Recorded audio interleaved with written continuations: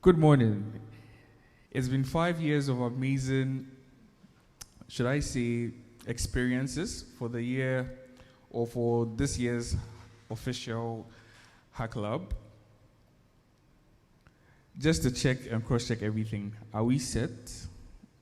Production team, media team, are we set? Great. Hello, ladies and gentlemen. A lovely good morning to all of you streaming us live on our social media pages, YouTube, Facebook, Twitter, and Instagram. My name is Bossman, and I'm very, very happy and honored to welcome you guys to the 5th year of this year's hackathon, proudly brought to you by the Hacklab Foundation and sponsored by the German corporation, Vodafone Ghana, Twitter, Stanbic Bank, and IBM. To be honest with you, last year was quite hard, not only for me, but for, I think, literally everyone in the world. We had plans on reaching a lot of people through this annual projects that we do, hackathon, but unfortunately, COVID happened, so we couldn't reach a lot of people, and we had to shut it down. Now, COVID actually brought two things, positive and negative stuff. The negative stuff is that we really can't get the opportunity to meet every one of you in person. But then the positive stuff is that right now we get the chance to reach millions and millions of people across the world. So this year we have 120 teams with over 800 participants. I promise you that it's going to be something that is going to be mind-blowing, and I'm really going to be happy about it. It's obviously 3 days of intense hacking, coding, and bringing out solutions that can help solve issues that not only Ghana is facing, but Africa at large. To kickstart the program, I'd like to invite on stage Lily Boche to have the opening prayer for us.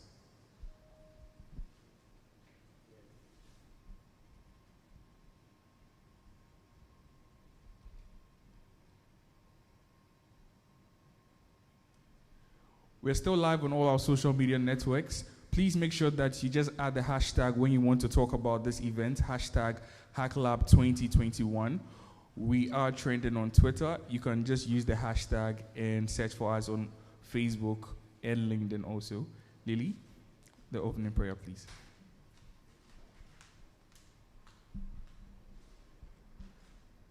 I almost said hallelujah. But yes, good morning, good afternoon, good evening, depending on where in the world you're listening to us. My name is Lily, and I want to welcome everyone, those in person here on the site and those online, to the virtual hack. So we say a word of prayer and kickstart. Father, we thank you for an opportunity to meet even in a time like this. In the midst of a pandemic, you've made it possible for us to be able to meet and connect online. Even as we gather to profile solutions based on technology to problems around us, give us insight, give us foresight, and give us wisdom. Also give us the strength to be able to go through this. At the end, we'll send back all the glory to you. We thank you in advance for the success of this, and we bless you also for all that's supposed to come.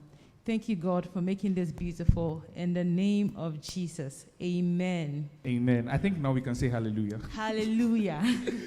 Yes. Thank you so much, Lily. So this is the virtual Hack Lab competition. If you just logged on, we are so happy to have you here. We're streaming across all our social media pages, Facebook, Hack Lab Ghana. If you go to Twitter too, at Hack Lab Foundation, and Instagram at Hack Lab Foundation. So right now, we'd like to take the welcome address by the board chair, Mr. Franklin Asari. Since it's virtual, we'll be taking a video from him.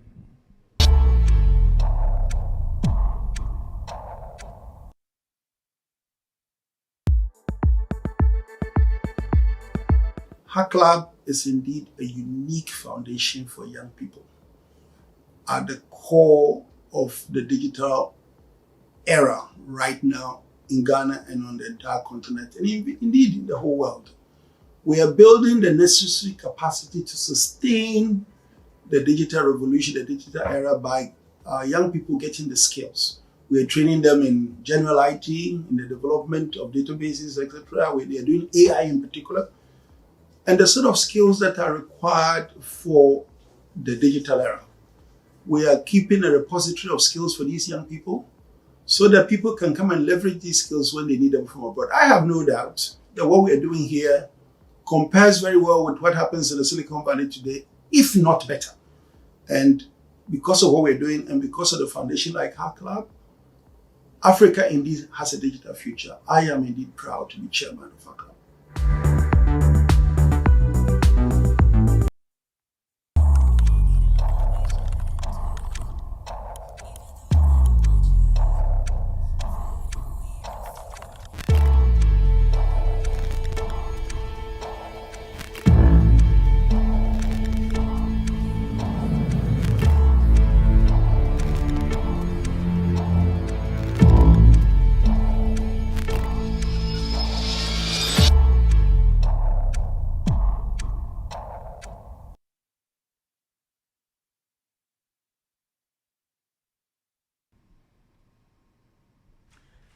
Special thanks going to our board chair, Mr. Franklin Asari. As he said, everything that is being done in the Silicon Valley is the same thing that we are doing here, solving problems that humanity is facing using technology and brainstorming across every sector to find perfect solutions. Up next, I would like to, I think for all the new joiners that don't have an idea on what our usual hackathon is, I think this video is for you. So we'll take a video from our 2019 highlight. We'll show you how we actually execute a normal Hacklab. So stick and stay tuned, watch this video. Hopefully next year, if there's no COVID, we'll have something bigger and much more exciting than what we had in 2019. Let's have it.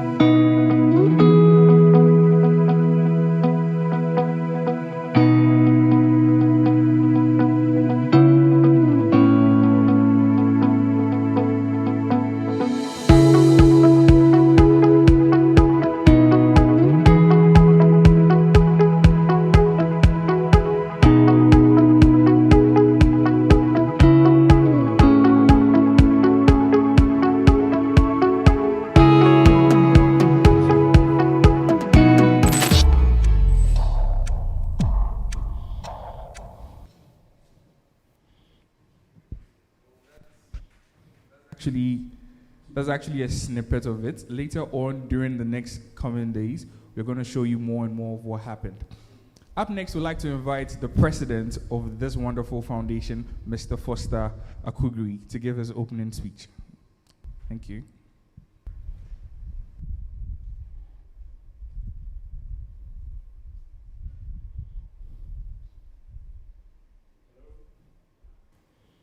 Hello, ladies and gentlemen. Thank you very much for joining us today at the annual Hacklab Hackathon. This is Hacklab 2021, virtual edition and first of its kind. Honorable partners of the annual Hacklab Hackathon, dignitaries present, speakers, guests, joining us from across the globe, everyone viewing and streaming live on all our social media channels. I'm highly honored today to see this event come to life after unsuccessful attempts of trying to host a virtual Hacklab Hackathon due to COVID-19. Today, I'm here to tell you a little bit of our story from where we started from and where we are today.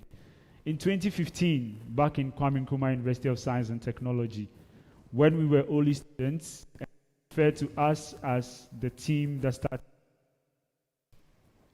conceived this idea and thought it would be great to bring together like-minded people who would be able to innovate and try to solve as many of the problems we find ourselves in as possible, shifting from being citizens who complain to citizens. And this evolved into an actual event about 75 people at the Vodafone Cafe with support from Stanbic Bank and Vodafone. We eventually evolved and grew year on year to today having a capacity of over 10,000 people in our community. In the last 5 years of our journey, we have directly impacted over 10,000 people, helped provide job opportunities for over 800 people. We've run about 9 hackathons successfully, and today our community has grown stronger and stronger, vibrant and more vibrant. In 2018, we launched the annual Digital Skills Training Program with IBM to help provide an alternate learning credentials for people who either are in school and may not be job ready by the time they leave school, and so this would serve as a complementing factor and give them a competitive advantage on the market. Also, for people who are already in jobs and are in a digital transformation journey and could become redundant in their organizations. And through this program, we set an ambitious target of reaching 100,000 people in Ghana by 2022. And we are well on our way to reaching this milestone. This year's event is themed Leveraging Artificial Intelligence to Drive Digital Transformation in Africa. And today, up on Sunday, you are going to be seeing exciting activities. We are going to be having over 800 from across the country with seasoned speakers from across the globe sharing their thoughts on the subject of artificial intelligence and how it will contribute to driving the change in Africa. And I'm very, very excited to be part of this journey and to be part of writing this history. Artificial intelligence is the main driver of the fourth industrial revolution. And while it's not a new concept, it existed and been programmed by to make decisions on available facts. But now it's happening differently. We are making computers think like us by drawing from certain historical patterns and use them to predict what could happen and act as if they were humans, thereby making our lives much more easier and helping people who may be disadvantaged in terms of physical challenge to be able to do what they could not do before. Artificial intelligence is now disrupting so many other sectors, and we hope that this hackathon will give us an opportunity to crowdsource as many ideas as possible from professionals, from academia, from industry, from students, from the youth, to develop solutions that turn out to be scalable. I'm excited to announce here for the first time that Hacklab is going to be in Nigeria and Zambia on this year. So do check out, or if you are streaming in from Zambia, stay tuned and join our social media channels and make sure you are up to date. I look forward to an exciting experience. Encourage everyone who is going to be participating, especially all the teams, to look out for the best of the best this year. Thank you very much.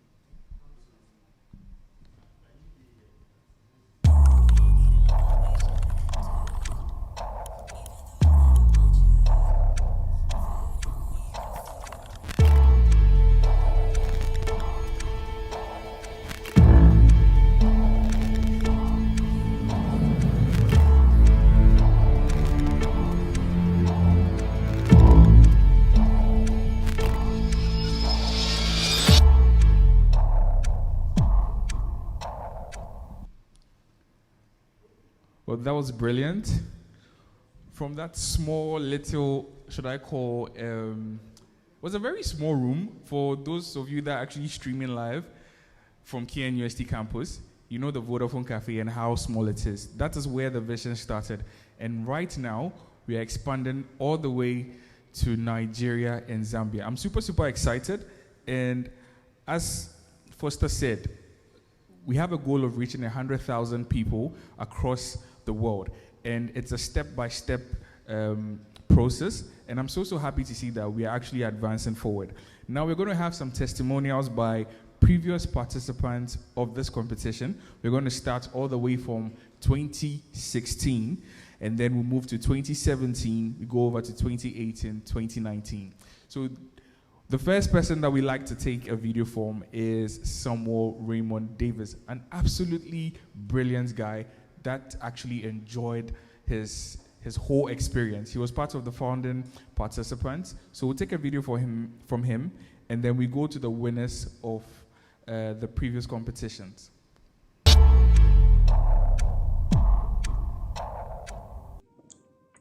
Hey everyone, my name is Richard. I like to call myself Hackathon veteran because I've attended all competitions since 2017. It's been a great experience so far. If I look back at the competition in 2017, we had so many workshops and talks from people in the industry, great minds, who kind of told us what it means to be a developer, what it means to be a problem solver, what it means to think about a solution to a problem that people don't even know they have. But then you need to make them understand that they have this problem and your solution will work for them. You know, it's been great. 2018, super. I like the guys that play Mortal Kombat behind me anytime I attend. And it's something that I talk about with my students all the time. But I've also had great insight into IoT thanks to Isaac Sessi and his team that organized the IoT workshop for us. 2019 we had Dr. Thomas Mensah pass through. He gave us great talk, and there are other people who spoke about the business side of everything, because after all, what is it to develop a solution if you cannot market it, or kind of dictate or say maybe you have a market value and this how much it will cost to whatever it is, all these jargons and stuff. I'm not a fan, but point is that you learn over there to be a better developer. And so it's been good so far, and I wish to see you this year. Hi, I'm Alex, participated in Hacklab 2018 with my team, Team London, and we're pleased to have won the Best Great Idea Award, and also achieved the overall winners of the competition with our product Eterdamp, which is a blockchain e-voting system. Hacklab 2018 for me was very exciting because it was my first hackathon, and I got to meet lots of people and we were able to share ideas. During the hackathon, we had sessions, design thinking, IoT, and some and different ones. But for me in particular, I like the design thinking session because it was able to help us design a very good product. Also, another session that helped my team especially was the mentoring session, where our mentor was able to push us to think outside the box, so we could bring out a very good product. So I will encourage everyone, as this year's hackathon is coming on, to participate, as it's a great stage to showcase your skills and also be able to grab these opportunities that are available. Hi, my name is Joanne from HTU. I participated in Hacklab in 2018 in an all-female team called FemCode.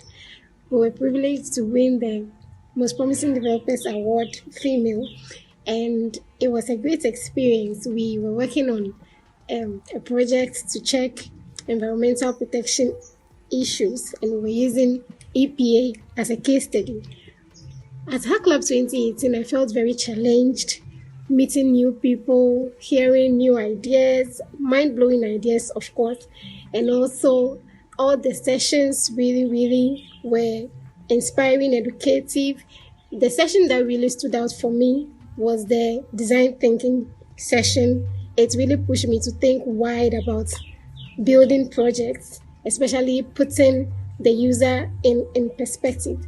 And one other session that really, I believe, positively influenced my team's pitch was the coaching session, because our coach really inspired us. He pushed us to think, and for that, I'm very grateful. In addition to all that experience, the food was great. For the first time, we had to sleep in tents, and it was a great experience. I will endeavor to contribute in any way to push this foundation and its vision forward, and I implore all young Ghanaians and Africans to take part, to get hold of this opportunity and be a part of this big community. As Hacklab 2021 comes on, I don't know, wherever you are, participants, volunteer, virtual or in person, I just want you to give your best and believe that you can make it big.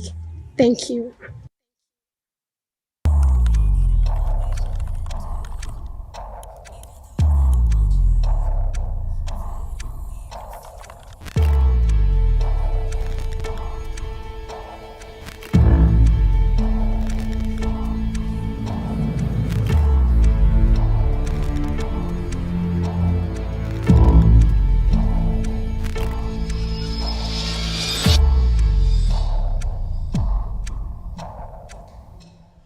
Welcome back to the virtual hackathon for this year, 2021.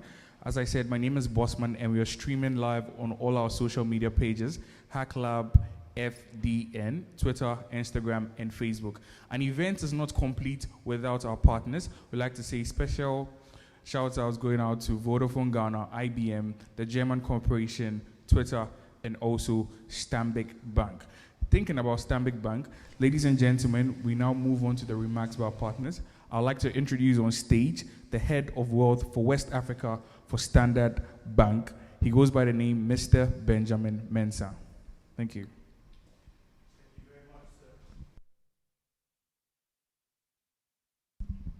Thank you very much. It's always a pleasure to be part of Hacklab. I still recall very fondly all the energizing experiences at the UST campus all over these years. And it's important to be able to acknowledge this milestone. 5 years of running this is no mean feat, and very happy to have heard from Foster that we've trained over 10,000 youth across Ghana, and this is looking to grow. At Stanbic Bank, we're obviously very proud and privileged and happy to continue to be associated with this this foundational event, which is looking to impact skills to the youth. Our purpose in the bank is to drive Africa's growth, and obviously for Ghana, we're looking to drive Ghana's growth, and this is exactly what we're doing. So really happy to be here. And again, useful to know that this has grown to become one of the biggest hackathons in the sub-region. So well done to the team. And again, looks like some of the solutions that have been churned out are really mind-blowing. We've had blockchain e-voting solutions, which I believe won last year or the year prior. We've had farming solutions, crowd sourcing and funding. We've had significantly good solutions. So well done to everyone. And again, we're looking for more. We're happy that we again continue to be part of the Hacklab even after the event. Over the years, we've tried to take a select few participants to join Stanbic Bank. So in 2018, we had, I think, 15 people who joined the bank. They did quite a number of things within the bank. I believe a few of them are still with the bank. Similarly, in 2019, we had 12 people join us as interns. We still have a few of them staying on doing their national service. So again, for all of you participating, just know that there's the roadmap ahead of you. Looks like you could possibly be working for Stanbic, the best bank in the country. So again, just listening or having reviewed the topic for the this year's event, I think it's quite apt. It speaks to the times that we're in. If we're saying that we're going to be leveraging artificial intelligence to drive digital transformation, I think that is proper.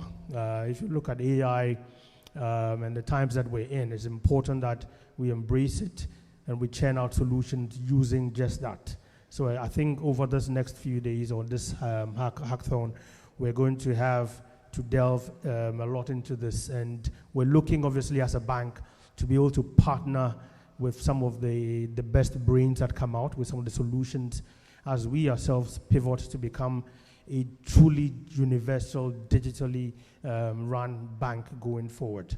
Again, happy to collaborate with some of the partners of the event. We have IBM, GIZ, Vodafone, and Twitter to make this happen. We're happy to be hosting this year's virtual hack from the Standard Bank Incubator. Again, speaks to the fact that we take these things very seriously, and we're going to continue to partner the Hacklab even as it grows to other parts of the continent. I wish you guys a very successful event, and we will be popping in to see how things are going. All the best. Thank you very much.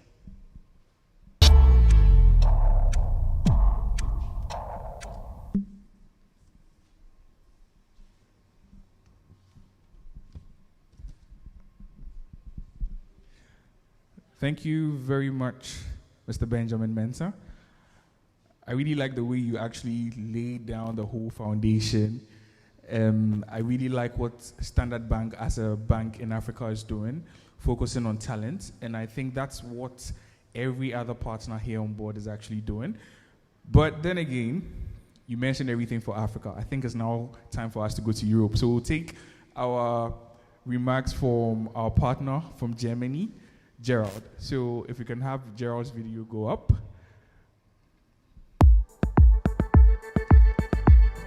Ladies and gentlemen, I bring you greetings from GIZ, and particularly from the Fair Forward Artificial Intelligence for All team. GIZ is happy to support this year's hackathon because we believe in building local capacity and promoting local innovations in the digital space. We are not in ordinary times, and COVID-19 has prevented the physical meeting of all the participants in this year's hackathon. However, it is gratifying to note that you have overcome these challenges and rolled out a virtual program this year. Indeed, COVID-19 has come to emphasize the importance of digital technologies. Fair Forward is a German development cooperation project implemented by GIZ on behalf of the German Ministry for Economic Cooperation and Development. Through the Fair Forward Artificial Intelligence for All project, GIZ is working towards a more open, inclusive and sustainable approach to artificial intelligence globally. Also, Fair Forward is supporting more local open innovations for sustainable human development in our partner countries. The main goals of Fair Forward Artificial Intelligence for All are to strengthen local technical know-how on AI in Africa and Asia, to improve access to training and training data and AI technologies for local open innovation, and to develop the appropriate policy frameworks that support open and ethical AI. Fair Forward is working to strengthen the capacity of partner countries such as Ghana, Uganda, Rwanda, Kenya, South Africa, and India. In these countries, we follow three key approaches: strengthen cooperation with universities and private sector institutions and their German and European counterparts. Address the skills gap by providing AI training to tackle inequalities and promote local open innovation. Making available free online training on AI on the e-learning platform Achinji. The Hacklab Hackathon aligns perfectly with action areas 1 and 2 of GIZ. Fair Forward, These are to improve technical capacity and provide access to data sets for innovative AI solutions.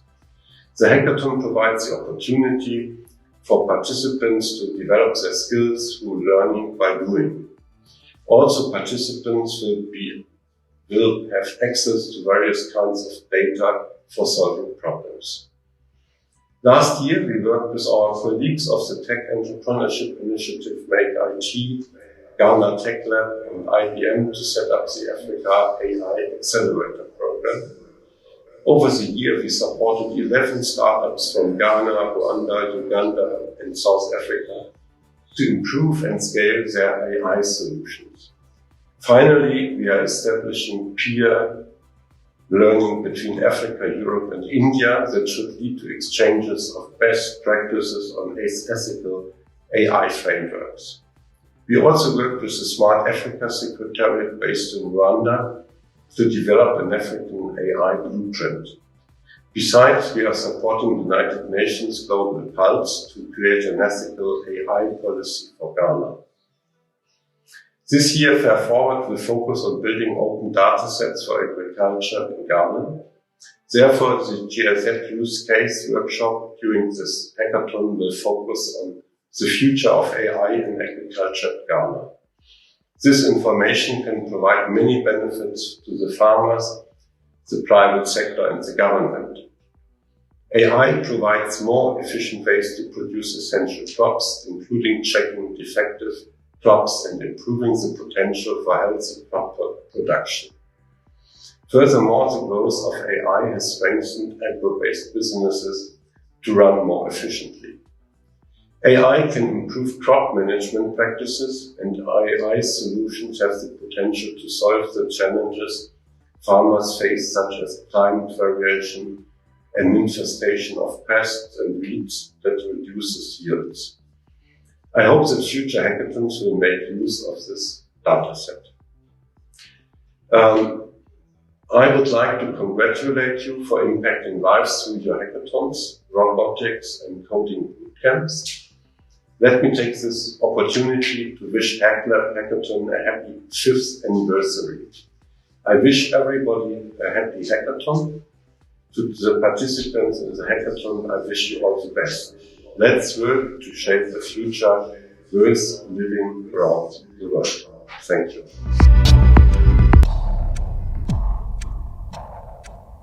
Thank you so much, Gerald. That was quite insightful. If you just joined us, my name is Bossman, and you're welcome to the opening ceremony of this year's hackathon. We are representing live all the way from the SB Incubator at the Silver Star Towers at Airport City inside Accra, Ghana. And the event theme for this year is leveraging artificial intelligence to drive digital transformation in Africa. Before we move on to our next partner, I would like to acknowledge some of our media partners. We have Date Media, we have iMuller.com, we have business.com.gh, 1993 Studios, we have Hyperactive Ghana, we have Brand Africa, Tech Voice Africa, VOM, and lots more. For support and partners, we have Ashesi D Lab, we have Akaditi, we have Code Hub, Founders Institute, Reset Global People, and also Groundbreaking. It's only right that we take some short mini videos on our sponsors. So if we can have that one up, please. In the meantime, do not forget to also log on to your social media. You can take a screen grab of this virtual event. Just post it on Twitter, Facebook, Instagram, wherever you want to post it, and add the hashtag Hacklab2021. We have lots and lots of prizes to give out. Since 2015, Vodafone has been giving us a lot of things to give out. This year, we are doing likewise. So just grab your phones, take a picture, and add the hashtag Hacklab2021.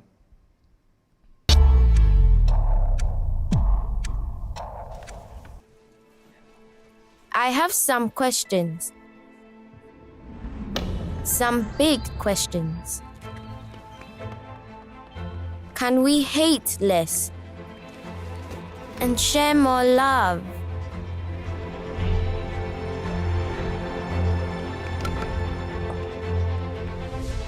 Can we cure every disease? Can we make sure nobody's left behind? Can we go faster than 9.58? Can we change our ways before it's too late? Can we all stay safer? Can we go even further than we've gone already? Technology and humanity, together we can. Anywhere you dare, stand big dead out. Akosia, I'm awful. I have to go deposit some money at the bank and buy some things at the mall. Okay, but deposit money at this time. Which bank is still open? Oh, Akosia. With a Stanbic ATM, even without your debit card, you can deposit money at the ATM. And you know the ATM doesn't close. It is 24/7. Oh, wow.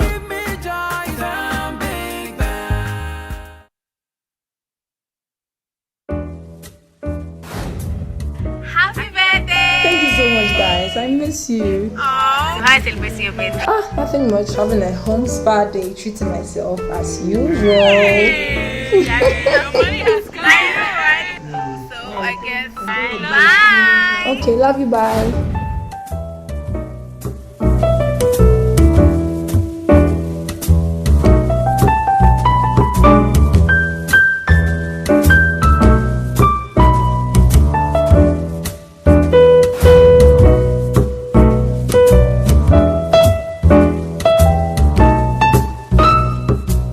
This is the best birthday ever.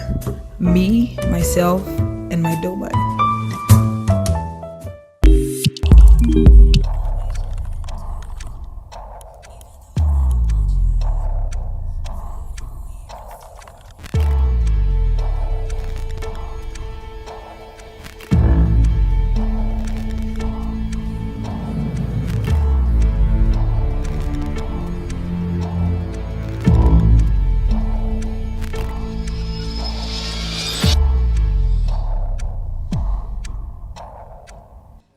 Yes, and yes again.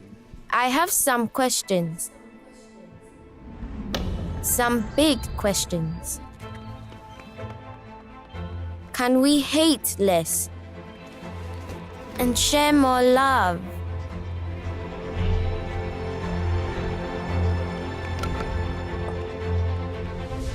Can we cure every disease?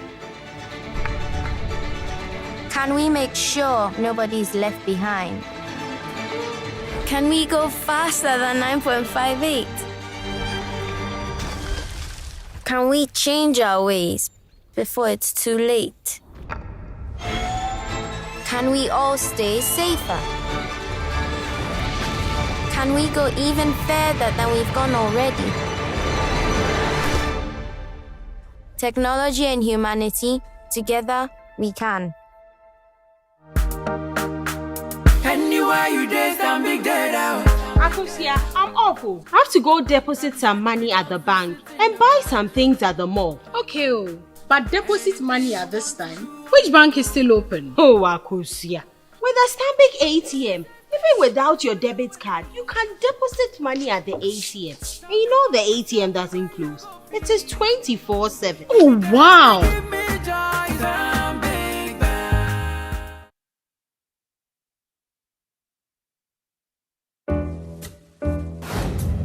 Happy birthday! Thank you so much, guys. I miss you. Oh, how celebrate your birthday? Nothing much. Having a home spa day, treating myself as usual. Hey, your money has come. I know, right? So I guess bye. Okay, love you. Bye.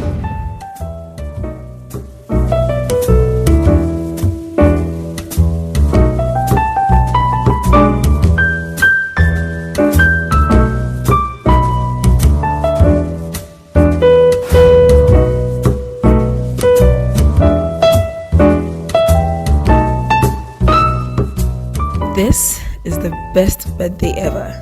Me, myself, and my doorman.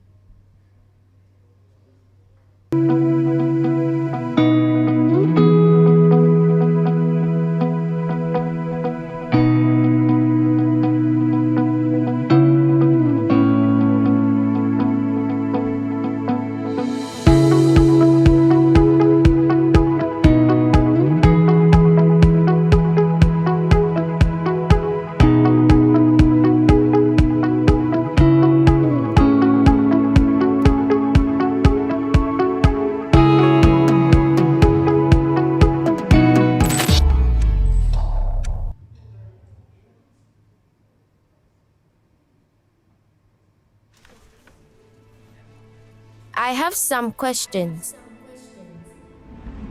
Some big questions. Can we hate less and share more love?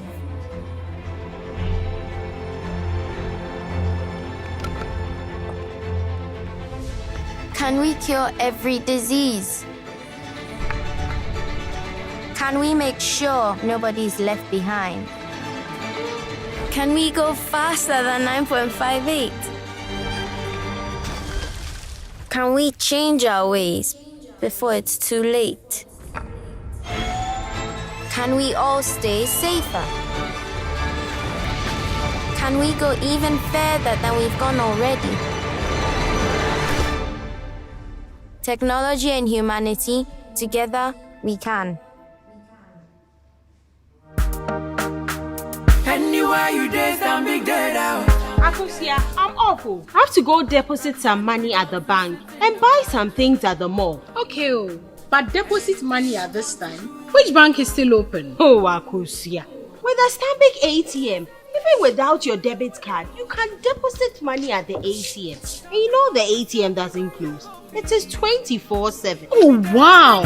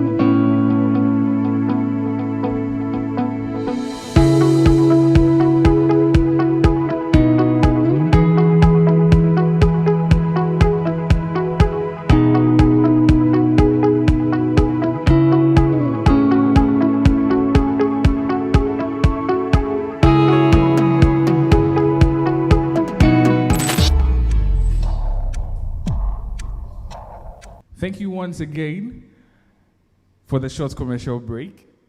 Honestly, I'm super excited because of the activities that we have in line for you.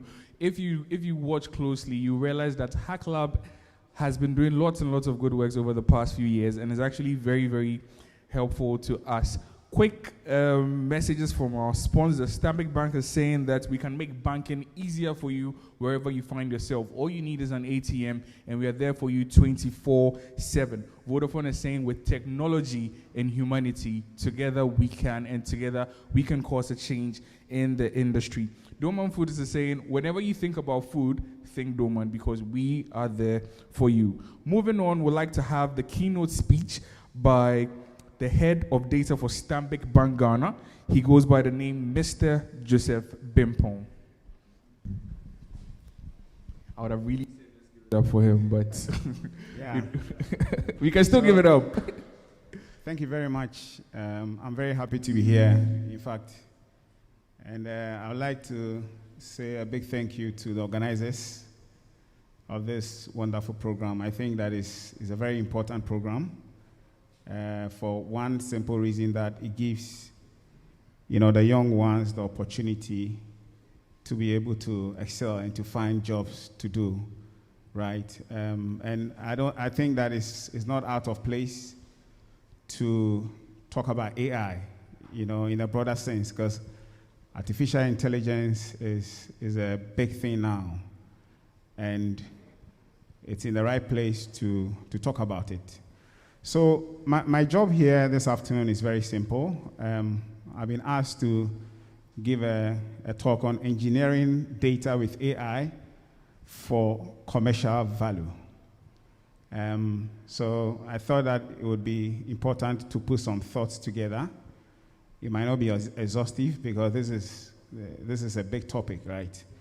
So on the screen, what I'm saying is that we are in information age, and I think this is a common knowledge for all of us, that as we speak now, huge volumes of data, are being generated. As I'm talking to you right now, there's a whole lot of data that is generated.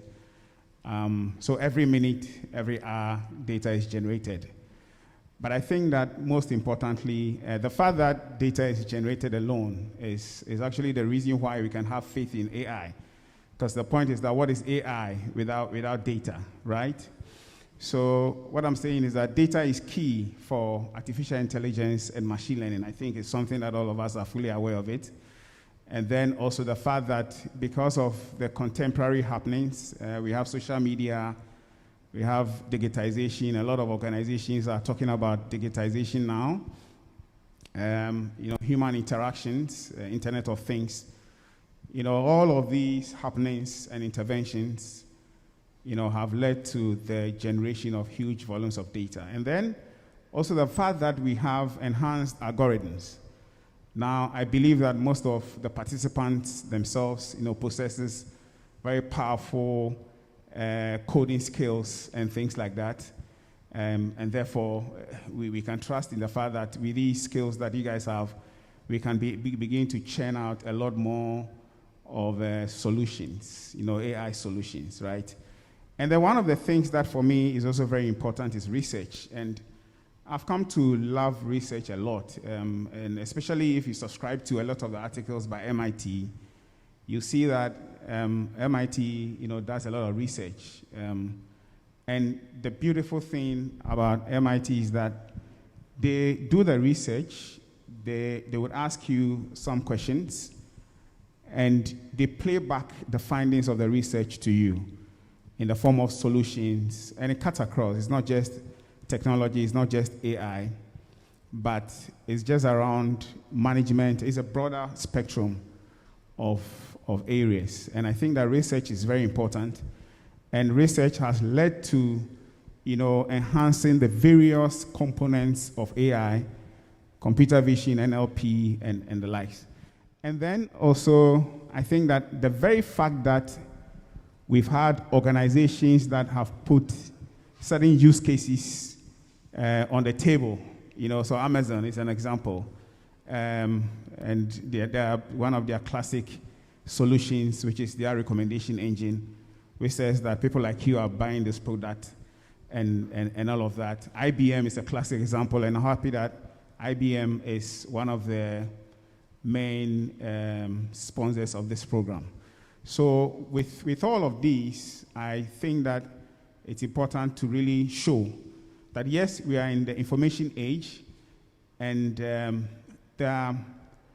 there's that aspiration, the fact that we can think creatively alone, and the fact that we can think creatively and make it known that AI is possible, AI can solve problems for us alone is good enough. And if you look at my next slide,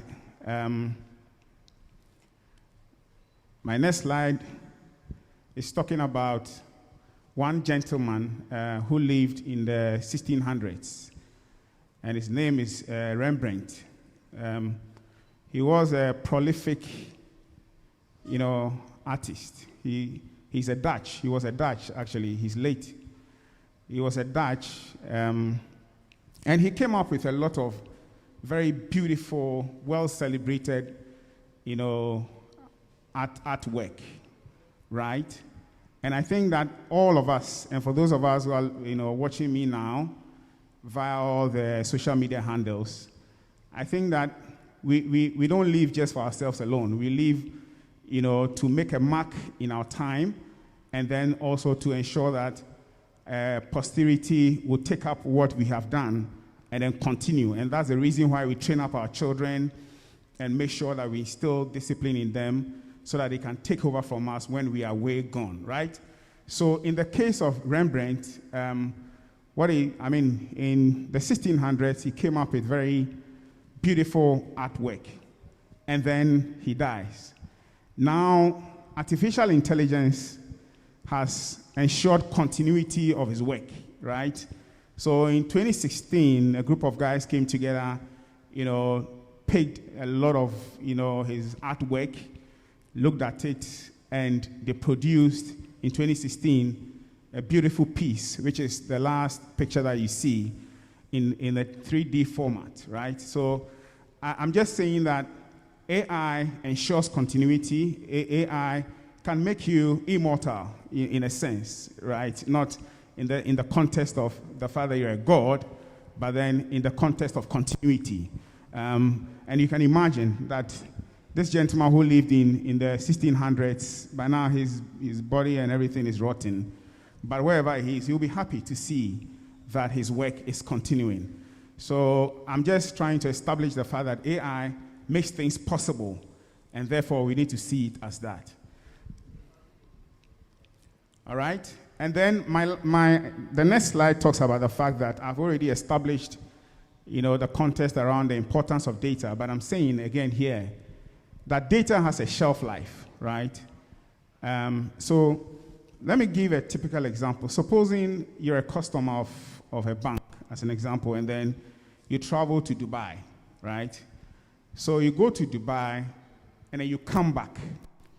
And then as soon as you arrived in this country, your bank tells you that, welcome to Ghana, Mr. Bimpon.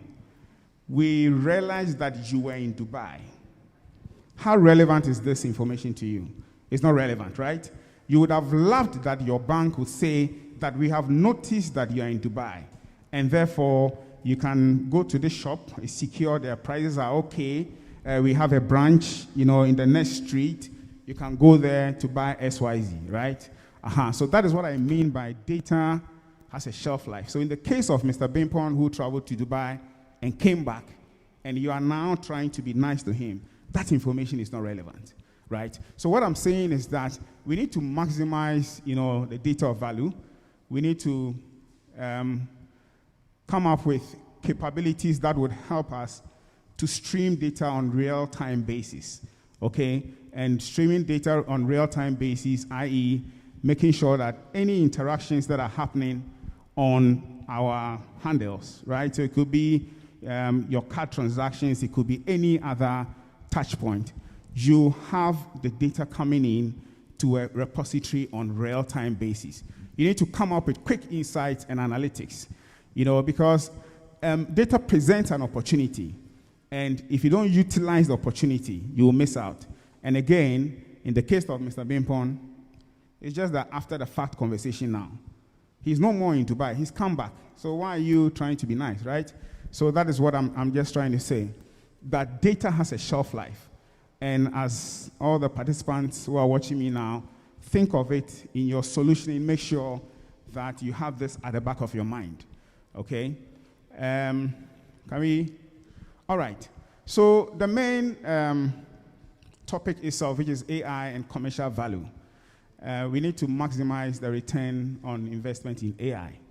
Okay, so the first one that I'm talking about is that you need to have a strategic planning on data use cases to maximize value. I've always been telling people that, complexity creates the fog, right? And simplicity clears it. So as much as possible, have simple use cases that are strategic, right? I believe, and in this day and age, we're talking about agile way of doing things, doing things in iteration. So you can have the bigger picture, but then start small and do things incrementally. Have that at the back of your mind, really, as you embark on this AI journey. And then the other thing is that AI solutions must be deployed in the context of business and customer problems.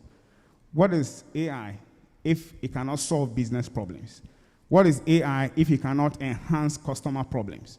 So make sure that your solutions is contextualized, in the business, is contextualized in the way you would enhance your customer experience. And this is not just banking. It cuts across all the other industries, okay? And then also, most importantly again, always come up with a strategy. Have your AI strategy that is aligned to the bigger organizational strategic imperatives. Because, if you, for example, you're in a bank, and then you come up with an AI strategy that is off tangent what the bigger organization is looking at, you will not even get a support. You're actually not going to solve any problem.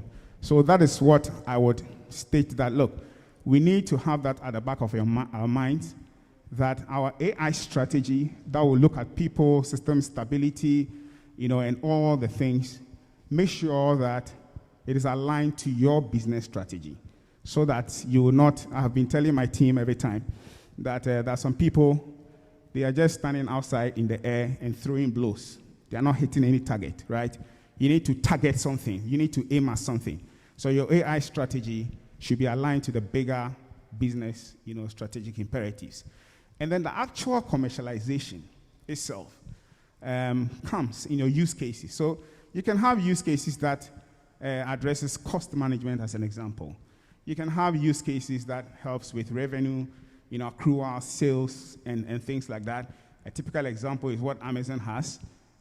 Your people like you are buying this product, and that has really enhanced the sales. Customer attrition is one of them. You can have a use case that would potentially arrest, customer flight, right?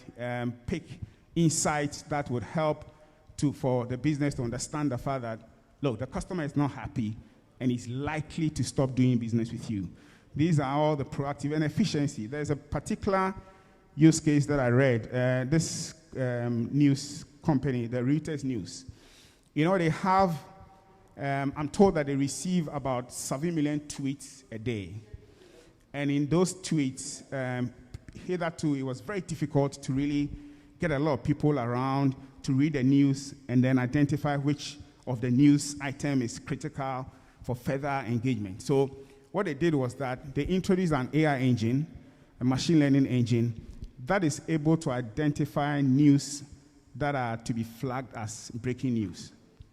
So look at the efficiency. You understand? And the turnaround time increased, okay? So, and then when the AI tool picks, one or two of the news items that are supposed to be flagged as a breaking news, then they will give it to the journalist to follow up. And the accuracy is so beautiful. It's so good. You understand? And I think that is just because they've had a lot of data in the past. And then now AI comes in as an engine to ensure that they can have efficiency. There's another company, there's a grocery retail shop in London. They call them Ocado. So they've also introduced an AI engine that is able to identify food that are nearing expiration, food that products that are supposed to be put on discount, for example. So you can imagine that waste is eliminated, right? So I'm saying that let us use our AI capability to solve for very specific problems. And you can see that all of these, one or two of the use cases that I've spoken about, you would realize that it has an impact on cost, it has an impact on, the customer, right? In the banking, you can have a solution that helps you to do a quick, credit scoring, as opposed to going through all the bureaucracies and the mundane processes. There's an AI engine that is able to score, people to get, and you can imagine the impact of this on your customer experience. Now you see that you have a whole lot of volumes coming in, because they'll say that, hey, for this bank, if you want a loan, you can get it within a short possible time. You understand? And I think that this is one or two of the use cases that I wanted to talk about. And definitely there will be an impact on revenue, there will be an impact on cost and things like that. And then one other topic that I want to speak about, which is also critical, is ethics, right? In all of these, we are looking at customer data, right? So we need to be ethical enough, and for the participants who are watching me, ethics is very important. So in the case of Ghana, for example, we have the Ghana Act, okay? And you have to read it to understand what the Act says. We have the GDPR for Europe. You need to read and understand, because your AI solutions shouldn't be local. We are in a global organization, so when you are building AI solutions, don't think of Ghana alone. You understand? Don't think of Ghana alone. Think outside Ghana. And therefore, it's imperative that you look at the regulations that pertains in the country that you operate. And then fairness, fair communication. as data scientists, as machine learning experts, you will definitely, know some things in data. Some of the insights will be shocking. You understand? The way you communicate is very important. You can't say that we have noticed that it's only the rich that buys our product. That's a very derogatory statement. Somebody can take you on. You can't say that it's only the people who stay at East Legon that buy our product. It's a very derogatory statement. So you will be exposed to a lot of very important, critical information, but the way you communicate it is very important. Fairness, and things. And then transparent models. There shouldn't be black boxes in your algorithms. You understand? Explain your algorithms for those of us who are not technical to understand. You understand? All these jargons, Python, they are great. We appreciate them. But some of us who are not as intelligent as you are, the participants, try as much as possible to let me appreciate in my own terms what your algorithms, is seeking to achieve, right? So the assumptions and all the things based on you are writing your algorithms. Please make it as transparent as possible. And then the last one, universal learning. In AI, machine learning, you train machines to learn, and they learn based on historical data, right? What I'm saying is that let your models be universal as much as possible. So, for example, if you build a machine learning tool to scan items, right? Obviously, you'll build a tool and feed it with a lot of images. But don't forget that in Africa, we have a dark skin. And then in Europe, they have a light skin. So if you train your model to only recognize, the black man, and then you have now a white person coming into your shop or coming in to have an interaction with whatever device that you've introduced, definitely your machine learning tool will not recognize the white person. So I'm saying that it should be universal enough. Pepper in London, in London you have the yellow type, that one that you can't even use 3 or 4 for your soup because it's very hot. Pepper in London looks a bit different from pepper in Ghana. So if you are coming up with a machine learning solution for supermarket, and then you just train your model to be able to understand, to learn only pepper in Ghana, and how universal would that be? You can't compete externally. So I'm saying that let your models be universal as much as possible. So these are my few thoughts. Ethics, AI is possible. Let us situate AI in the context of business problems. Let's think about the customer. Let's introduce more fairness, communicate very well, and things like that. And I believe that we would have, the right platform to be able to have intelligent engagement. So thank you very much. To the participants, I would like to wish you very well. You are in the right place. This is a good opportunity. Just as Ben Mensah said, I have one guy in my team who, is a product of this arrangement, and he's such an intelligent person. So you are at the right place. Think creatively.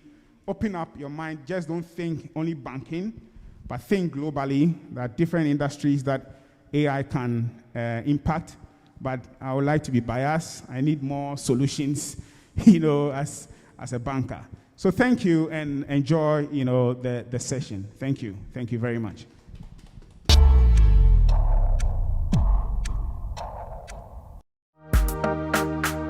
Anywhere you dare, stand big dead out. Akusia, I'm awful. I have to go deposit some money at the bank and buy some things at the mall. Okay, but deposit money at this time. Which bank is still open? Oh, Akusia. With a Stanbic ATM, even without your debit card, you can deposit money at the ATM. And the ATM doesn't close. It is 24/7. Oh, wow.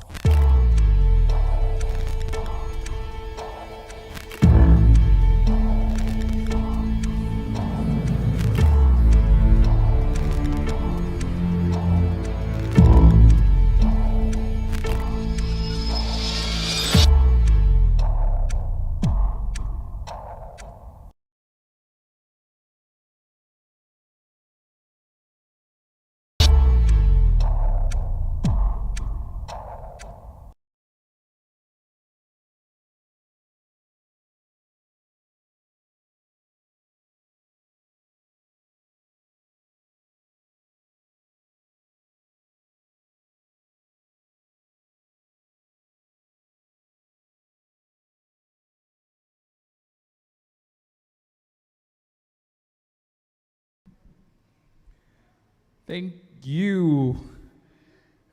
Ladies and gentlemen, you're welcome once again to the opening ceremony of the 2021 Hackathon Virtual Edition. My name is Bossman, and we are streaming live all the way from the airport city in Accra, Ghana.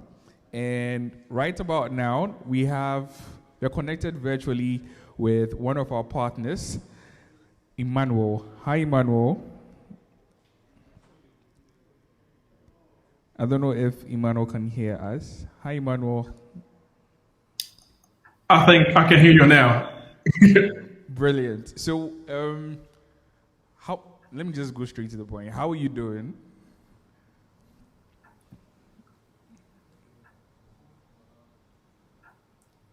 I think I'm hearing you twice.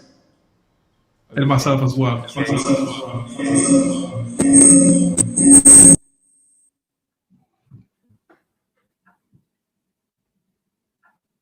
Is it any better now? Yes, much better. Brilliant. So how are you doing? Oh, I'm doing phenomenal. Thank you very much. So happy to be here. How about yourself? That's brilliant. So to all of you that just joined, Emmanuel is actually our partner from Twitter. I'd just like you to give a short introduction about your portfolio at Twitter. No, absolutely. Well, again, my name is Emmanuel Bansajo, and I'm the Public Policy, Government, and Philanthropic Lead for Sub-Saharan Africa at Twitter. I've been working in that role for the past year and 3 months, so a little bit over a year. Very excited to be part of this event. That's brilliant. Where in the world are you actually connected from? Actually, currently based in Dublin, but originally from both Germany and the Congo. Oh, okay. So I was excited to see GSF participate as well. That's very brilliant. So to all of you that are also streaming us live, join us on our social media pages at Hacklab FDN. We're streaming live Twitter, Facebook, Instagram with the hashtag Hacklab 2021. So Emmanuel, without much ado, I'll just leave the floor to you for you to give your opening remarks. Thank you. Thank you very much. Thank you very much. Well, first of all, the Hacklab Foundation, participants of this year's hackathon, thank you very much for having Twitter as a company and myself as one of the event partners. I've already introduced myself. My name is Emmanuel. I'm the head of public policy for Sub-Saharan Africa at Twitter, and I'm very excited to be part of this year's hackathon event. I commend the Hacklab Foundation to pull off this virtual event despite some of the COVID-19 related challenges, as we all know. And hopefully, after this pandemic, all of us can gather together in Ghana, probably in Accra, to celebrate this together. But as it pertains to the event comes definitely at a very timely time, as we are seeing globally how scientists, entrepreneurs, companies, and organizations like the Hacklab Foundations are coming together and bringing people together to solve problems, to bring about change and find solutions to many of the current occurrences and challenges. And with our economies reliant on digital technologies and connectivity, we at Twitter think that an open internet is a foundational pillar on which recovery should be built upon. But as it pertains to Twitter on the African continent, people in Africa and across the globe use Twitter for different purposes. As many of you may know, we see media companies, sport leagues, governments, NGOs, journalists, and even online content creators who use the platform for the purpose of advocating, educating, and building a network, particularly businesses. And as we've seen and see now, it's quite refreshing to see many Africans leverage the power of Twitter to discuss trending topics. And speaking of a lot of trending topics related to Ghana and Nigeria, there's a lot of back and forth about jollof rice, as many of you can confirm. But again, it's very refreshing to discuss very trending topics for businesses to come to our platform to build brand awareness while promoting their enterprise free of charge on our platform. I think with this pandemic, that now that many businesses have moved online, we are experiencing firsthand ingenuity, creativity, and innovation on people on Twitter from Africa and globally. And we are definitely humbled by the way people in Africa and globally use our platform. But as it pertains to today's event, regarding this year's hackathon, for the Hacklab Foundation to center this year's event around AI, the future of education, tech policy, and innovation, it really comes at a monumental time. And I'm very excited to share insights later during the panel discussions about Twitter's mission, while at the same time also learning from the many perspectives here and overall enjoy a day full of discussions. So on this note, I really appreciate you having me and Twitter, and we are very excited about this partnership, not only today, but even beyond moving forward. Thank you very much. Thank you, Emmanuel.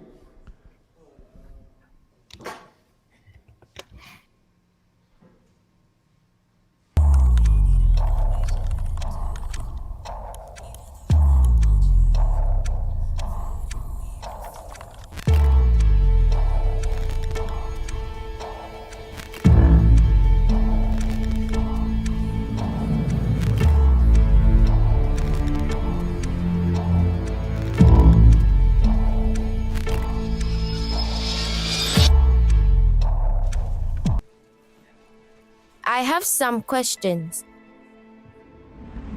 Some big questions. Can we hate less and share more love?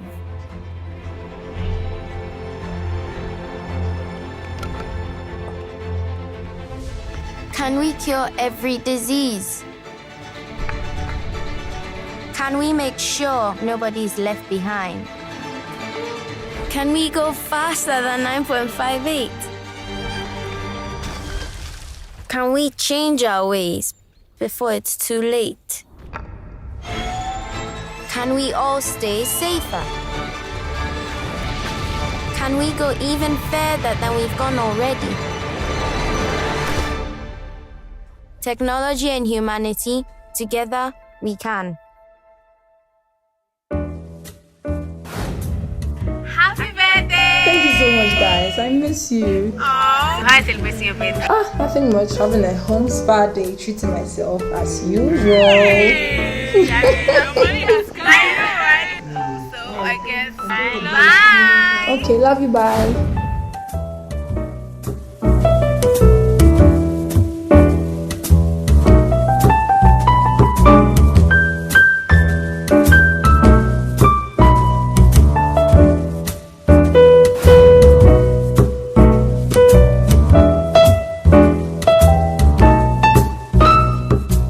This is the best birthday ever. Me, myself, and my doughnut.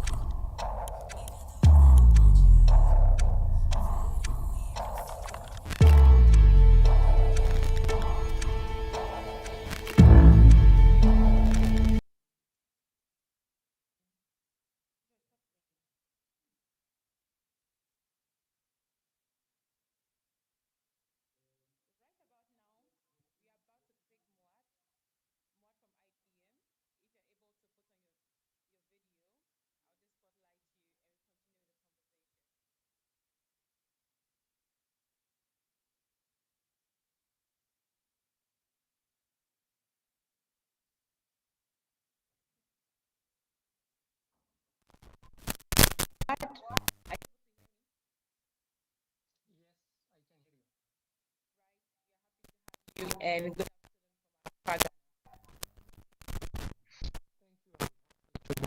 in Hacklab Ghana. okay, so right about now, we are going to allow you the screen sharing, so you're able to share your screen and walk us through your presentation and your keynote. Okay, thank you. Kindly make me host again once you are done. So, a moment, I am allowing you to share your screen. Murat? Not yet. Okay, can you try now? Yes, I can. Right. Thank you. Can you see my screen? Yes, I can. Okay, perfect.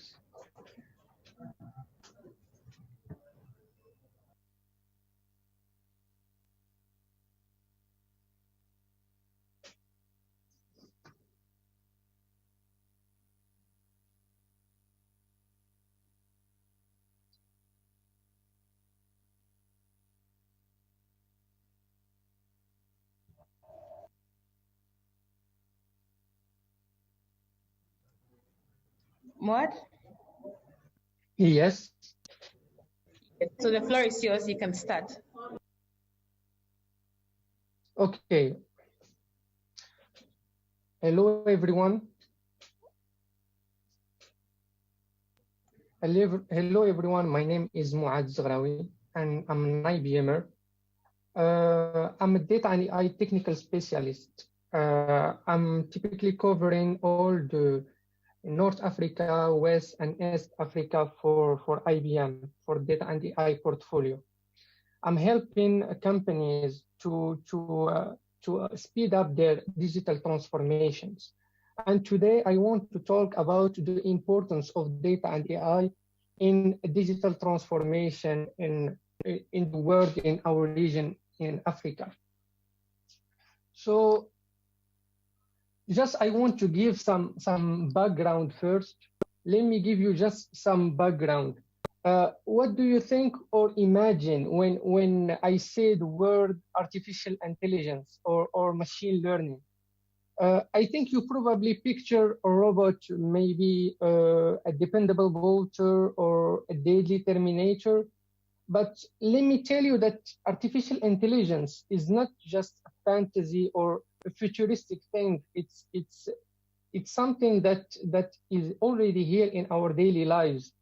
Let me give you just examples. For example, speech recognitions, image recognition that we can find on Facebook when we tag someone, or on Google Photos, for example, and also real-time recommendations when we want to see something on Netflix, on YouTube, we have some recommendation. And for example, when we want to buy something, for example, I want to buy a laptop, I found out that I have many recommendations from different sources. And also for virtual assistants, for example, Siri, Alexa, and we have a lot of virtual assistants and self-driving cars and many other applications that we have in our daily lives. And all those applications use AI and data. And machine learning really help us to improve our lives or our daily lives. And let me just give you some background. That the idea that machine that thinks it's a very old subject. It's very old mathematicians and also physicians spoke about it. And they spoke about that we can teach a machine the intelligence that humans have. For example, we can teach a machine to do some tasks maybe as a human or better than a human being. And let me tell you that the interest of artificial intelligence began to revive in the latest 90s. In 1997, when IBM Deep Blue beats the world chess champion Garry Kasparov in a chess match and also a rematch. And it was a good event or a big event when for the first time a machine beats a man, not any man, but a champion in chess in this time. And the feedback that we have from Garry Kasparov, that he said that he believed that was many humans in the background that was playing chess. And no, it was just a machine that was trained to different moves or all the moves, and he was trained to think strategically, and he was able to beat the world champion. And also IBM doesn't stop here, because in 2011, IBM Watson beats the two champions in Jeopardy games. IBM Watson was trained on 3 years of data on Q&A and some question and answers, and he won this competition or this game by far. He was able to answer more complex questions. And just to tell you that the artificial intelligence or data and AI is an old subject, but because we have now we have some technologies, we have the computation power, for example, our CPUs, our GPUs that we have, the cloud computing, all these technologies let artificial intelligence shine and made all the resources possible that was, for example, just in paper, made it real in our real world. Just, I want to give you some background and just to imagine or to have a picture about the data that is generated each day or the data that we have every day now. So in this picture, we have more than 500 million of tweets that is generated each day. And the data is generated by social media, by connected devices, by our activity on web or in the internet. All this data really are huge in volume. And just to give you an exact number, the world generates more than 1,000 petabytes of data. And let me just give you a prediction that Gartner made. That Gartner said that in 2 years, we will have a double of this data that we have today.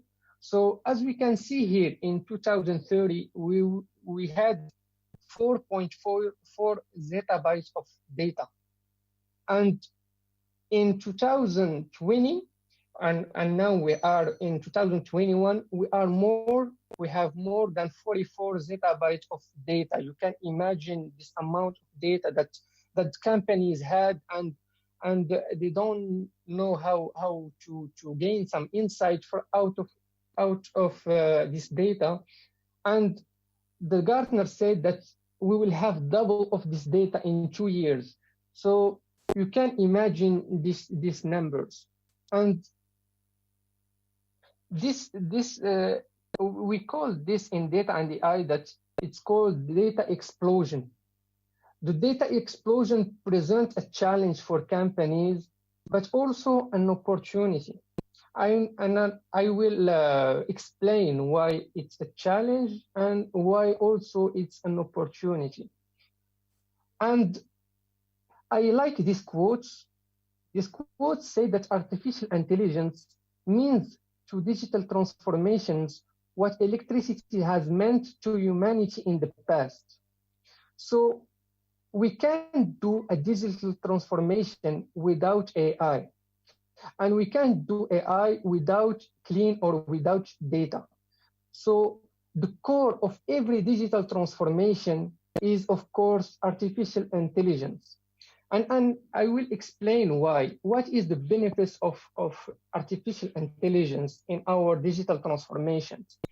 And Gartner predicts that this change, or every company in the future, the strategy or the focus will be data and AI. So every company will be data and AI driven because we will have more and more data. And data is a wealth, or its main goal. That means that we have this data, that if we use this data, we can make some good decisions. We can grow. We can, for example, do some good recommendations, reduce risk, reduce churn.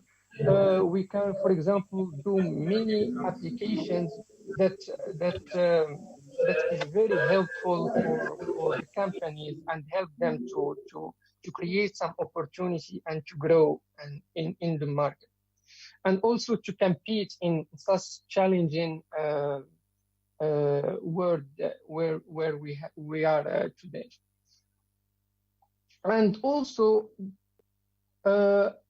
we have some statistics here that the companies that are AI driven, that use their data to make decisions, to grow, to have some, to reduce their risk, to give some recommendations, and to use data in their in core business, really increase their revenue significantly. And we can see here 72 of increase in the revenue in just taking this data that we have and getting insight from the data by the use of artificial intelligence. So here, just 2 points that I want you to have in mind out of this keynote. The first is data fuels digital transformations, and AI unlock the value of predictive data. That is the 2 points that I want you to have in mind, that, for example, in the future, we will have more and more data, and all the companies will be data and AI driven.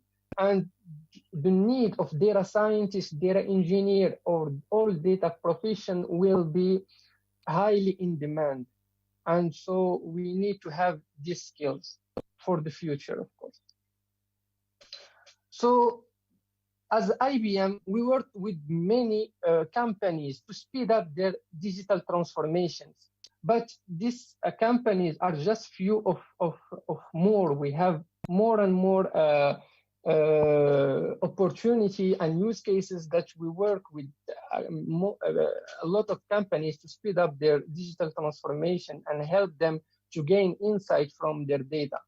So, for example, I will give you just 2 use cases where we work with for example, the first use cases is about a telco company.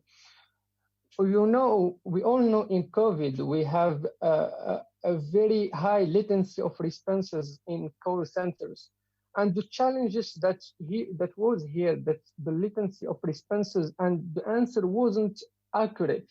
So the requirement that we had is to build a virtual assistant to give, or like a human-like conversational assistant that can give us some fast responses and also some accurate answers to gain satisfaction from the customers, and also to reduce the latency of the responses.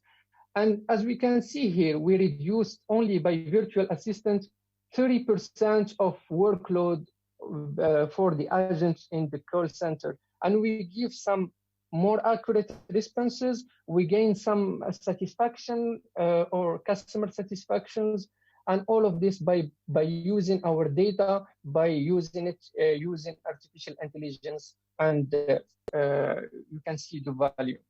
And the second use cases that I want to talk about is by prediction or diseases predictions. You can know, or we all know that to build, for example, a model that can detect, for example, diseases in images or in our historical data is not easy to build. For example, as computer science, it's very difficult to build a program that can detect this kind of diseases. But using historical data and data that we collect, data that we have, we can easily build a model that can predict diseases at early stages. But because we have a high mortality rate, why we have this high mortality rate? Because we don't detect the diseases at early stage. And by having the historical data, we can predict that this patients will have these diseases, and we can have a high or early stage diagnosis to these patients, and also saving lives. So I just want to give you some 2 use cases to show or to see the value of data and AI. And for the next sessions, I wish you good luck and thank you. I'm very happy to be here, and if you need anything from me, or we have our colleagues here in IBM that will be more than happy to help you in the future workshops. Thank you, everybody. Thank you, Muad. That was really comprehensive, and we appreciate your time. So we gradually move on to the next session, and we hope to have you all joining again. Thank you so much, Muad. Thanks everyone for joining. Thank you.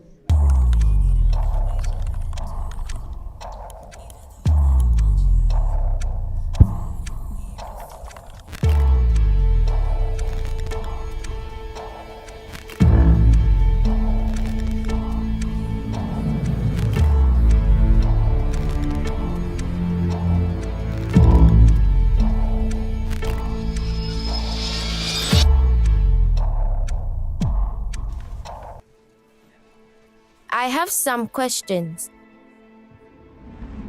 Some big questions. Can we hate less and share more love?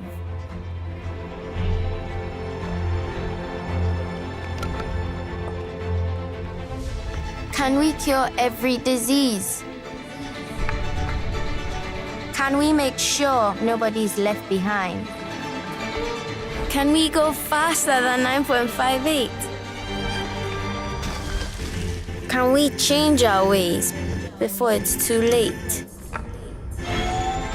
Can we all stay safer? Can we cure every disease?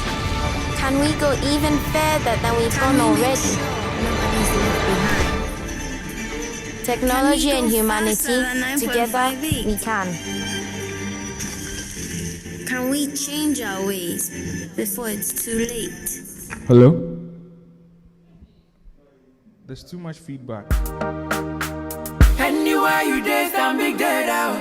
Akusia, I'm awful. I have to go deposit some money at the bank and buy some things at the mall. Okay, but deposit money at this time. Which bank is still open? Oh, Akusia. With a Stanbic ATM, even without your debit card, you can deposit money at the ATM. And you know the ATM doesn't close. It is 24/7. Oh, wow.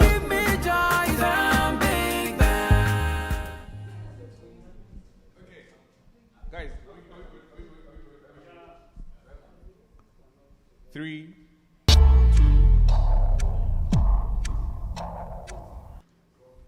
Ladies and gentlemen, it's only right to say good afternoon. Time check is 37 minutes past the hour 1.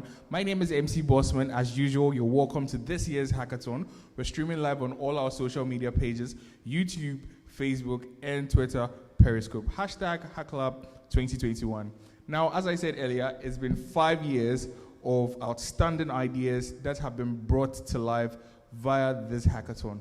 So it's now time for us to introduce the team behind this wonderful competition, the Hacklab team. So without much ado, from the president, I actually like to call all of them presidents. So please, my presidents, let's move up. We're coming to have a cake cutting ceremony. Please, you all need to come in your celebratory dances. 5 years is not easy. Everybody needs to be up front. 5 years. We moved from a small room in the Vodafone Cafe, and then we moved to the College of Science Auditorium. It's not been easy. It's been 5 years. Absolute fun.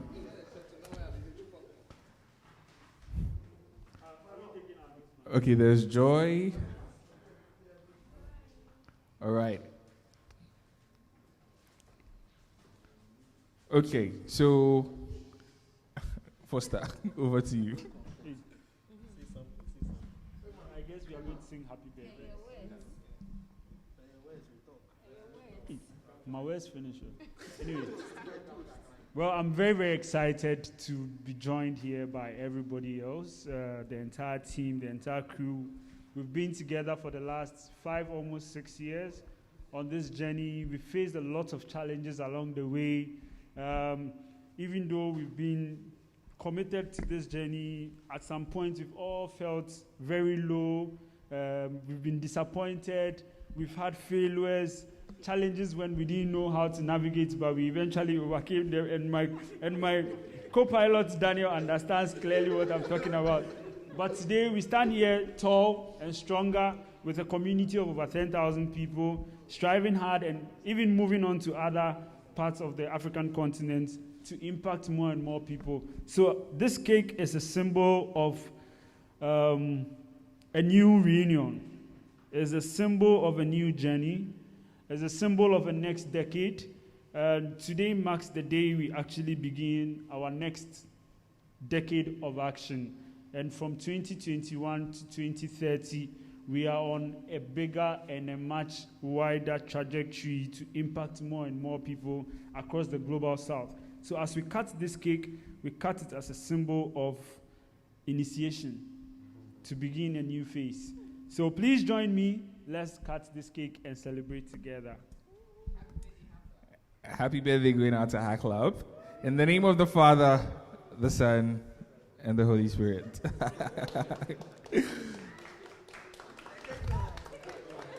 That's brilliant. That's brilliant. That's brilliant. We'll take some pictures. So first off, let's take a formal one. So everybody.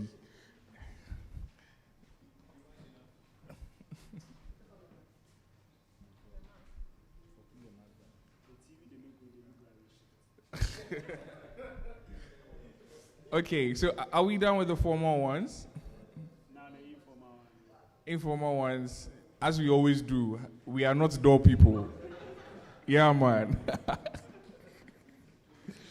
Please, our coordinators, we see you. We want your special poses too.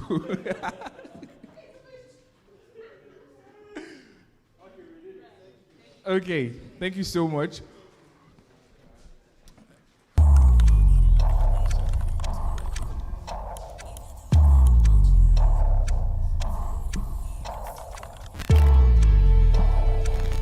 So yes, 120 teams, 800 participants, 50 coaches and resource personnel, 3 days non-stop coding. Africa's biggest hackathon is live here in Ghana. My name is MC Bossman. We'll go for a short commercial break. When we come back, we have the panel discussions. We have lots and lots and lots to discuss. Key things that we're going to be discussing. We're going to be discussing about the role of AI and big data in transforming the service industry. After that, we're going to have another panel session on shaping the future of AI for the education, future of work, and internet policy. We also have another panel discussion on shaping the future of AI for mobility and healthcare. And then finally, we're going to have a panel discussion on shaping the future for AI for the agricultural sector. So stick and stay tuned. If you've not had anything to eat this afternoon, our advice, just get something, grab something, and we'll be right back.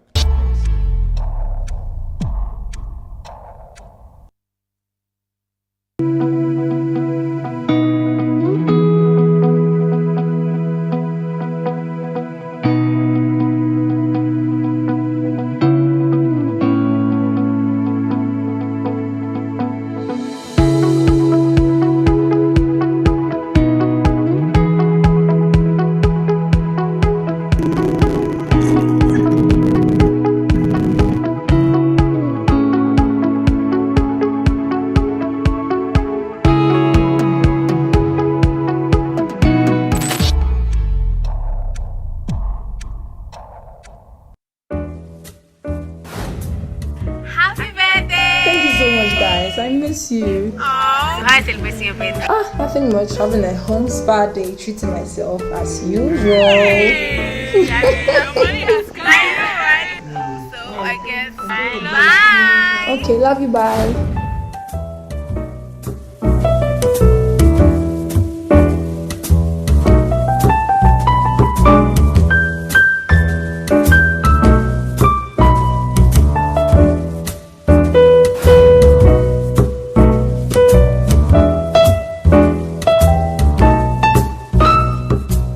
This is the best birthday ever. Me, myself, and my doorman.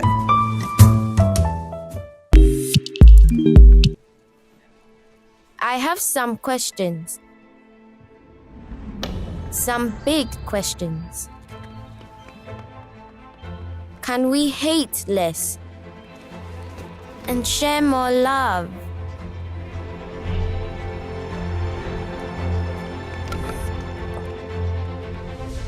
Can we cure every disease? Can we make sure nobody's left behind? Can we go faster than 9.58? Can we change our ways before it's too late? Anywhere you dare, stand big day down. Akosia, I'm awful. I have to go deposit some money at the bank and buy some things at the mall. Okay, but deposit money at this time. Which bank is still open? Oh, Akosia. With a Stanbic ATM, even without your debit card, you can deposit money at the ATM. And you know the ATM doesn't close. It is 24/7. Oh, wow.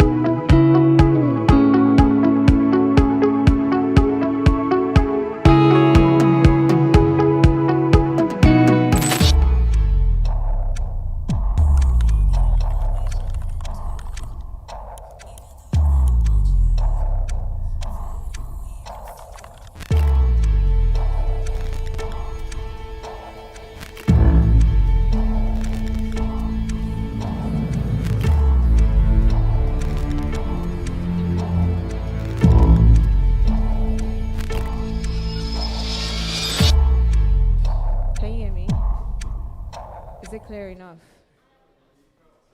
Can you hear me? I can hear myself. Hey everyone, my name is Richard.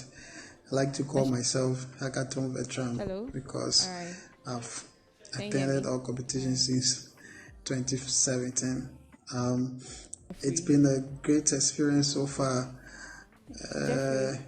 If I look back at the competition in 2017, we had so many workshops and talks from people in the industry, great minds, who kind of do I have to look here when I start? told us what it means to be a developer, what it means to be a problem solver, what it means to think about a solution to a problem that people don't even know they have. But then you need to make them understand that they have this problem and your solution will work for them.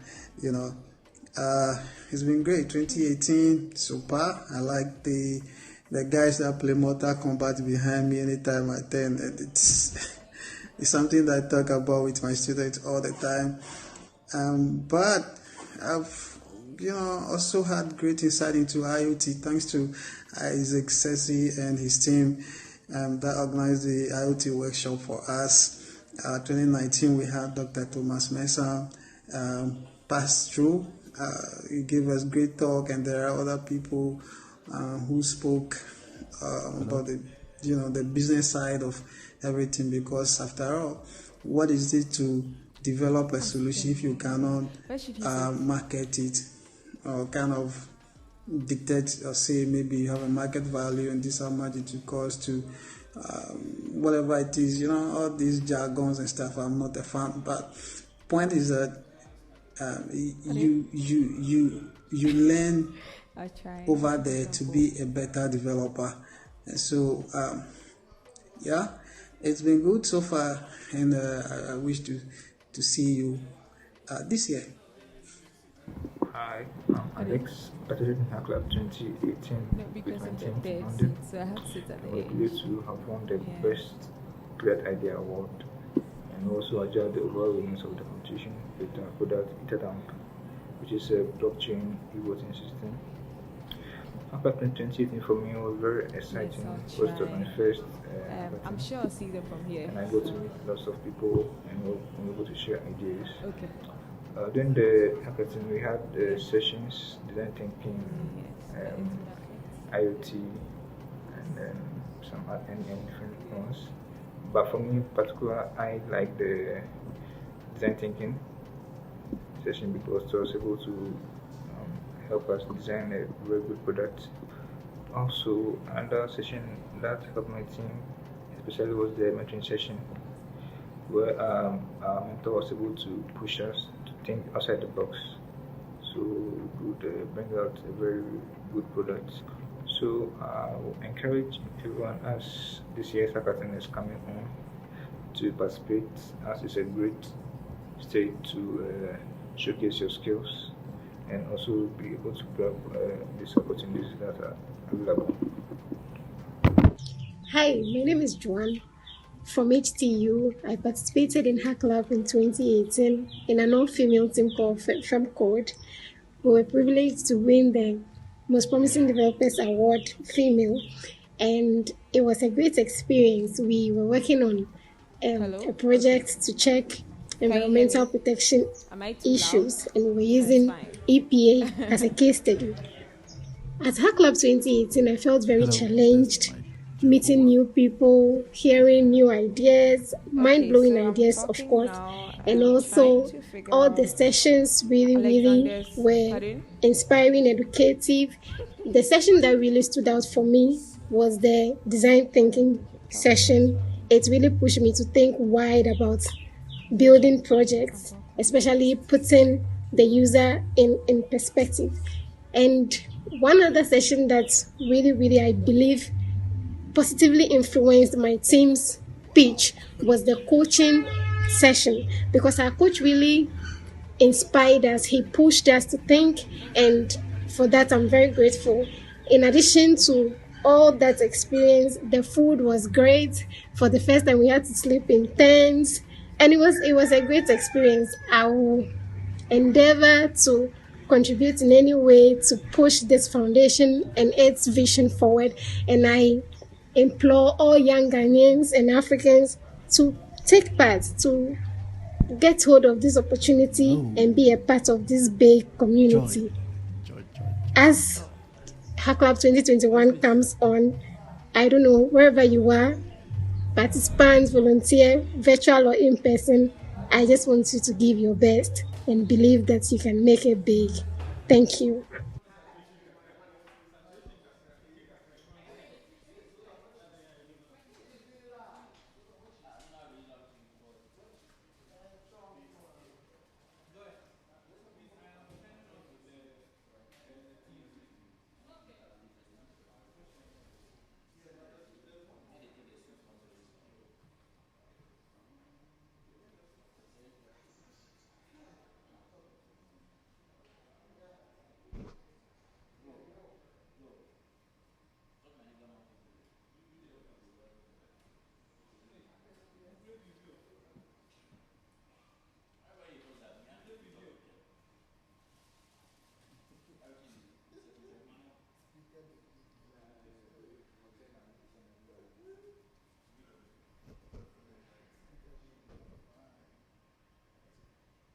I should speak. Okay. Can you hear me? Please, he's part of the panel. Okay. Hi. Okay. I don't know how Alexander looks like, so I hope I don't go and call somebody else. Hello? I don't have his picture. All right. Can you hear me?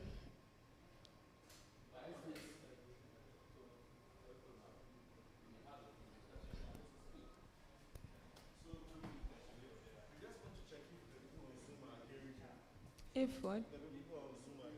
Oh, okay. So, is Babatunde connected?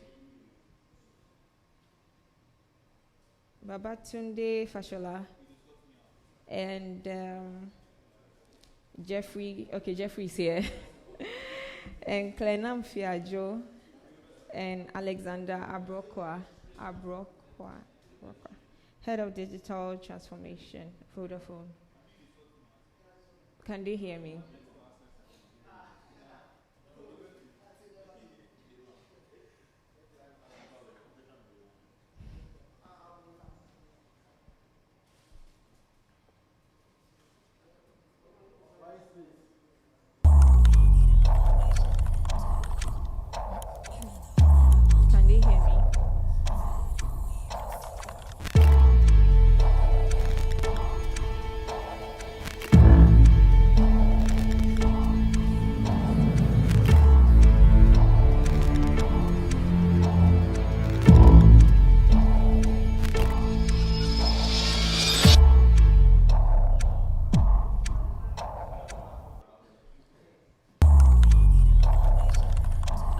starting soon. Where is my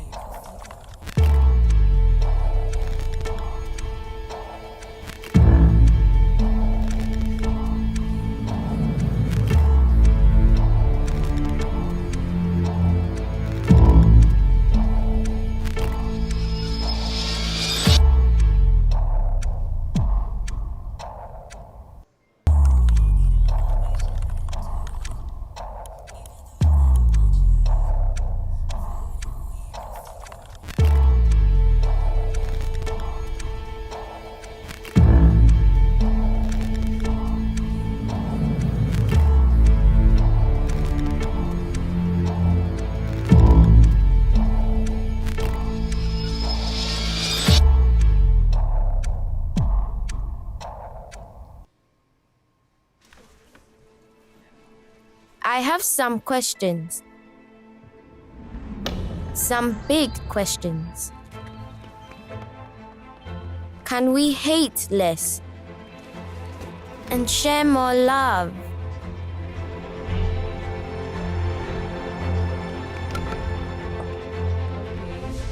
Can we cure every disease? Can we make sure nobody's left behind? Can we go faster than 9.58? Can we change our ways before it's too late? Can we all stay safer? Can we go even further than we've gone already? Technology and humanity, together we can.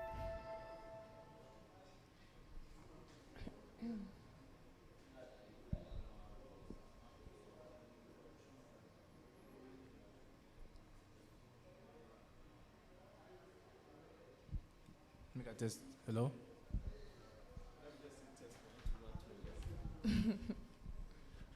Mic check 1 2. Can you hear me? If you can, kindly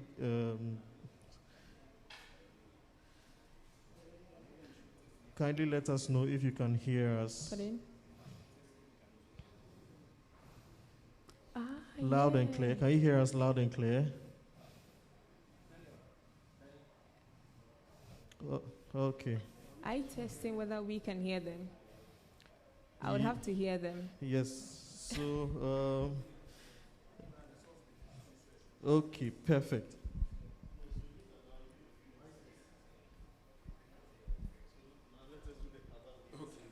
Okay.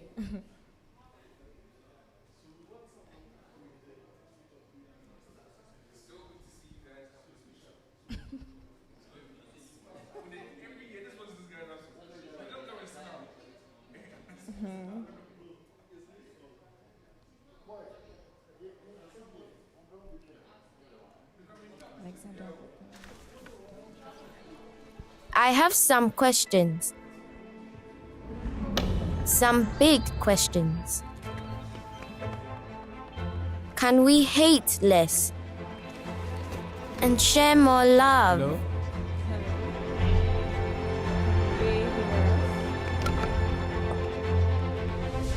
Can we cure every disease? Can we make sure nobody's left behind? Can we go faster than 9.58? Can we change our ways before it's too late? Can we all stay safer? Can we go even further than we've gone already?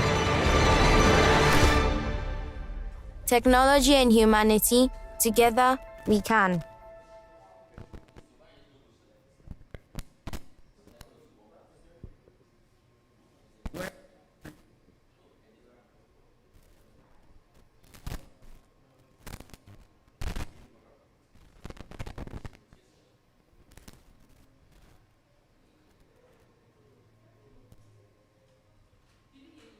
Nope.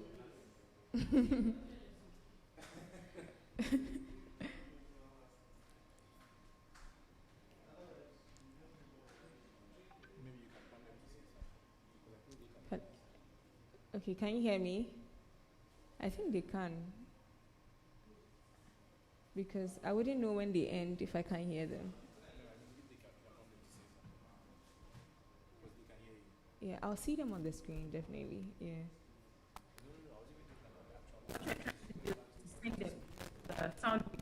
Okay, I can hear Lily now. So I don't get it.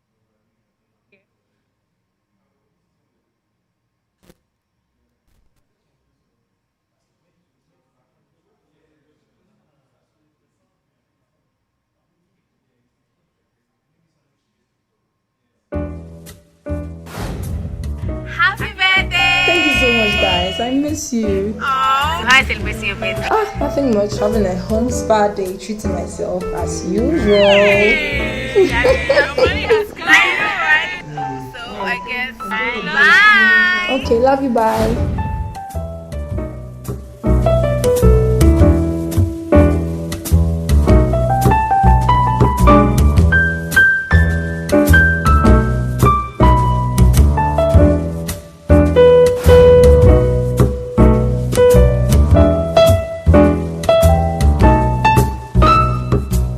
This is the best birthday ever. Me, myself, and my doughnut.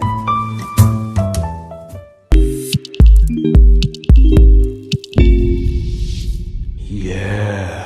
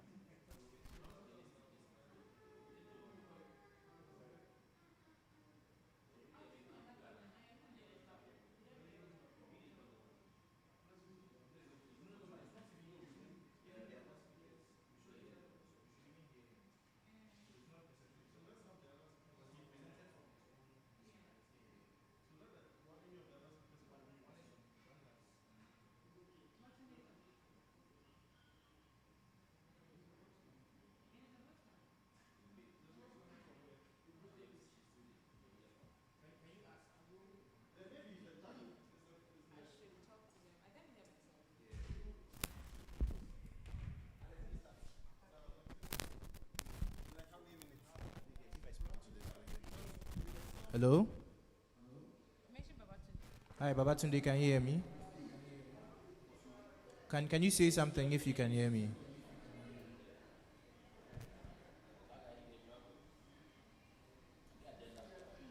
No, sorry, can you try again?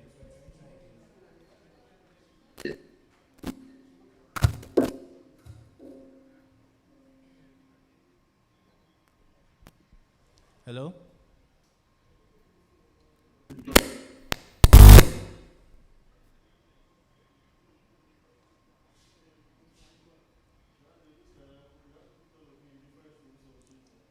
Hello, Clenam. Okay, that works for me. Can you hear me? We're doing a quick test. Can you please unmute and say something?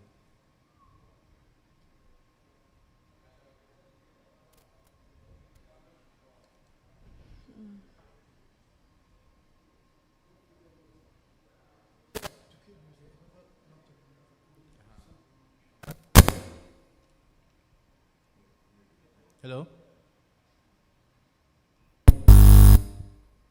Sorry, can you speak a little louder? Okay, okay. So I think it's from here.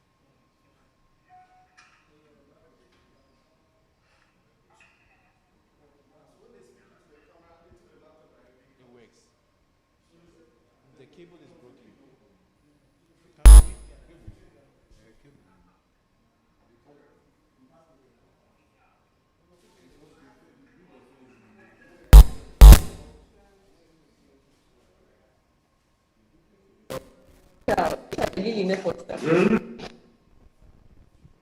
Hello?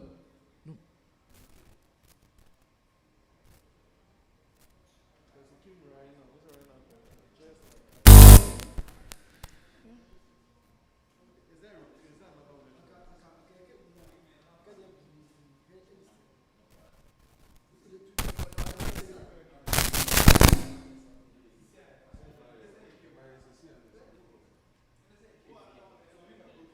Yeah, keep your mic unmuted and then maybe you guys constantly talk because.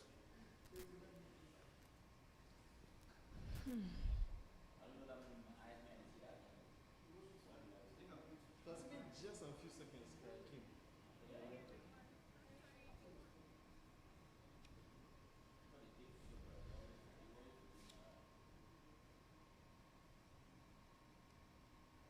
Where the settings? The audio, just to see if it's the correct audio.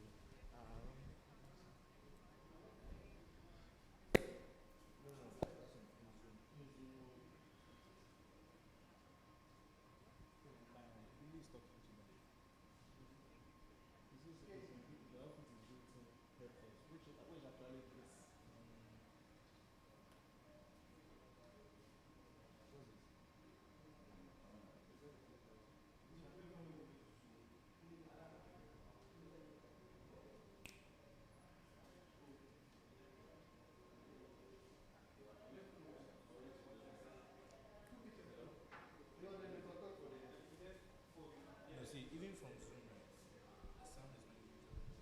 So the Zoom, even the Zoom is not coming.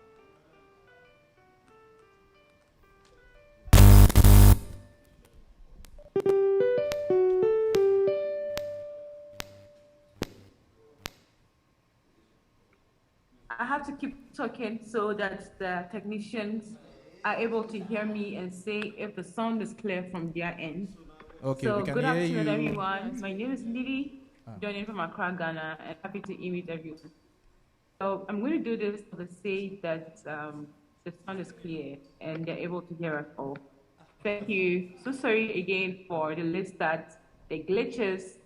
We're trying to walk through all of them and still have a productive session. Thank you so much.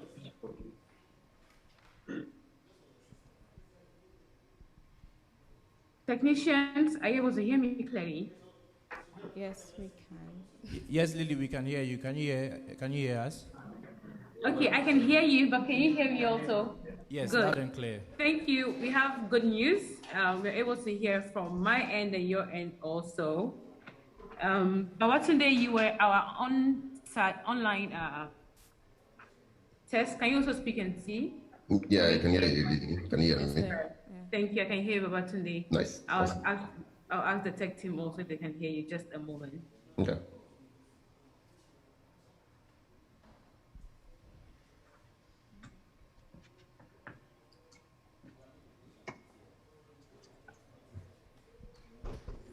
Yeah, we heard him. Yeah. Yeah. So I just got a message from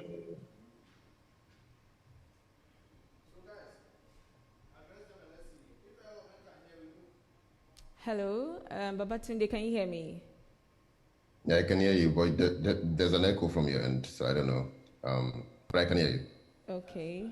I'm sure the technical team would work on that. There's an echo. Clenam Fiajo, are you online? Is Clenam online? Very faint. Okay.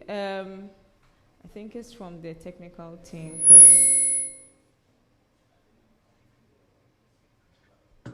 Is Alexander Abrokwa online? Yes. Hello. Okay. Can you hear me? Yes, I can hear you. Great.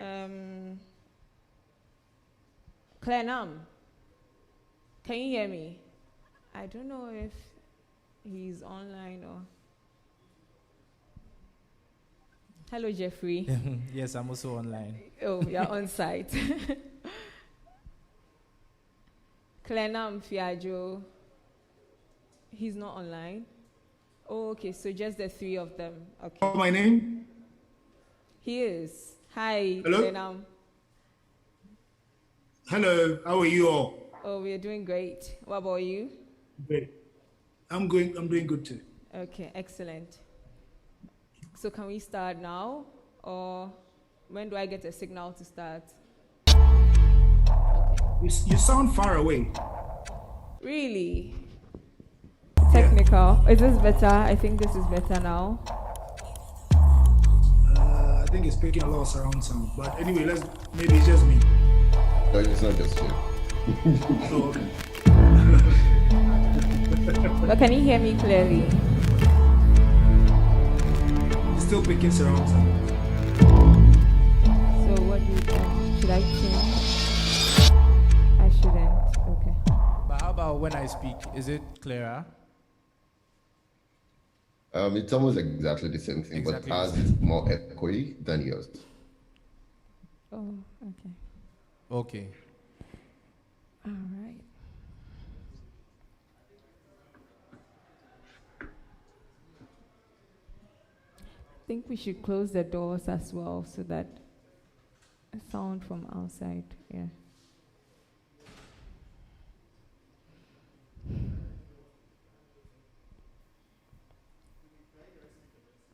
Okay, can you hear me? Hello everyone, welcome to the first panel discussion.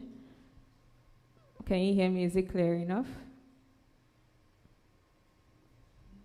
Yeah, it's way better. I think we can use this so that we don't. Yeah. We don't drag it. From what you're saying.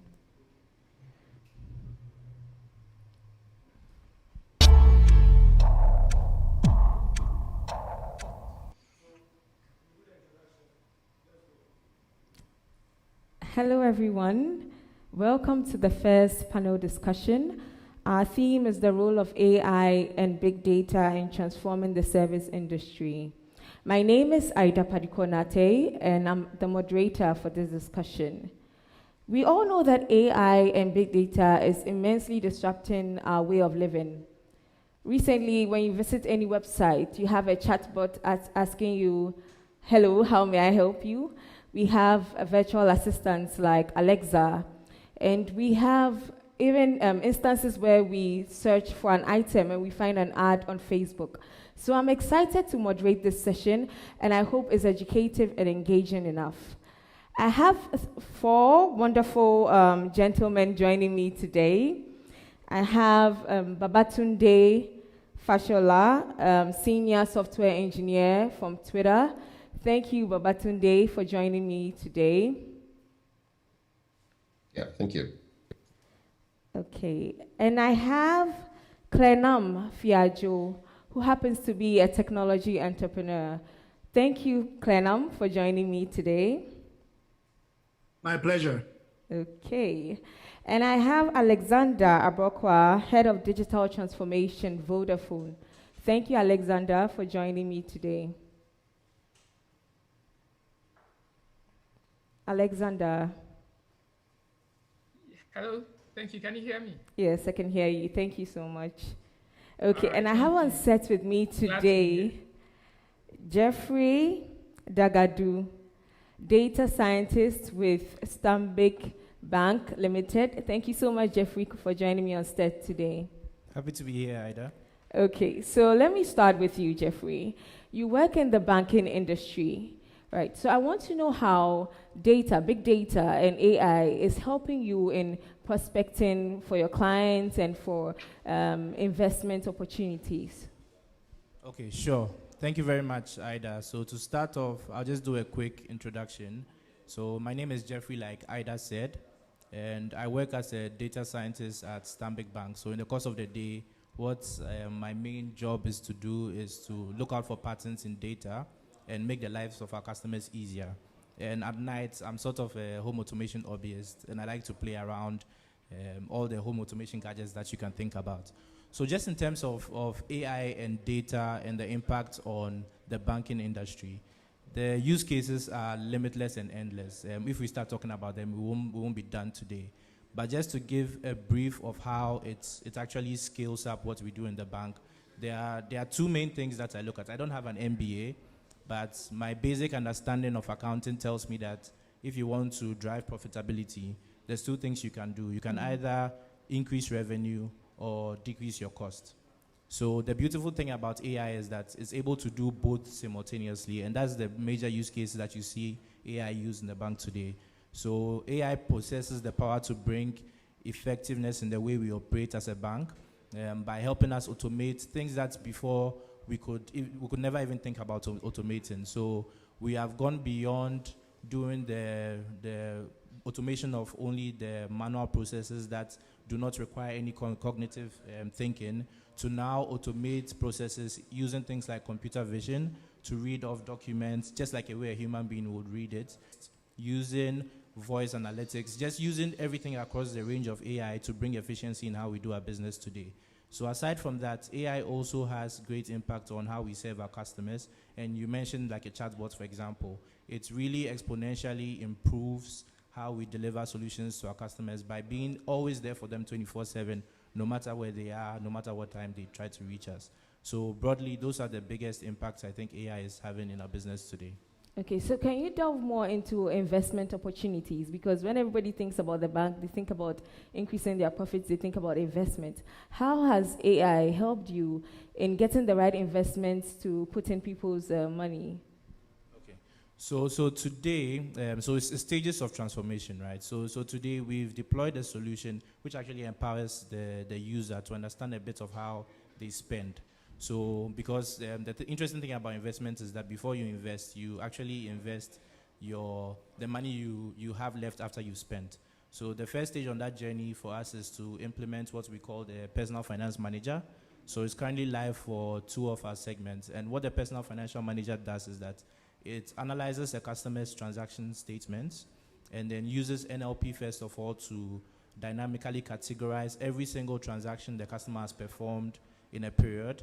So the customer doesn't have to now do, you know how at the end of the month, you are always wondering where your money went. So that's a thing of the past. So now the customer can see at the end of every period or every month where exactly the money went. And then on the basis of that information, you're able to give the customer... So sorry for cutting you, but do you do that automatically or the client has to request for it? So it's automatic, but the thing about AI is we're also very wary about all the rules around compliance. So the customer, even though it's automatic, the customer can request for it or can opt out if we send it. So it picks up the transactions automatically and categorizes them. And then that's what we call the smart insights. So looking at the customer spend, the algorithm is able to then tell the customer how they should be spending. So it's able to draw a budget just to help the customer spend better. So that is how we are impacting the customers today in terms of leading into the journey for investment. Okay, thank you so much, Jeffrey. So let me move to Clenam Fiajo. Clenam Fiajo is a technology entrepreneur. Clenam, can you hear me? Yes, I can hear you. Okay, so Clenam, you're an entrepreneur. As an entrepreneur, your focus is to increase profits of your shareholders, personal profits so that you can pay your staff. Now, I want to know how AI and big data has helped you. I'm finding it very difficult to hear you. Oh, dear. So, really difficult. Okay, I'll try and slow down so that you can pick my words. So I want to know how AI and big data has helped you as a technology entrepreneur in prospecting for your clients. Okay, so if I understand you well, you're trying to find out how AI has helped me in my business, right? Exactly. Okay, so well, let me give a little background of what I do. So my name is Klenam Kokufiajo. I am many things in one. I failed at many things, but I succeed at a few of them as well. Currently, I am leading a team of um, fintech team members on a new project that is launching soon by end of month. I'm also advisory board member for NIT Ghana. I'm sure most of you know NIT, or some of the students are here as well. And then I also have a consultancy that consults for businesses that want to adopt technology in one way or another. So if you're asking how it has helped me, of course, my pocket has been big. But as much as possible, well, COVID has done a lot of the marketing that, a lot of technology enthusiasts have been doing for years. When COVID hit, a lot of the things that we were saying that innovate or die, even became more important. So now the clients were rather chasing the technology, consultants. So COVID has brought the whole technology thing into perspective. Now people, even when somebody is trying to set up a shop, the first thing they're looking towards is having an Instagram account. Why is that? Because they realize that people are doing more connection online than even physically. So as how it helps, I think that for Ghana as a whole, and even for government as government itself, it will open up the drive to digitization. So I'm talking of even how the government is now doing. Am I still on? Yes, please. You are listening. Okay, you're talking about how even now the government is connecting TIN numbers to national ID cards. All of those are going to build up to the whole digitization drive. So I believe that as how it helps, we are now seeing the beginning of, I wouldn't say the end of the boom of what data and data collection has done for us over the past years. Because the previous years, we've been collecting that data. Now machines are going to mine that data, and that is the growth of what AI will bring to us as a country. Okay, so Klenam, if there's an entrepreneur listening to you right now, he might want to know some of the platforms that he can use to improve his customer satisfaction. From your experience, can you tell us some of the platforms or softwares that you use personally that apply artificial intelligence to improve customer satisfaction? Sorry, was that to me? Yes, please. What was the question again? Sorry.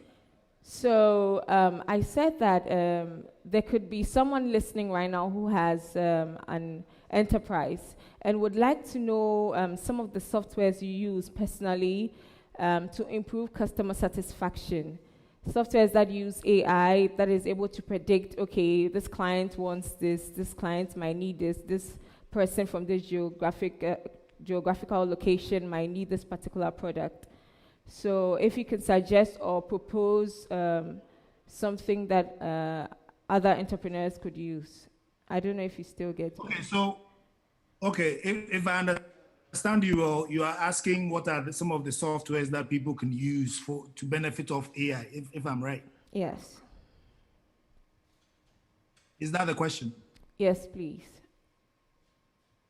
Okay, so I think whenever I'm talking about AI, I don't like to talk about the very big softwares.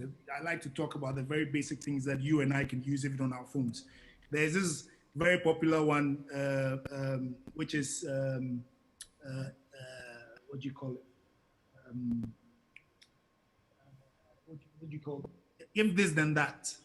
So if this then that, automates your actions on whatever device that it is. As much as you can, if, for instance, if you get to a certain location, it can prompt you can prompt it to say, give you a certain notification if you get to a certain location. If you can even tell it, if this person is calling you, if a favorite on my phone is calling me, this should happen. I think, the automation happens in that form. Okay. I'm sure the very deep AI guys who say that is not necessarily AI, but I feel to a certain, if you think about AI as augmented artificial intelligence, it's just intelligence that is not human. So as long as you can get a machine to do that intelligence to some extent for you, exactly. I believe that can count as AI. So anything, and I think that the Apple even has an app that you are able to, because I use it on my phone, whenever it's a certain time in the morning, it plays a certain podcast for me. So those are very simple things that you can use to benefit of the prospects of what AI can offer. So for now, those are the two that I can mention for personal use. Okay, thank you, Clenam. We'll come back to you. So to Alexander Abrokwa. Alexander, can you hear me? Yes, I can hear you. Okay, so you work with Vodafone. Tell us a little bit about yourself and tell us how AI and data has helped the telecom industry. Okay, thank you very much. So my name is what you mentioned, Alexander Abrokwa. I'm the head for digital transformation in Vodafone Ghana, essentially responsible for helping the organization to come up with digital strategies and then the implementation of those strategies. And as part of that transformation, we've looked at how we can use technology to actually improve how we deliver services to our customers. The essence or the drive for us in terms of our transformation is to be able to deliver better experience to our customers. And of course, once we deliver a better experience to our customers, the customers always reward us with, sticking and using our services and also helping us to be able to survive as an organization. So it's more around being able to, give customers the best experience and, at any time when they need it. Some time ago, you could only get to these services at particular times in the day. But we know today people don't sleep. There are some cities that don't sleep. There are people that don't sleep. And as you're aware, especially for people that are like developers and the like, they probably like to work at all times. So they practically don't sleep. Whilst everybody else is sleeping, they're probably also working on something. And it is part of those customer need that has driven us. So if, for example, today a developer is using our service to, develop some product. So he's developed some product, he needs to upload it to the internet. He needs to use a service at that time. If the service is not available, he would need to be able to get some support. So we have actually had to evolve to meet our customers' needs. And as part of that, technologies like AI are helping us to be able to scale and to be able to meet those customer needs. So Alex, how are you? AI is... How are you applying, what softwares are you using? How are you applying artificial intelligence in your industry in terms, you're talking about meeting their needs at odd hours when you don't have physical representatives to assist them. So what softwares are you using? What technology are you using to assist them during such odd hours? Okay, so I was just coming to that. So for us, it's just about being able to create good value for our customers. And one of the areas where we've actually implemented AI is around how we deliver products and services to our customers. Each and every one of our customers is unique, and we do have quite a number of them. So we need to find ways by which we can tailor-made solutions for each of those customers, bearing in mind their unique needs and their unique behaviors and their requirements. So one of the areas where we are using AI is in how we develop our products and make them unique for those customers. Another area where we've also used AI is around how we manage our customers. So today we have a chatbot that also helps to support our customers anytime they have an issue. So instead of having somebody sit behind and then pick up calls, we still do have that bit of it as well. But we have certain transactions that we feel and we know it can easily be supported with an AI system, thereby giving us the opportunity to now use some of that resource that we have to handle those issues that really require some human intervention. There are some issues that we encounter that definitely require some human intervention. And sometimes you get stuck in between, some of the very critical human activities and then very simple things. So a customer just wants to know some information about, let's say, a new product or a new service. This is really pretty simple information that you can easily train an AI bot to probably give answers to. However, there's a different customer that has an issue that actually requires that somebody does an investigation and probably supports the customer to do some change on their side. Those are things that you probably need a human touch to, and your human resources are better spent, looking at some of those issues as well. So in our case, we've looked at, what are some of those simple things that we can use AI to actually solve it and make it easier for customers to get the service. And then how do we use AI to actually make sure we are giving customers what they need, bearing in mind that each and every one of our customers is different, Okay. and their needs are also very different. So these are two areas where we've actually used AI to enhance the services that we deliver to our customers. Okay, thank you, Alex. We'll come back to you. So let's go to Babatunde Fashola, Senior Software Engineer for Twitter. Before I ask you your question, can you tell us what you do, Babatunde? Tell us about what you do at Twitter. Yeah, I can tell you that. So I work as a senior, as a software engineer, basically. What I do on my team is feature engineering. So part of developing AI or intelligent systems is basically developing models. And in those models, you definitely need features. And because of the fact that Twitter works with a lot of data, there has to be some ways that we have to engineer the features that we actually use in predicting things. And so what I do is to create systems that scale over several millions of requests to ensure that we can actually serve those features as fast as possible and in a way that is quite efficient and performant. Okay. So that's what I do. All right, thank you. So recently, customer interactions with businesses have moved to social media platforms. So I want to know how you improve customer experiences on social media platforms and how businesses benefit from social media platforms. So thanks a lot for asking that question. Yeah. One of the things that we've done at Twitter quite recently, as recent as maybe just about a year or 2 years ago, is the fact that we created an API through which people could actually, respond to their customers using DMs. So if you go to someone's DM, it's quite easy for you to be able to for the user. So say, for example, I'm actually in the US. So if you have United Airlines, for example, United Airlines definitely they have a bunch of customers. And those customers definitely need to interact with United Airlines to talk about this is the amount of I missed my flights, I wasn't able to get things done and all of that. United Airlines could contract Twitter to ensure that we could serve these customers in such a way that they could interact using DMs. So those are the kind of very interesting things that we've been able to build. And all of these systems actually work based on some very interesting, intelligent NLP systems, such that we can pass the test that you send to us. And then with that, we can definitely, make the best recommendations based on exactly what these other major agents like United Airlines wants to achieve with their customers. So as we continue to, iterate on some of these solutions, we will definitely improve them.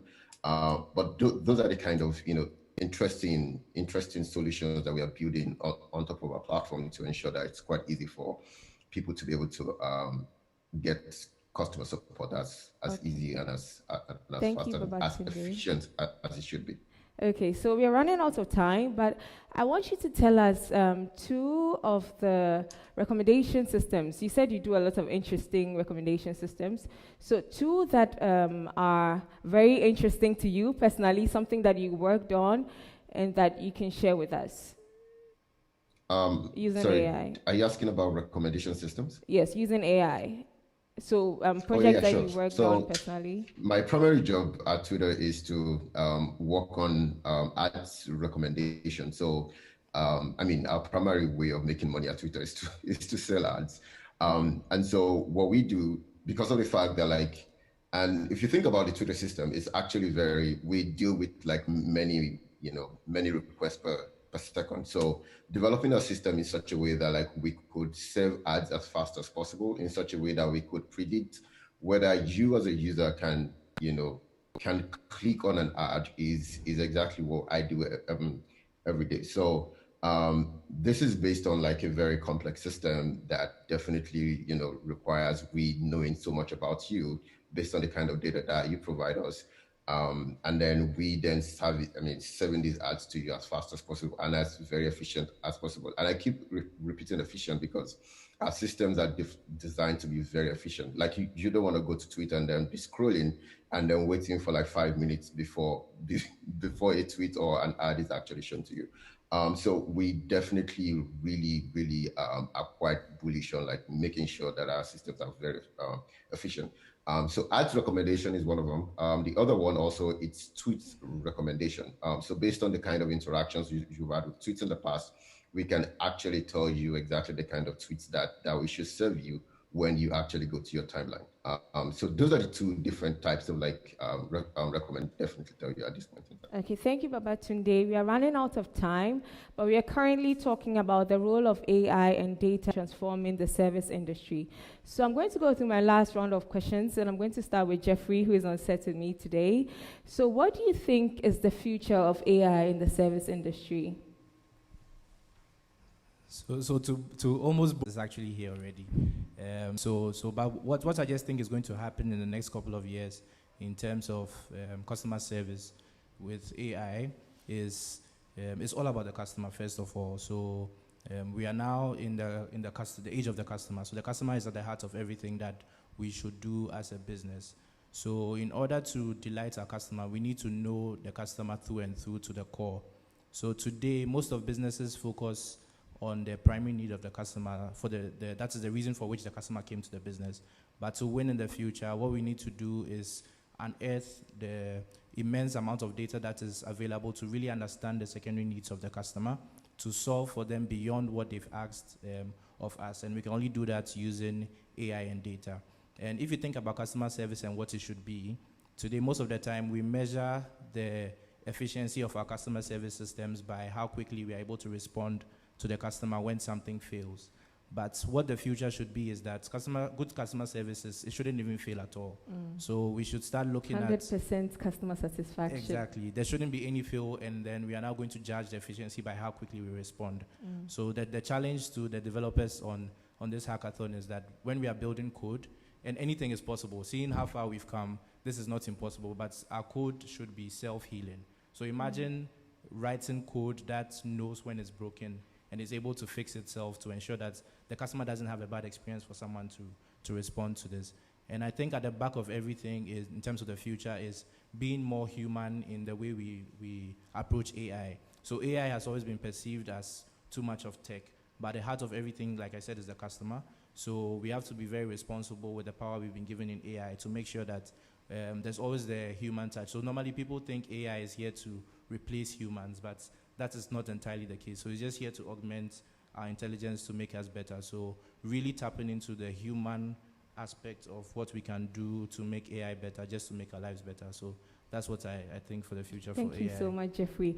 So now we have about 2 more minutes. I'm going to ask the rest of the panelists the same question. So please make it very brief. I'm going to start with Clenam Fiajo. What do you think the future of AI is in the service industry? Okay, I'm sorry first if I repeat anything that the speaker said on stage because I couldn't hear anything. So please forgive me if that happens.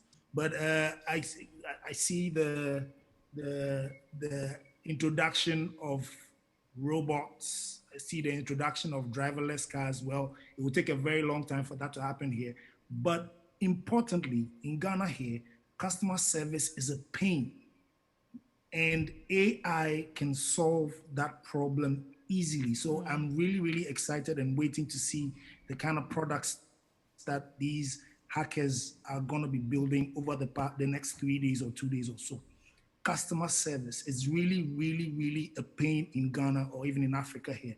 So if we can solve that, if we can find a suite beautiful app that can solve customer service for both the merchant and the customer, I think it will be a very, very important innovation that should come out soon. So I'm really looking forward to it. Okay, thank you, Clenam.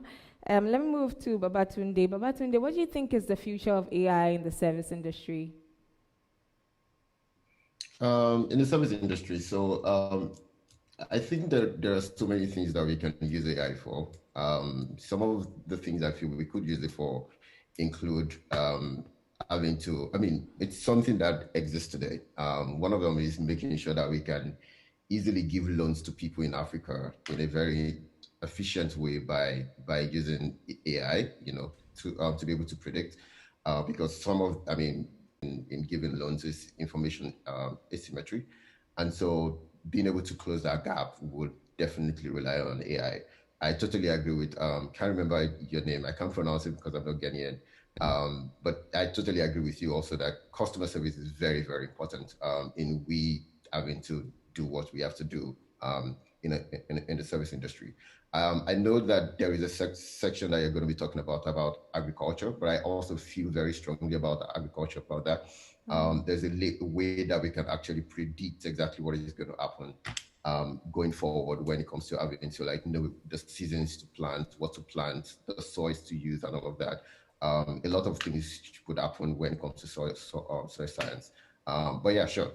Those are the things I feel like we are going to have to begin to map AI on top, just to be able to get the best out for humanity. All right, thank you, Babatunde. Now let's move to Alex. Alex, what do you think is the future of AI in the service industry? Okay, so thank you. I think a lot have been discussed, so I'll just take a different route. Our customer needs are always evolving and changing much more rapidly than ever before. And as such, like the other speakers have mentioned, making sure that we can be able to satisfy our customers will become much more, of something that will always be on the top burner. But what I see is that, AI will become more ubiquitous in the service industry. Most things in the service industry will be driven by AI. The more as we, have more data becoming available to us. And I think probably for us as Africa and for Ghana in our perspective, one of the things that we also need to develop is the technology that will support our own local needs as well. So today you have services like Siri, Alexa, and they're all based in English, right? So if I want to look for a solution that would be based on a local language, it will become very difficult. And most of these big telcos or most of the big techos actually don't develop for very small languages like Akan, where it's only located to just Africa. And I think, as Africans and as, Ghanaians, we also need to see how we develop some of those solutions for our own local needs, because there is also a local need that would need to be met. So to get, for example, today, I want my grandma to be able to, probably pick up her phone because she has a smartphone. She should be able to pick up her phone and just say something and still get it done because she cannot type. Typing will be more difficult for her, but she can speak her language. So we need to look at how we make, AI and how we use the AI to develop such solutions where they are also locally driven or can meet our local needs across board as well. But as has already been mentioned, AI will become, the thing that drives the service industry over the next few years. Okay. There'll still be some things that humans would have to do, but in the long run, you see AI replacing some of or most of the things that today are done by humans in the industries within that environment. Okay, thank you so much, Alex. We've really run out of time. Thank you for joining this panel. We'll go on a short break, and the next panel will be up next. Thank you, my panelists.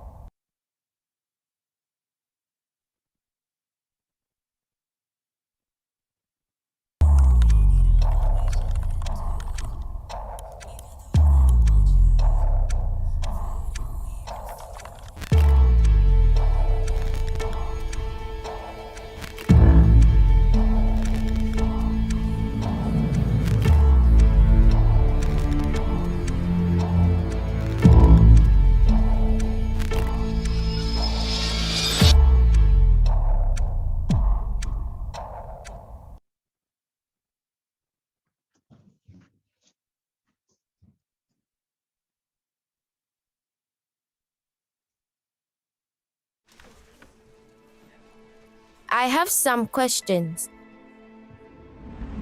Some big questions. Can we hate less and share more love?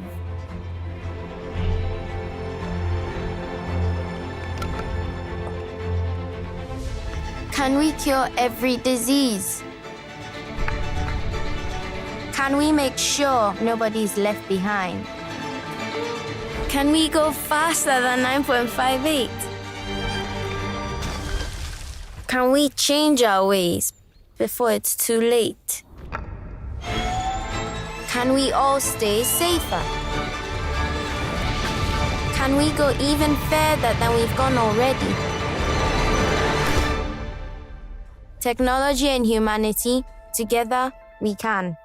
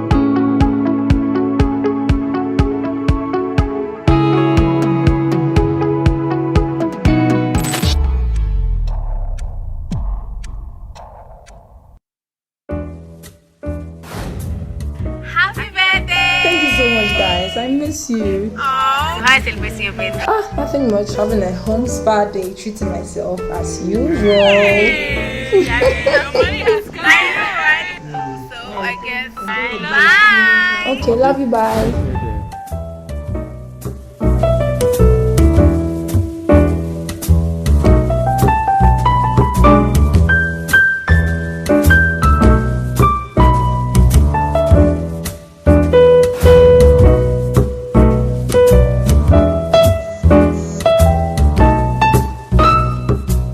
This is the best birthday ever. Me, myself, and my dough body. Hi, Darlington, are you here? Yeah.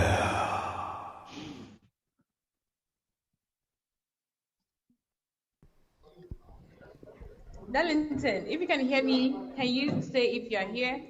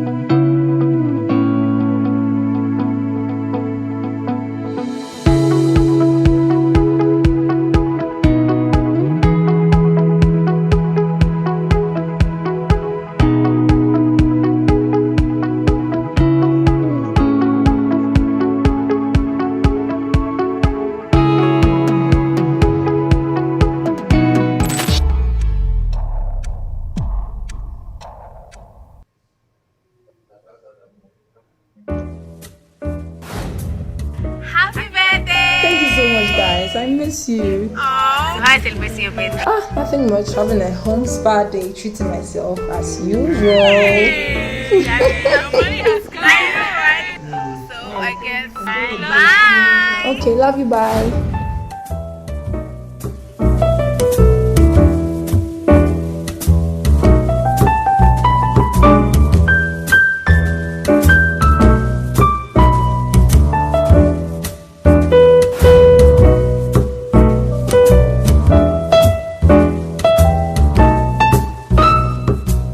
This is the best birthday ever. Me, myself, and my dober.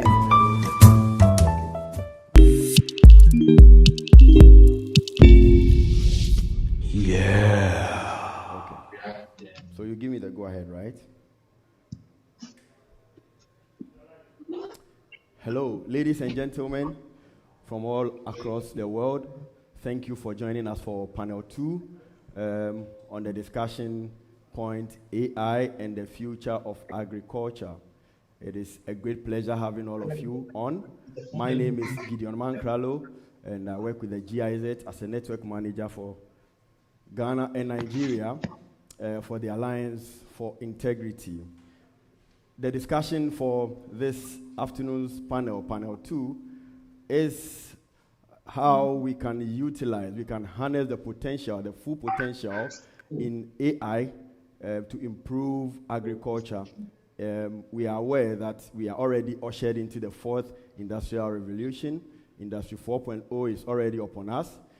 People have expressed concerns about AI being, or 4IR being a threat rather than an opportunity for Africa.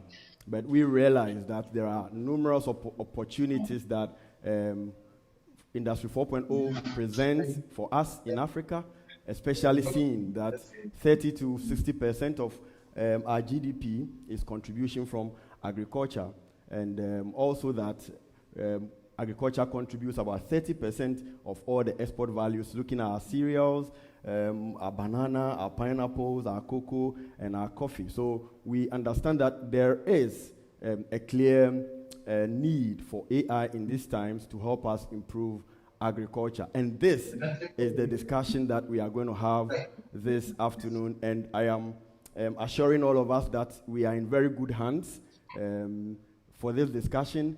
Let me introduce quickly my panel to you, colleagues. On my left, we have Dr. John Eleblu with the West Africa Center for Crop Improvement, WACI, of the University of Ghana.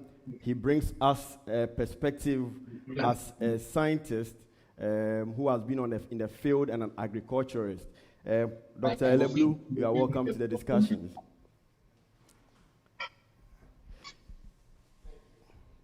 Okay, thank you, Dr. Eleblu. On my right is Professor Jerry Ponyo. He is an engineer and the co-founder of Responsible AI Network, RAIN Africa, and the lecturer at the KNUST.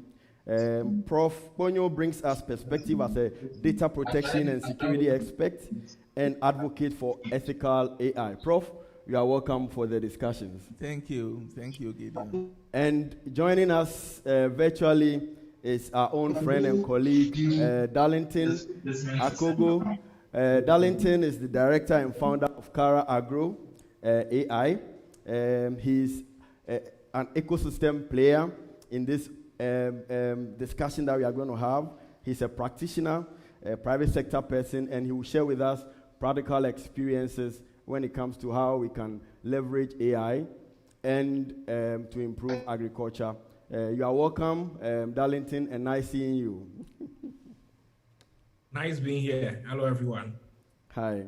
Thank you. So we would move straight into the discussions this afternoon, and to set the ball rolling, basically to find out from our panelists, starting with Dr. Eleblu, if you don't mind, how can AI shape the future of agriculture in Ghana? What is it about AI, and how can it shape the discussion that we are having about improving agriculture in Ghana? Doc. Good afternoon again, and thank you. It's interesting to see all of you, especially Darlington, who I work with at Cara Foundation, and also he also works with us at Waki. I'm so excited to talk about AI because if you look at the evolution of agriculture from the beginning of time, man was using his wisdom, that's his intelligence, man's intelligence, to look for varieties or plant species that were edible. And during these domestication processes, man's intelligence guided the way in bringing us foods that are edible. So many people died, yes, but that was the era that you needed to go to the wild and then pick things and taste them, look at the animals, follow them, see what they are eating. Is it edible? Man was learning. And for AI, which is artificial intelligence, it's coming in at a point where we have evolved all the agricultural systems all the way from hunting, gathering, to planting, cultivations, and increasing productivity using hybridization and other technologies, finally having to use genetic engineering, and we have GMOs and all of this with us now. It's time for artificial intelligence, that is computers, to come into the system to support us in making sense of data and predicting patterns and being able to know which crops will do well in which environments and how we can increase the productivity per unit area. Ghana's agriculture has remained stagnant when it comes to the yields of the crops. And at Waki, we train plant breeders to select from diverse populations and increase the productivity of key target crops. And artificial intelligence would support what we are doing in both the phenotyping aspects, that's looking at the plants, characterizing them, and understanding the plants, and also support us in the genomic data analysis, where we look at the DNA sequences and we are able to predict which genes are responsible for which phenotypes, thereby helping us to make better use of the genetic resource, the natural resources, and also create new variations for market and for industry. So AI has a lot of roles to play. If you go online and you do research, you see 9 different areas in which AI is already being used in agriculture. Wow. That is really, really extensive, Dr. Leblu. Thank you. So you've really focused our discussions on the role that AI technology can help us improve our yields and to predict more accurately a bit with facts and data so that we are able to make agriculture attractive, more competitive and profitable in this in our continent. We have the practitioner with us, Darlington, who is always engaging in AI and using it practically on the field. And we want to pick his perspective from where Dr. Eleblu left off to let us understand who the users of AI in agriculture are in Ghana and what problems does AI specifically solve for these target markets. Darlington, if you can hear us, can you please help us with this? Yeah, I hope you can hear me. So, yeah, that was, I like the response from my colleague, Dr. Eleblu. Yeah, so AI is powerful. AI is being used across a number of sectors to solve a number of problems, and the discussions that have been had today reflect a number of those examples. So, for us personally at Cara Agro AI, the reason why we are looking at AI in agriculture is based also on the challenges that exist in agriculture. So Dr. Eleblu highlighted some of those challenges. So just in Ghana specifically, the statistics is that about 30 to 40% of crop yield is lost due to disease and pest alone. So This is a huge problem. We battle with diseases, or we battle with pests like fall armyworm almost every year when it comes to maize. And then collectively as Africa, about half of crop yield is lost due to a number of issues that occur on the farm. Beyond pest disease and pests, beyond disease and pests, the other plant stresses that also reduce crop yield. To even make the challenge worse, so we won't go into malnutrition that results from the fact that we don't produce enough food, but the challenge before Africa is that we have to actually improve our food production by 60% in the next, about 10 years, we have to increase our production by 60%. So for us, what that means is that we need to rethink about how we approach agriculture. And so when it comes to issues along the lines of disease and pest, you realize that technologies like AI combined with other things that might collectively be called precision agriculture can help you to be able to detect disease and pests very early on. But not just disease and pests, if any other issue like water shortage, malnutrition or lack of nutrients, any of this issue, once you collect substantial amounts of data from your field, you can be able to analyze that data, determine problem, and generate recommendations. So practically what this looks like is we have an app, the Kara Grow AI Android app. It's in the beta version. We've been working and improving it for a while now. It allows you to be able to just take photos of plant leaf, and if there are any diseases or pests on it, to be able to identify it and recommend a response to this. So we've been working with some of the partners, my colleagues who are also on this panel. They've been helping us as agricultural scientists to then improve this. Then you have the use of drones. So if you're able to fly drones on farm fields, you can collect more data. So if you are dealing with something like a medium to large scale farm, it'll be difficult to use a phone to go through your field. So we have this solution, this Kara Grow AI and drone platform, that we are able to collect data, analyze it, determine issues, recommend a solution. As Dr. Eleblu also mentioned, you have the plant breeding application tool as well. So if we want to solve, or if we want to maximize our production, the potential for producing new varieties of crops, new seeds is, I know Waki, for example, has a variety of maize that produces about 10 times more than the traditional ones that are already being used in the country. Dr. Eleblu can speak more to that. Generally, you can maximize the efficiency or the yield potential of a crop 10 to 20 times more if you engage in the right plant breeding experiment. So we've been working with plant breeders. We've been applying our technology when it comes to high throughput phenotyping. We've been working in the northern region with plant breeders there. We work with the Dr. Eleblu and colleagues at Waki too as well, just using AI to also help in producing more high yielding varieties that are also resistant towards diseases and pests. So yeah, these are the collection of all the solution is that then we can boost the production of food and make our farms more efficient and more productive. And exactly that is the point that we are going next to. And I like the way you highlighted the issue about how pests and diseases take about 30 to 40% of the yield that we get from our farms. And that affects profitability of farmers and will discourage people from going into farming. And so it leads me to my next question to Prof.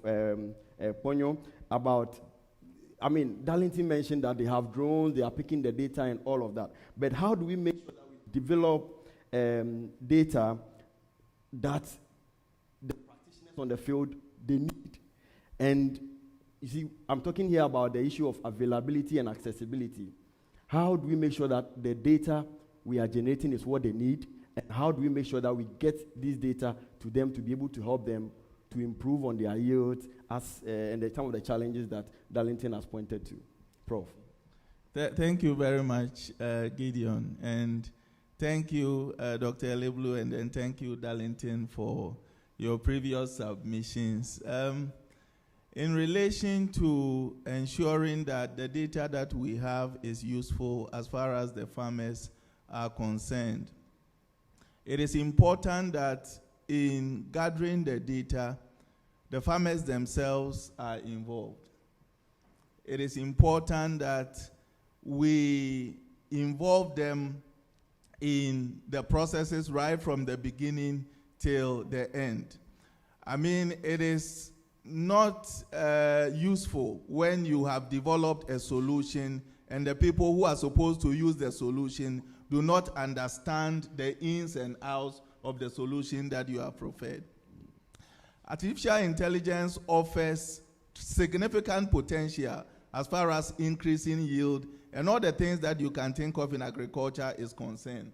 But the challenge that we have had over the years has to do with the farmers themselves being ignorant about the potential. And so what I want to say is for us to involve the farmers right from the beginning to the end, and also involve them as far as gathering the data is concerned. And then when eventually we have come up with a solution also, ensuring that the solution is such that it is easy to, deploy.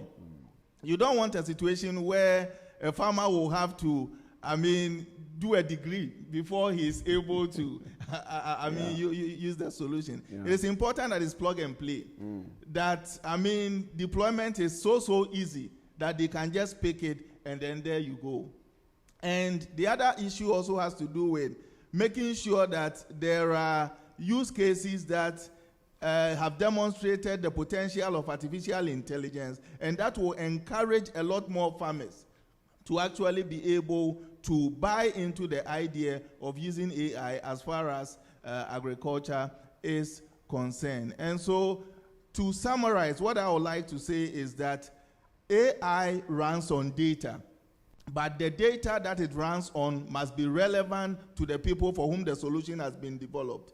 And the solution should also be such that it shouldn't be too difficult for them to deploy. Thank you. Thank you. Thank you very much, Prof. And I would want to stay with you on this topic about involving the farmers in the collection of data and all of that.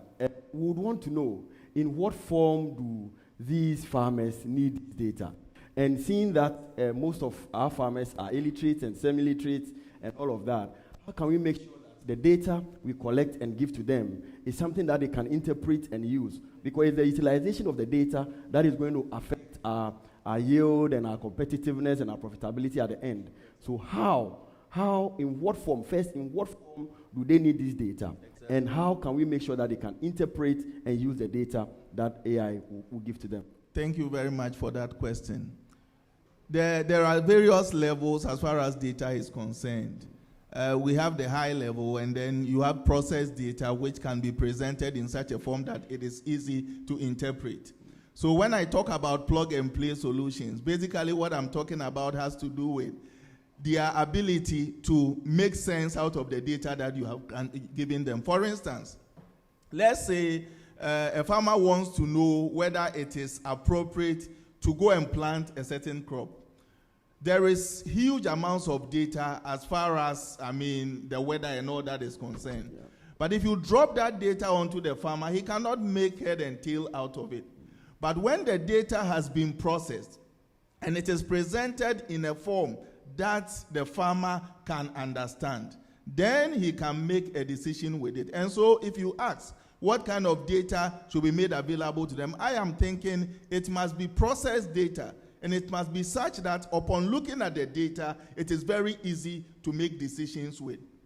I can even go a step further and say that beyond just processing it in English, you must be able to put it in a language that the people themselves understand. Most of the people who are into farming, they speak in their native language.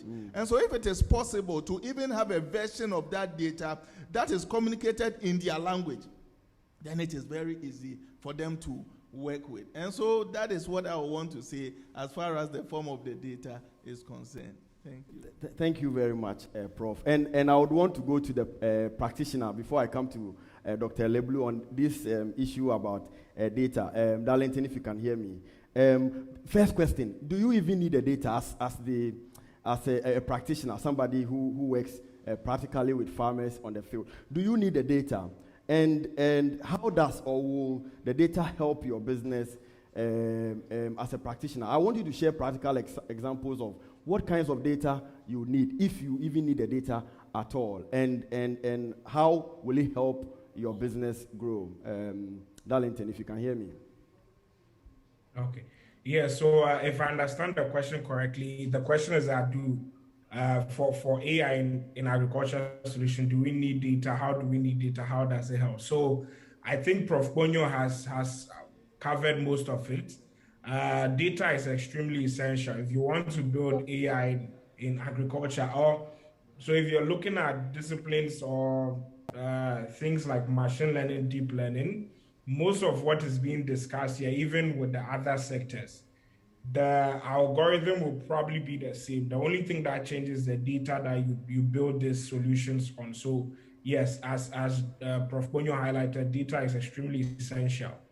The kind of data we need varies depending on what we are trying to do. So when it comes to being able to detect disease and pests, with our mobile application, the kind of data we use is images of diseases and pests on crop leaves. So interesting enough, we actually recently got some funding from Lacuna Fund to then collect more data and improve the solutions that we are developing. So we are working with University of Ghana, we are working with Cocoa Research Institute of Ghana, and then a number of partners in Uganda, Tanzania, and Namibia. So collecting those data, we are talking about tens of thousands of images of disease and pest, and then working with agricultural scientists, pathologists to then annotate these images, point to where the disease and pests are. So then the AI system is able to learn from this data. So that's the kind of data we need. When it comes to the drone and precision agriculture solution, we are collecting data also from the field.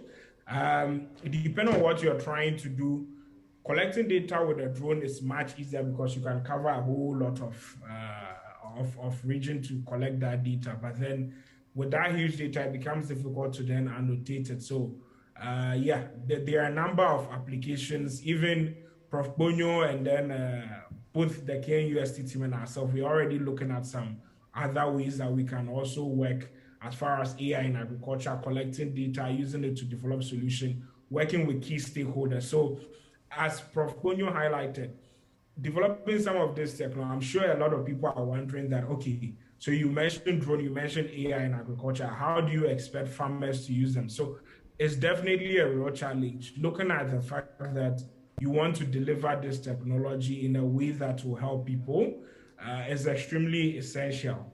For us, there are two ways we are going about it. So one is that with our current project that is ongoing, we are going through extension officers. We are very much we are very much aware that farmers are not currently going on app stores to go and download apps to use on their field. Anyone that says that is probably not being too honest. The reality is they are not. And the barrier to entry of, let's say, let's train farmers to use these apps. Yes, there are a number of farmers that are sophisticated, that have mobile phones, and then they'll be able to use apps, they'll be able to access it. But one key thing we've realized is that there's already a wide network of extension officers across the country, and they are actually the ones that deliver technologies to farmers. They are the ones that give advice to farmers as far as what they should be doing. So we are going through them to collect data, to engage farmers. So the farmer does not even need to understand what AI is. They don't need to know all the complexity. All they need to know is that some extension officer has used the AI system and has told them that, okay, this disease is present and you need to apply this recommendation to be able to address it. So the other thing is that when it comes to the drone, we've realized that going through agricultural scientists, so the plant breeders, that's one region that we found to be very effective.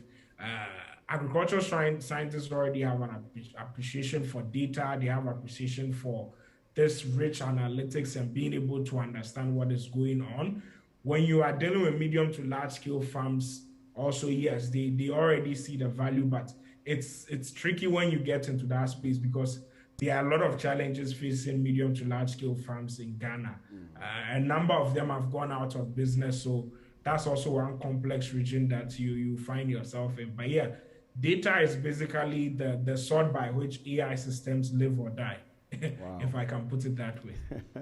That is quite a remarkable statement to make, Darlington. And thanks for sharing these practical experiences with us as a practitioner in the field. And now let's turn our attention to the scientists, the agriculturists, the researchers. They mentioned, Darlington as a practitioner mentioned the issues about pests and diseases and all of that. And Prof has also alluded to some of the issues, the uses of data for these people. What I want to know from you and from the work that WACI does, can you share some experience with us? Because we've heard about some disease-resistant varieties of seeds that you've come up with, drought-tolerant and all of that. Looking at all of these issues, how does data help researchers, agriculturists, scientists like yourself and the WACI to improve the lives of farmers and what they do? I want to hear from you on some of the things that you do from WACI. Yeah, thank you. Very interesting discussions. Data, like Darlington said, is the fuel that these systems use. That's what they live on, and that's what they use. For us scientists, data is what we need to see to make decisions, just like policymakers.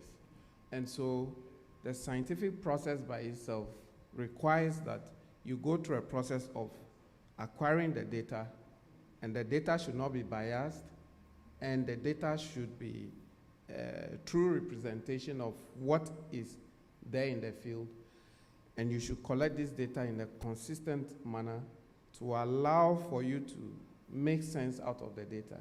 Because if you collect data and the data is already biased in the field, making sense out of it will become challenging and difficult.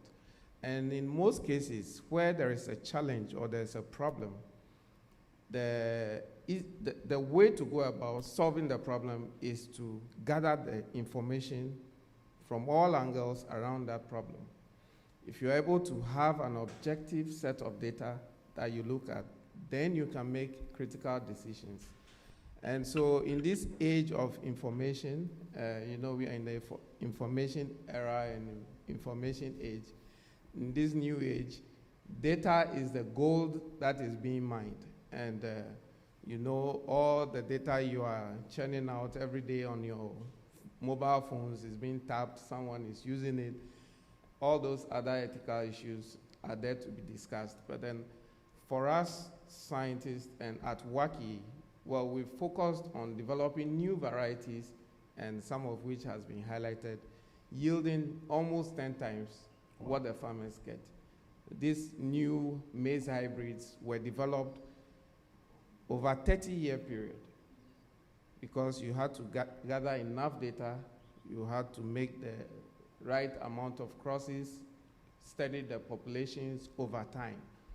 And so bringing on board AI, it would really help us speed up breeding programs, be more efficient in phenotyping and genotyping, that is getting the data of the physical attributes as a phenotype, and getting the data on the inherent genetic property as the genotype.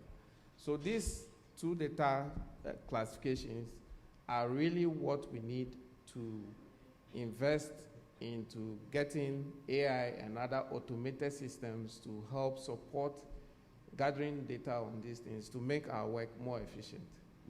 But then coming back to our local setting, you see a huge gap between us in Ghana and, for instance, people in the UK, where they are using satellite-guided tractors to plow, to till, to conduct all the field work, which is self-driving automated vehicles.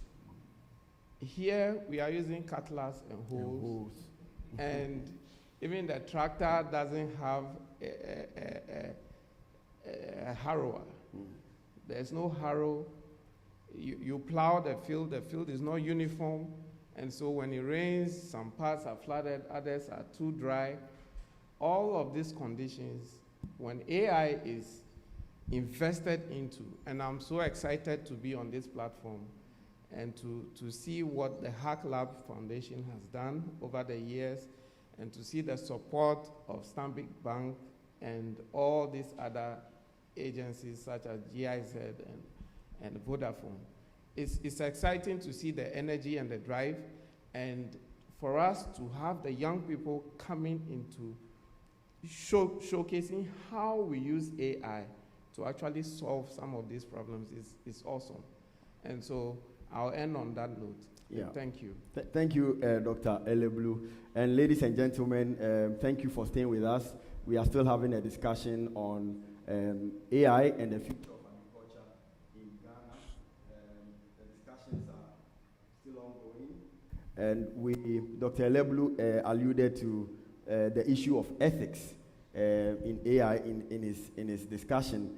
And I would want to put it squarely to Prof. Ponyo, who is an expert in this field, and to ask quite specifically, Prof, are there any hidden risks in the deployment of AI in agriculture in Ghana, as bordering the issues of data security, privacy, and all of that? I mean, we are afraid. We don't know what it portends for us. What do you think on this issue about ethical AI, data privacy, data security, and how the farm interests will be protected? Thank you very much, Gideon. I belong to this network, Responsible AI Network Africa. And basically what we do is to ensure that AI is used for the good of the people. And the reason I bring this into perspective is year on, year out, several years, we have conducted research about agriculture. In several instances, we collect data from these farmers. But when we have our results and then we publish, no one even thinks about the intended purpose for which the data was collected. When I talk about responsible use of AI, basically what I'm talking about is it is important that we have it at the back of our minds that these farmers need a solution. And that is the reason for which we are spending time with them and collecting data from them. So that whatever solution that we come up with, we have it as a responsibility to ensure that they are the first beneficiaries.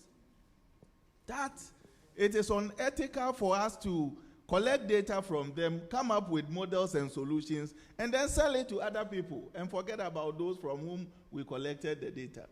So if you are talking about ethical issues, as far as AI in agriculture is concerned, I am thinking that the primary people from whom we collected the data, they must be the first beneficiaries as far as these solutions are concerned. Having said that, I think that one of the things that we need to pay particular attention to, and I consider it as a risk as far as the success or failure of AI solutions is concerned, is education. We must commit to enlightening farmers with reference to the benefits of AI so that these solutions will not gather dust. The only reason why many of them are skeptical is because they haven't seen the benefit. And I am thinking that we must spend some time using the extension officers and other practitioners to really bring the farmers up to speed as far as the good of AI is concerned. Thank you. Wow. Thank you, Prof. So the point I'm picking from your talk is that the farmers should be the primary beneficiaries of any data that is generated. And the data we generate from the farmers and all the activities on their farm shouldn't be commercialized for the interest of those who are collecting it, but to the benefits of the farmers. And I thank you for this. As we are wrapping up our discussions in the next 3 minutes, I would want to go around my panelists, starting with Dr. Eleblu. I'll come to you, Darlington, but starting with Dr. Eleblu, and I want you to tie in, as you are giving us your final words, tie in the issues about capacity building for these farmers to understand the use the interpretation, the application of the data in the forms that Dr. Prof have mentioned to their benefit. I want you to tie it in and give us your final word, and I'll go to Darlington as well. So let me hear from you. Okay. Thank you for the question. Quite interesting input from Prof. And just to add on that, over the years, yes, extension work has been on, and our extension agents have done their best in getting to farmers the innovations, for instance, the hybrid and the high-yielding crops that we develop. How they get to the farmer is always the question, right? And extension agents are needed in that regard. However, because it's a public sector institution, you see all the inefficiencies that come with public sector institutions running such interventions. Those limitations are there, and so it would be very good for additional participation from the private sector in getting technologies to farmers. Because if it's not made a business, people take it for granted. And it seems we are joking with extension in this country.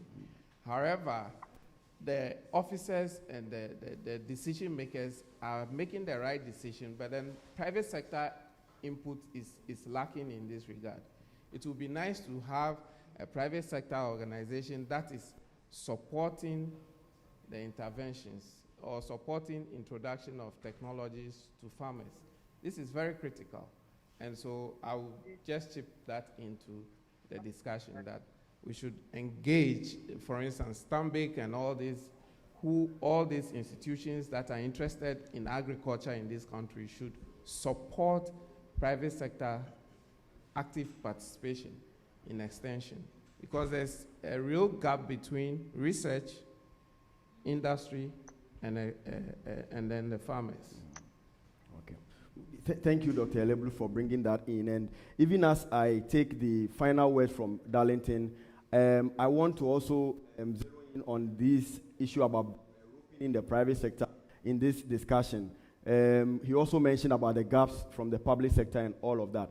How can we have a multi-stakeholder collaboration or synergy in such a way that the issues about data and AI and bettering or improving the future of agriculture in Ghana is brought on the table, and everybody is on the same page, trying to improve the profitability of farmers, competitiveness of businesses, and then sustainability of the businesses that we have as a practitioner.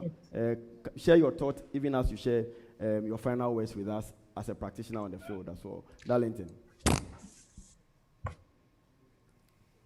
Yes. I couldn't hear the last one. I think there's some. The network is getting a bit shaky, but if I understand correctly, the question is that how can we build capacity of farmers to be able to then adopt these technologies, right? Yeah, so I think my colleague, Dr. Eleblu, has highlighted a number of this. So going through extension officers, so the goal would be, how do we build a capacity of extension officers? How do we make it more efficient for them to deliver these technologies to keyword small-scale producers or small-scale farmers? So we've had this conversation with Abraham Kuku Sam and then the team at GIZ. There's a number of conversations with the same panel, actually. So yeah, this is what I think is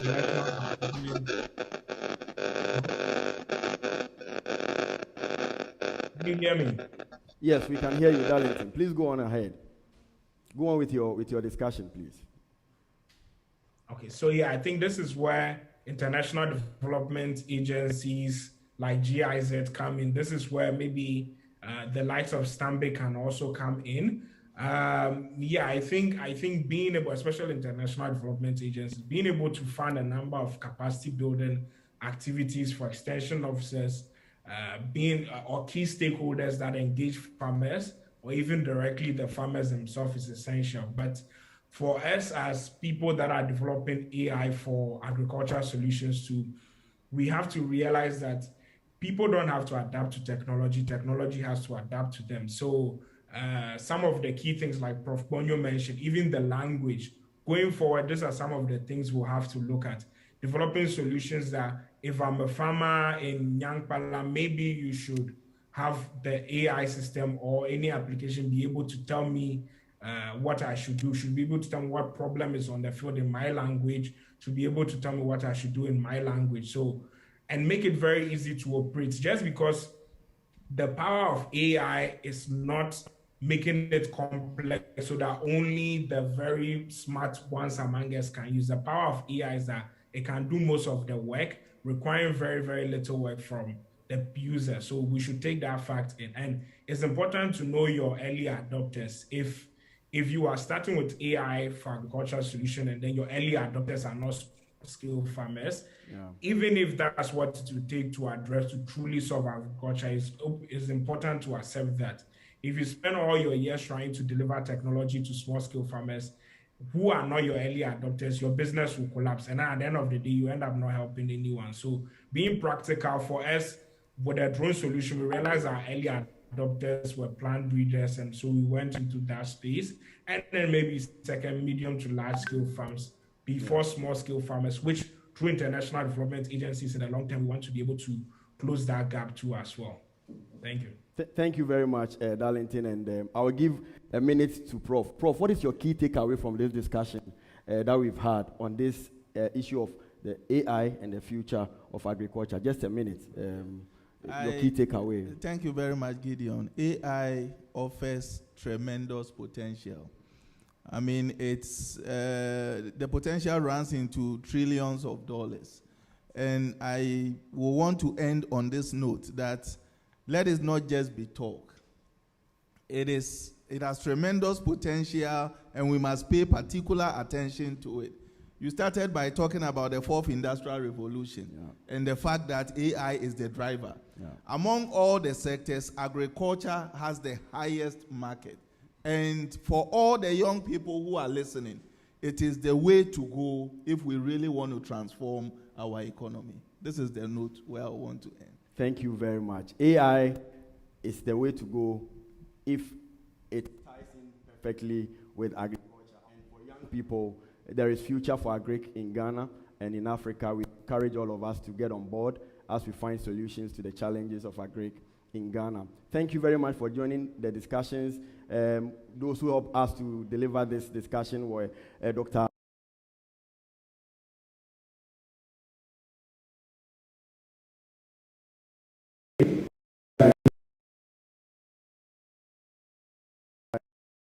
Agro AI. Thank you for joining us, and I welcome you to the next panel discussion. Thank you.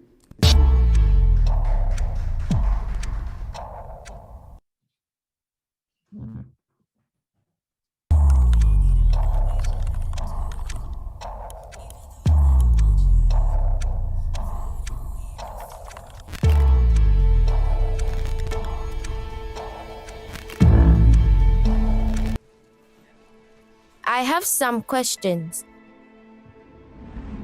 Some big questions. Can we hate less and share more love?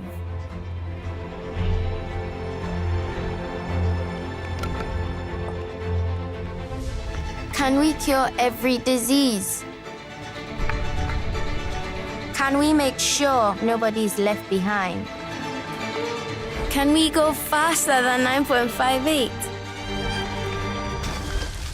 Can we change our ways before it's too late? Can we all stay safer? Can we go even further than we've gone already? Technology and humanity, together we can.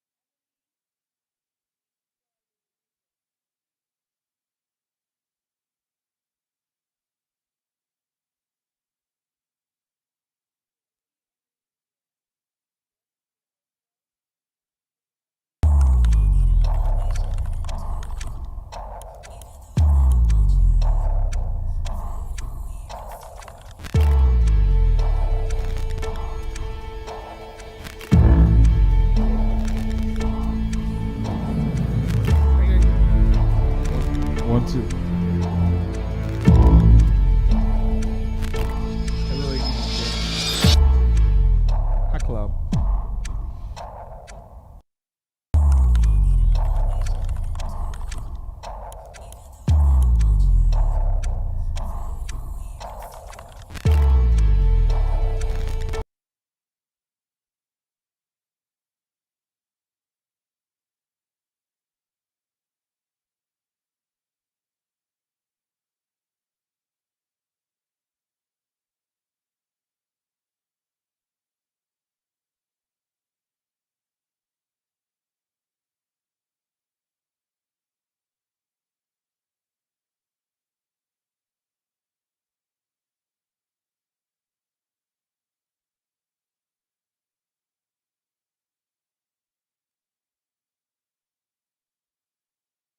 Here for you.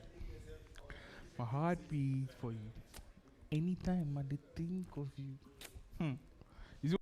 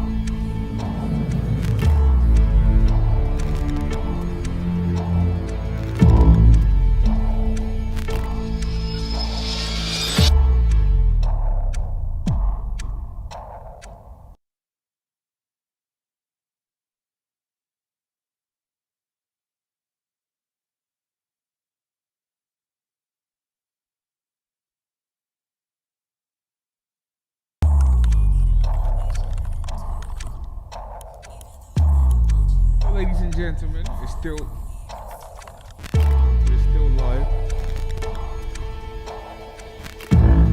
So, let's have a conversation. Have a seat. Have a seat. I'm serious. Have a seat. Have a seat.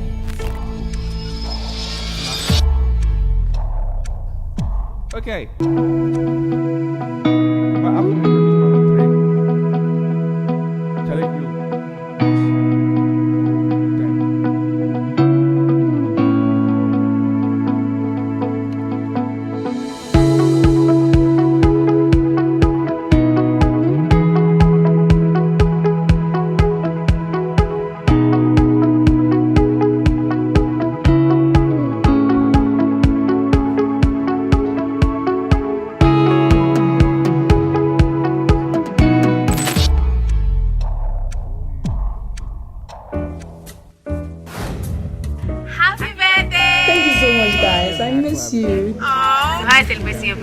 Nothing much, having a home spa day, treating myself as usual. Nobody has come. I know, right?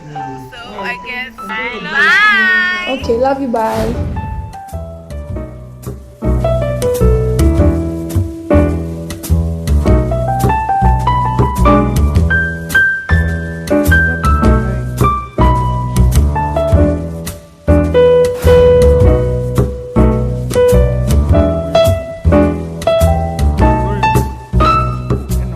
This is the best birthday ever.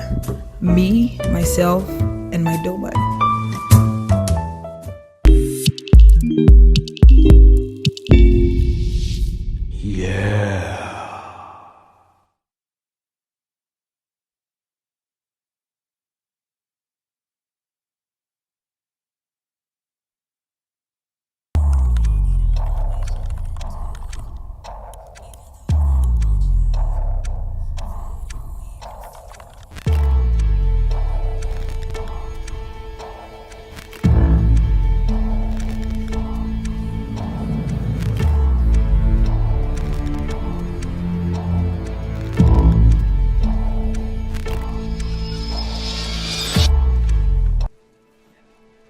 I have some questions. Some big questions. Can we hate less and share more love? No. 1 second. Can we cure every disease? Can we make sure nobody's left behind? Can we go faster than 9.58? Can we change our ways before it's too late? Please, optics. Really good. Can we all stay safer? I beg you. Can we go even further than we've gone already? Technology and humanity, together we can. Juice me. The two of us, you need to do it, you know. I beg you, tag with Crypto Jesus. All right. I beg you, see, Jeff, I open Hacklab Twitter account. Page. Live tweets me. Everything we dey talk, if it hits your brain, my laptop in your back. Are we set, fam? Yeah, bro. Good. Stand by in 3, 2. Yeah, this one. This one for zoom in more.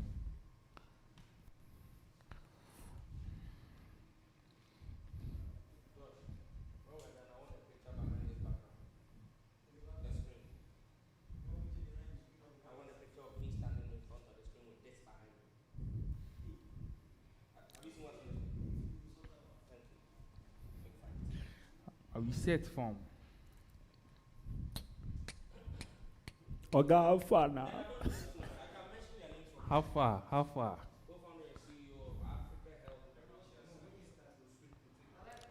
Is Eugene on as well? Okay. Is Eugene on? Emily, if you can hear me. Where is Eugene? We're running behind time, guys. Which of the cameras? And then where's my camera?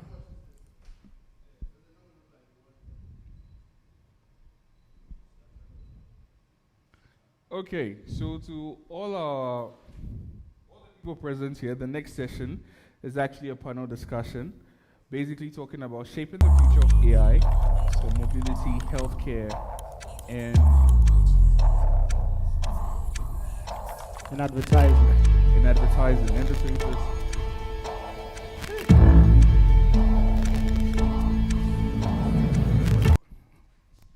All right, so welcome to this section. My name is Kwame Opoku. I'm going to be the moderator for this section.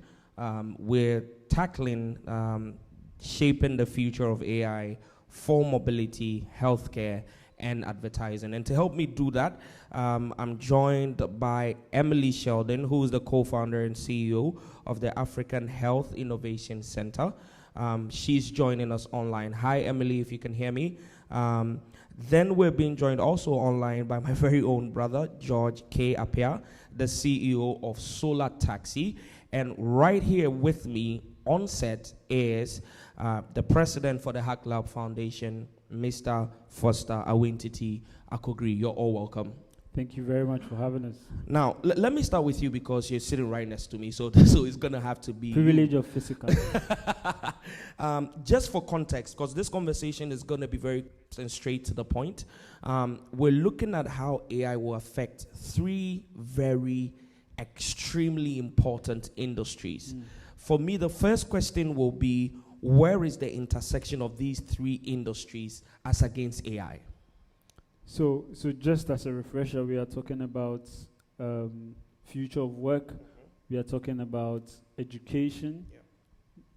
Am I right? Yes. We are talking about advertising. Yes, we're talking about mobility and health. Fantastic. So, as we all know, the conversation started from fourth industrial revolution, digital transformation, and no industry is being left behind, right? If we go back to the roots of how all these emerged, a black box was invented, and then eventually applications started to be built on it. And then we started to realize that our lives could be made easier and easier as the day goes by. And we started to see how these applications have use cases in the various sectors we are having a conversation around, which is mobility, healthcare, and advertising. Today, we've seen a significant disruption in all these areas. When we talk about healthcare, we can see that we now do remote surgeries from other locations. So you don't need to fly to the US to have a surgery. Yeah. If there's an advanced theater in the country, you can have a very, very well qualified doctor who understands how to apply artificial intelligence and robotics to solve your problems right from here and conduct a surgery with the support of a local team. We've seen how that is also disrupting the mobility space. The likes of Tesla and other electric and electronic vehicles are being deployed on the road, right? Today we've seen how Uber has disrupted significantly how we hail rides, how they are able to tell based on your location and with proximity, find you the nearest rider or driver who is available to assist you. This has evolved into using this same mobility logistics platform to advance how we move items from one place to the other. When we talk about air transport as well, it has become much more safer than before, with advanced artificial intelligence system being able to predict and position the aircraft in a very safety space when there's turbulence and all of that. Before, all these weren't like the way they were before.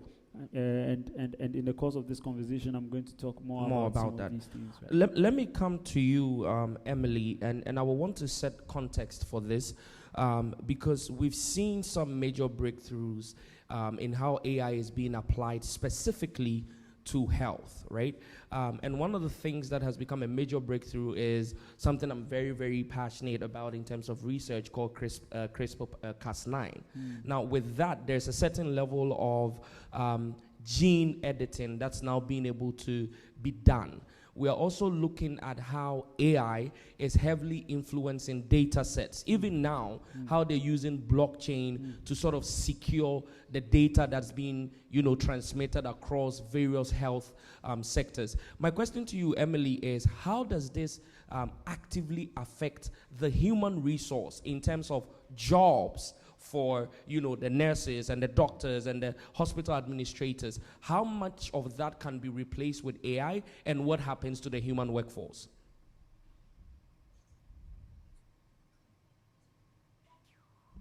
Sure, and thanks so much to the Hacklab Foundation for hosting this event and for inviting me today. I think that this is a really important conversation, and when we talk about the role that AI plays in health, a lot of people think about it replacing doctors, replacing nurses. And there's a different phrase that we use in the health field, and it's called task shifting. And task shifting goes above and beyond AI. What it really means is that we take tasks, we take independent roles that somebody else could do, and we move them so that higher trained people can focus on higher trained tasks. Absolutely. So think about it this way. If you went to the hospital right now and you had to have an IV inserted, it might be a doctor, it might be a nurse. In a lot of other areas around the world, nurses are the only people who insert IVs. And that doesn't mean we have less doctors. That just means doctors can focus on diagnosing disease. They can focus on prescribing medications. They can focus on doing surgeries, while somebody else is actually inserting the IV. So we know that there are not enough, what we would say is trained clinicians. There are not enough doctors, nurses, specialists right now.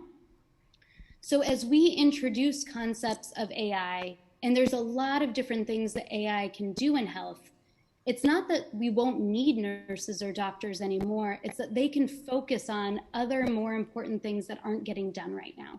Think if you go to the hospital now, if you lined up at Corlebu tomorrow, you would be waiting and waiting and waiting in a queue because there aren't enough doctors to see you. If AI is managing some of those tasks, then the doctors can spend more time with you. Fantastic. No, that's such a great question. Now, let me talk to you, George. You run a very interesting project with a solar taxi thing that you have launched, and so it will be interesting to talk to you, not just about how AI is going to affect mobility, but just how much technology itself is affecting mobility. What would you say the next 5 to 10 years will look like for mobility? Just to hear your thoughts in that area, Mr. George.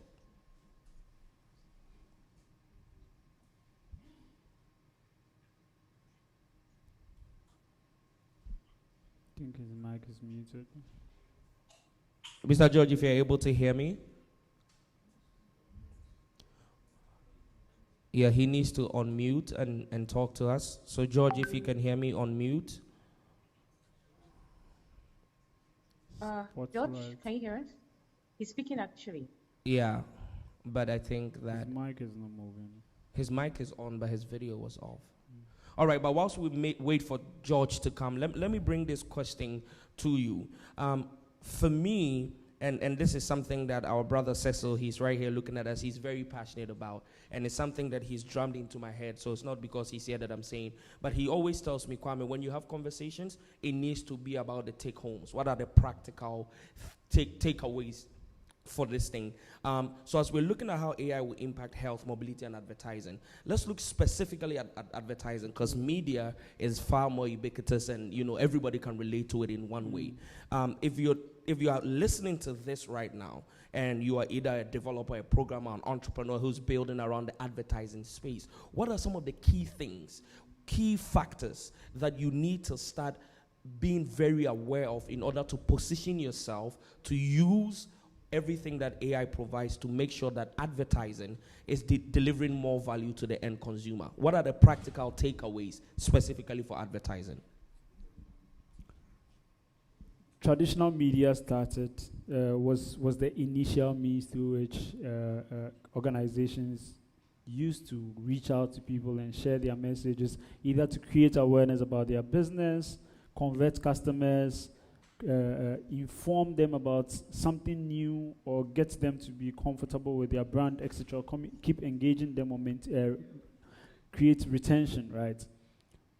It's interesting to know that before, when there were no photocopy machines and digital platforms that could help you replicate, for them to create 1,000 posters, they needed to have artists design 1,000 sheets of posters. Wow. Imagine how long it would take to release a campaign. Yeah. So if you have an idea, you probably spend 5 months planning and creating the content you needed to run the campaign. Yeah. And so you either have very professional artists, that means you pay more people to get that small job done. Today, when you put the system in the machine, and by a click, you now need photocopiers that can print 30 pages per second or 30 pages per minute to know that, they are advanced systems, and they print a certain quality of color codes, etc. We now pay attention to all these nitty-gritties, which wasn't a priority before. Today, when we talk about advertising, we are talking about targeted advertising, we are talking about geo-targeting, we are talking about demographics targeting and all of that. You can be as specific as possible using artificial intelligence and data sets collected. And these companies who now use us as the customers of their platforms, so when we talk about Facebook and the likes, they need as many people on their platforms to generate as much data points as possible to be able to identify who you are. And when I say who you are by your identity, I mean the traits, your behavioral traits. What do you like? What are the activities? What are your digital blueprint? Yeah. And all of that, to be able to make an informed decision.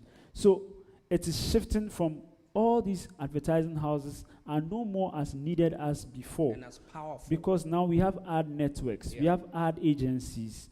Before, you needed an agency to go and talk to 10 website owners to say, I want to advertise on your platform. But today, Google AdSense makes it easy. There are millions and billions of publishers who have AdSense accounts and can simply add their platforms through a small code they add to their website, and Google has access to everybody who visits their website. Yeah. So the targeting is very, very easy. And that's how disruptive it's becoming, right? So we are losing human beings who used to do these jobs to robots that are being designed to make it easy. There are two sides to it. When you talk about the ethical side, you are talking about people losing their jobs, you are talking about data privacy and all of that. When you talk about the good side of it now, organizations pay less for more value, right?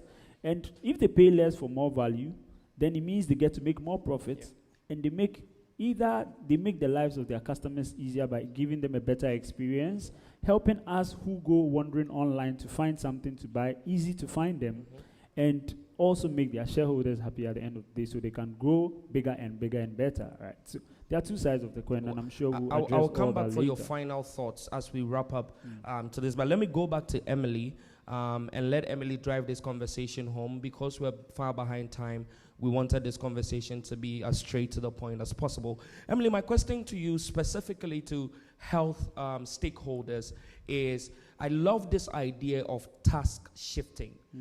What would be your final words or your call to action for all health stakeholders on what we should, in terms of specifically education of the masses, what people and what health stakeholders should be doing in the next few years to prepare, because it's the end consumer who is the most affected.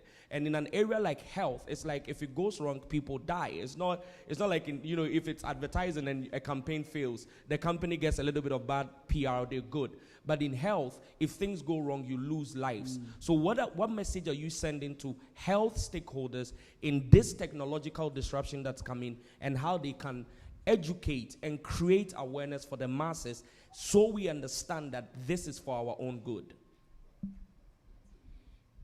I think you really hit the right point there that a lot of people don't realize, right? Health, the risk is so much higher. If something goes wrong, people's lives are at risk. And so we have to think very, very seriously as we introduce new technologies and new innovations. I think one of the challenges that AI faces on the African continent, and something we have to be really conscious of, is that AI is most successful when it has a really large data set to work with. The larger the amount of data that it can take into account, the more accurate it's going to be. And because electronic health records aren't widely utilized throughout sub-Saharan Africa, we have challenges where we don't have as much data. So if you're trying to train a system to look at x-rays or to scan electronic health records, that's another way AI can be used. It can scan electronic health records and it can flag things that are wrong, like when two conflicting medications go in, or when someone's blood pressure is really high.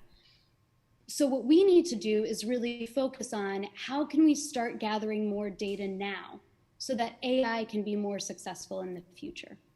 Because we run into challenges of accuracy and ethics if we don't have enough well-protected and well-stored data.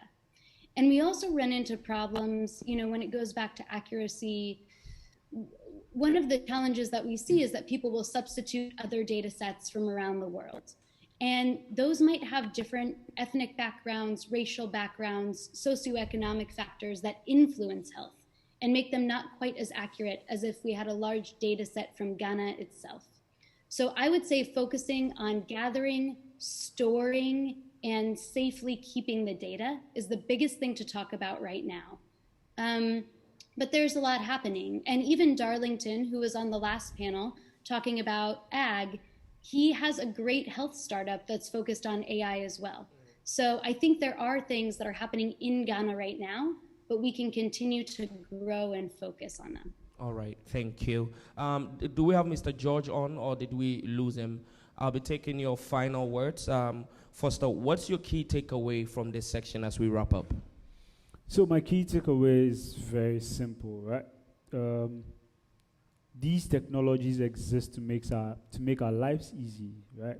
If you commission an artist to give you a very good picture to make a very good art of you, and you don't give him access to the full version of you, then you don't get the full picture of you. There's also the flip side of, okay, if I want a full picture of me, then I have to avail my whole self to you.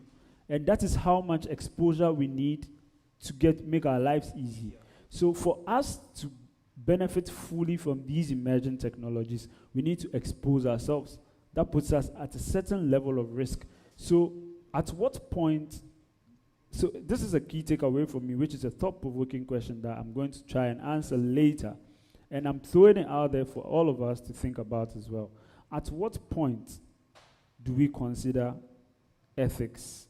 And to what extent can we give as much to get the best out of the technologies that we want? So if I sign on to Siri or Google Assistant, I want Google Assistant to make my life easy. So I have to give Google Assistant as much information to make my life easy.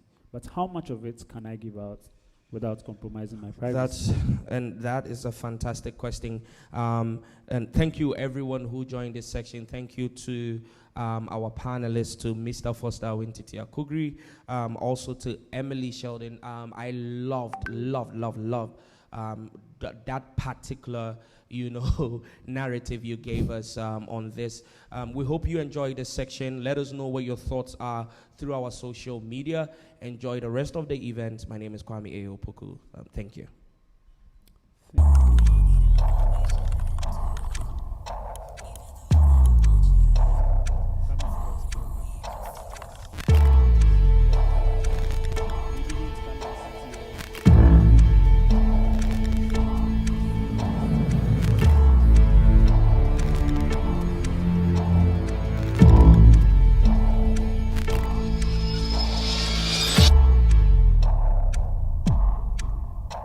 Hello, Emmanuel.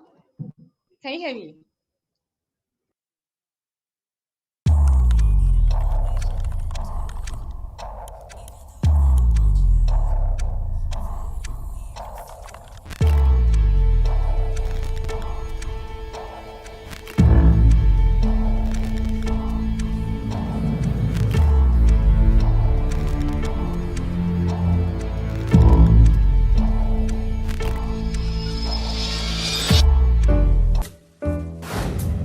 Happy birthday! Thank you so much, guys. I miss you. Oh, how is celebrating your birthday? Nothing much. Having a home spa day, treating myself as usual. Your money has come. I know, right? So I guess bye. Okay, love you. Bye.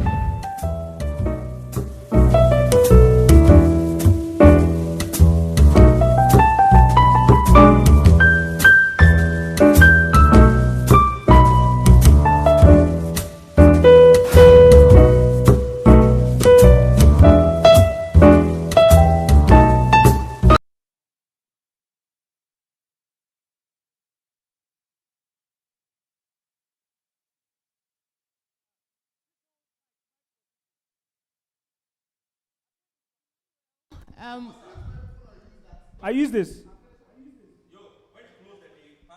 You did have? Yes, I.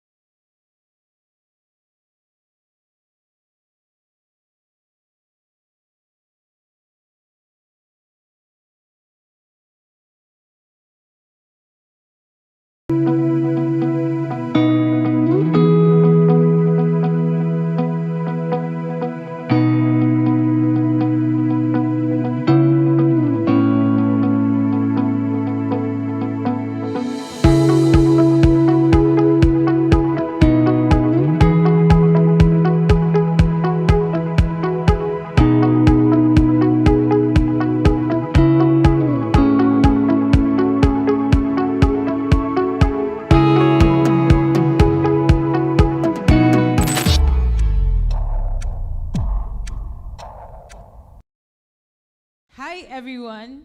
It's been a long day, so much talking, so much things to learn, so many lessons to glean from all the sessions that I've passed.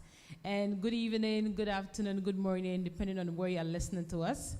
My name is Lily, and for this last panel, we are going to discuss something really interesting, trends that are happening and things that we envision or project for the future.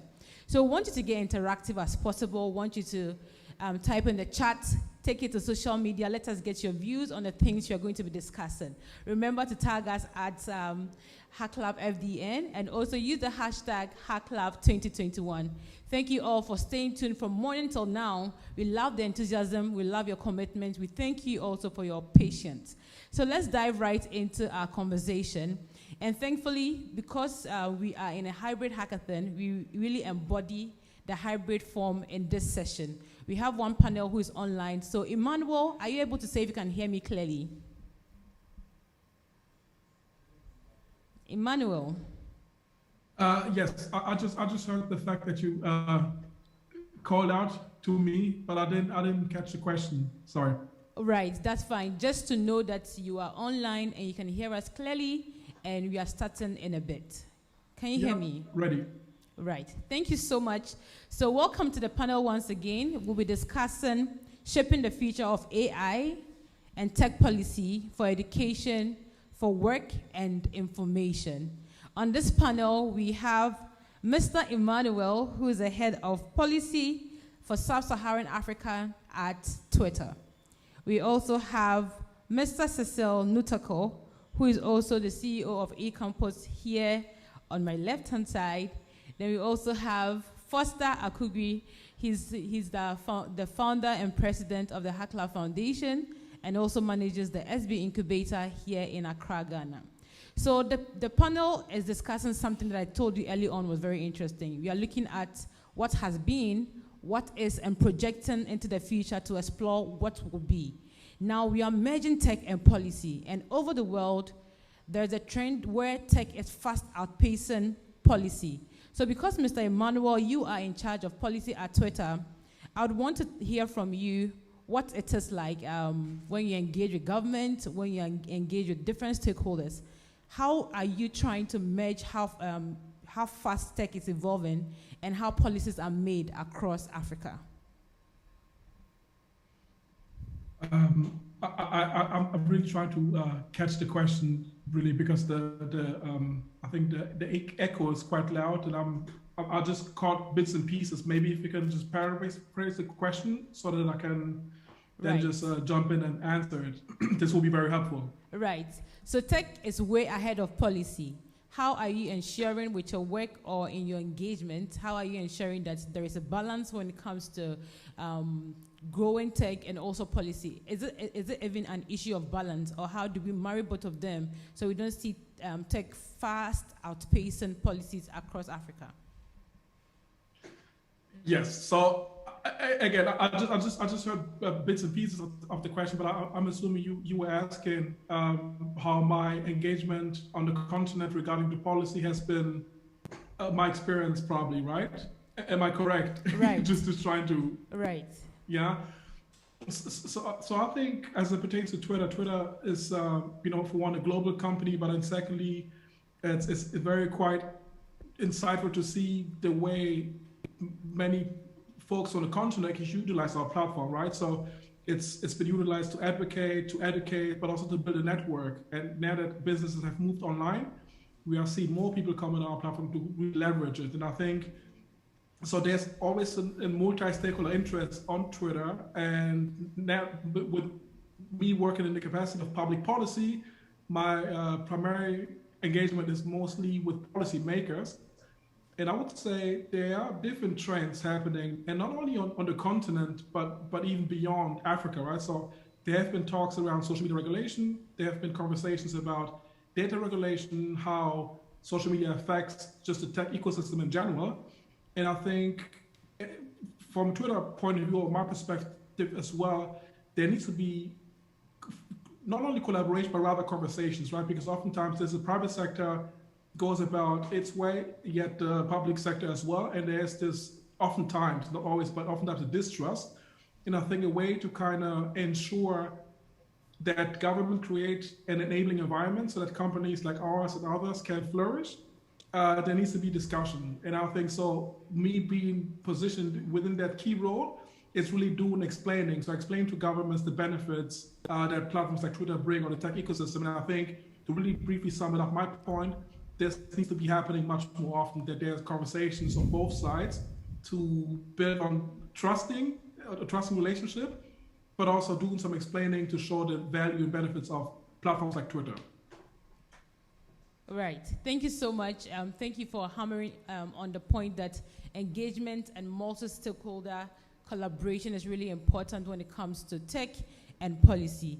So we're going to go straight to Mr. Cecil and want to take your view. So if you're talking now about the future of AI with regards education and information, it means that there might have been a past future. What has the trend been in the past? What are we seeing now? And what do you envision in the future? All right. So I don't know this past future thing. I don't know. Have you seen that movie, Back to the Future? No. So it really doesn't have past, future. I think what matters is now. What are we doing now? What really needs to be done now? Now, with regards to AI, it's just a tool. You know, I don't know. Sometimes I feel like it's just getting overhyped. It's just a tool. So if you want me to do the past, future thing, in the past, especially in education, you come to school, you take a couple of tests, a teacher marks it, sits down, analyzes it, and tells you that, okay, you have passed, so you move on to the next class. All the teacher was doing was to analyze. You know what I mean? So you took 16 tests, you know what I mean? You got 10 correct, that kind of stuff. And they have about, 20 students to do that with, and the teacher can do that effectively. So fast forward, now you have 3 million students, and the teacher is human. There's no way she's going to sit down and mark script for 3 million students and be able to analyze it over 2 weeks and then come out with a result or an exam slip or a result slip based on which you can be promoted. So a machine needs to do that, because just you don't want to burden a teacher to sit and process assessment for 2 million students, one teacher. It's not going to be effective. So by giving that role to machines to do, we decided to call it artificial intelligence or machine learning or deep learning, and now we're just confusing ourselves. It's just being able to analyze set of data to make sense out of it. So in the past, how were we doing that? Humans sit and do that. All right? So they take a lot of birth certificates, a lot of death certificates, they analyze the period and they say, okay, this is the death rate of a country. This is the birth rate of a country. And this is the life expectancy of a country. We had departments doing, humans were doing that. But now you have a population of, say, 30 million? That's going to be difficult for a bunch of humans to do. So you need to outsource that in a context to some machines who have very limited or who don't have a lot of limitations. They can work 24/7, they are faster, to then analyze that data and tell us the same things that our other people were telling us, but maybe much more accurate, faster, and effective. So if you want to know the past, future thing, the only thing that has changed is we've improved on the tools we use to do analysis of data. And that improvement, we've codenamed artificial intelligence, under which happens to exist machine learning, and now we're talking deep learning, and very soon they'll be giving you more learnings. But we're just analyzing data and trying to make sense out of it. Right. So I like how he's moved from what the past was to this dispensation and even moved across the different industries. So we've had the past, the present. I'm going to take your view, Foster, on what you envision for the future. If things are a lot better because we've outsourced the very long, sometimes mundane things to machines, what do you envision in the future? Okay, so just to bring some context, we are talking about education and we are talking about information and how policy influences it. Policy and technology. Education is basically passing on information, right? And passing on information to people. Our educational system, which is a part of a broader educational spectrum where you can be educated without being assessed, right? And then you are educated and assessed. So there are two benchmarks. Literacy is where you are educated through the educational system. And there's another form of education where you acquire through information you feed from the internet, from people, from observation and stuff like that. Now, we are in a part of our transformation where the pace at which information moves is faster than before, and the cost to accessing information is far cheaper than before. That means the barrier to accessing information is far lesser than before. Hence, if information is being passed on, whether it's accurate or inaccurate, it still moves. But we've come to learn that negative or false information tends to travel faster. From my point of view, and just to create some balance in the conversation we are having, using COVID as an example, we realized how false information passed on really fast, making people feel agitated and scared and worried and all of that. And that could breed a lot of things, right? Chaos, it could cause a lot of havoc and all of that. So I see technology and AI coming together, or technology with AI as a major component coming together to correct that situation, where the future of information and education, we are able to filter through and make sure that the right information is being passed on, where we are able to use big data to analyze and make sure that we are sharing relevant and current information in our educational systems and our educational institutions, and making sure that we are not using the same rubrics to score different types of learning archetypes or student archetypes. So the benchmarking of, say, a class of 20 people would vary based on the types of people in the classroom rather than a standard benchmark for everybody, right? So we couldn't have done that before because we didn't have advanced technologies. But today, with the help of platforms like eCampus, you are able to learn based on your learning style and be scored based on your learning pattern rather than being scored on a standard benchmark.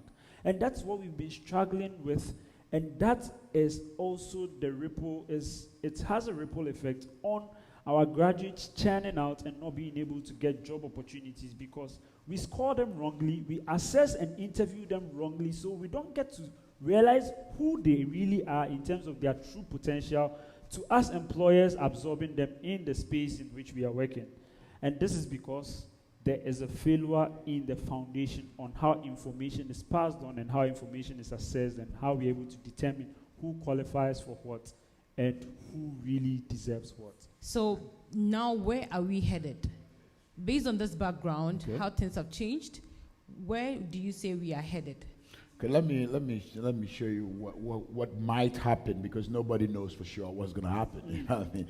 But what seems to be the trend, and especially having been in the education technology industry since 2003, I've seen things change over time.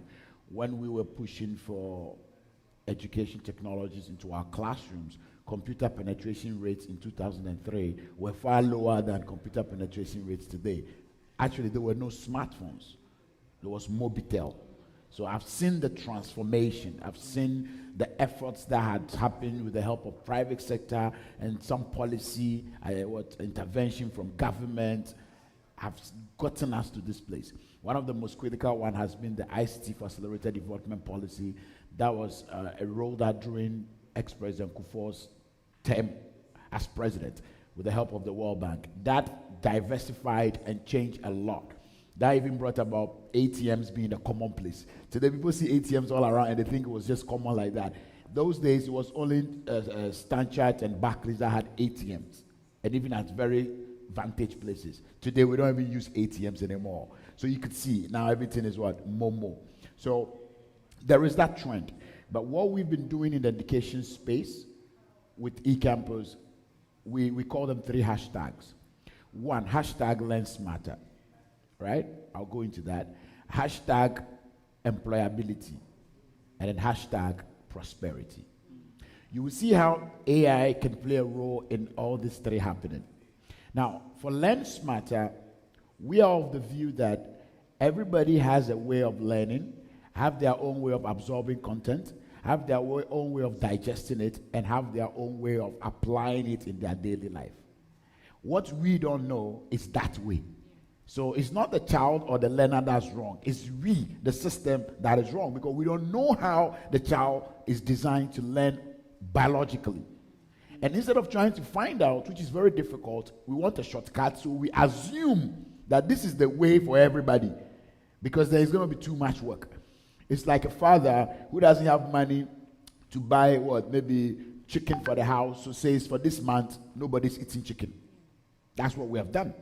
Because if we want to invest in learning the learning behavior of every single learner to design our educational system around it, our governments may go bankrupt. I'm even talking with the United States will go bankrupt if they try that in the beginning. So to avoid all of that, let's assume that this is the best way and force everybody in. At least 20-30% will turn out good. The rest, we can push them to the factories to go do assembling. That had failed us today.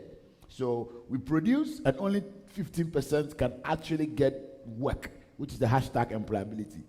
The remaining 75% or 85%, we'll figure it out. And before we know it, that population is growing. So the link from Learn Smarter, where you understand the needs of the person by letting them tell you. The way they tell you is let them do as many assessments as possible, just for fun, interact with content, and pick the data, pick their behavioral thing, right? We've been saying this all day, AI. And then analyze it and say, okay, you are good in this, you're struggling with this. A group of you are good in this and struggling in this.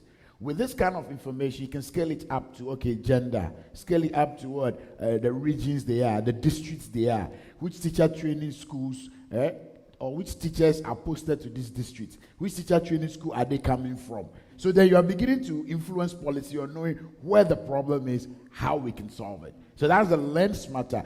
And it's beyond you learning for exam. I mean, even helping government to learn, helping school owners to learn about their students, helping international organizations like the IMF and the World Bank who need that kind of intelligence to decide how they can help you to learn. Once we get the Learn Smarter in place, then employability becomes feasible, becomes realistic. Because then, even if you are in level 200, for the sake of this conversation, we can clearly say that, this guy is very good at semiconductors. Like, he's keep doing 95% on average on semiconductors. So you know what? We're going to recommend you to this electronics company. So you go do your internship there during vacation, and they put you at the semiconductor department. The company or the HR at that company doesn't have to even interview you, because there's AI telling him that, look, this guy for the past 6 months, he's just like blowing everything semiconductors. So boom, know whom you know, know your uncle calling to beg for you, know no sex to get in there. You are there on merit, which is done by artificial intelligence. Nobody can influence it. You get in there. Now, when you are leaving that internship, your supervisor needs to give feedback or appraisal by feeding information on you into the system. So your team working skills, your presentation skills, these are things that are soft skills that you cannot examine on. Your co-working attitude, your attention to details. So there's this survey that they key in. So now we are getting information on your soft skill side to top up the hard skill 95% you had on semiconductors. So by the time you graduate from level 400, we have a complete human being. We understand your psychic. We know your hard skills. We know your soft skills. Then we say, okay, based on this, you qualify for this middle level So what we're trying to build with this kind of information is some form of employability score. So those of you in the finance sector, I can see your credit score. Yeah. So if we have an employability score from 1,000 to 5,000, qualifies you for what? A beginner level job in, say, the agrochemical industry or the finance sector. If we can have that as a people, which is very easy to have if you fix the learn smarter part, then with that, the chances are 95% prosperity, because people are being given the right roles to play in the right jobs, so productivity goes high, and as a country we can prosper. So this is how I want to see how AI can walk us through this process. But of course, we don't have time. We can continue the conversation online, but that gives you an idea of what we're trying to achieve as a company or as eCampus. Thank you. Thank you so much, Cecil. I like how you really elaborated on the importance of data and how it's able to influence how diverse our solutions can be, and also how inclusive they can be. Now, you moved that from the education bit. I want us to focus also on Emmanuel, because you deal with Twitter, and I think there's a lot of information that passes through Twitter. So I want to ask you one question. With what you've seen in the past, what is happening now, where do you think information sharing is headed with AI?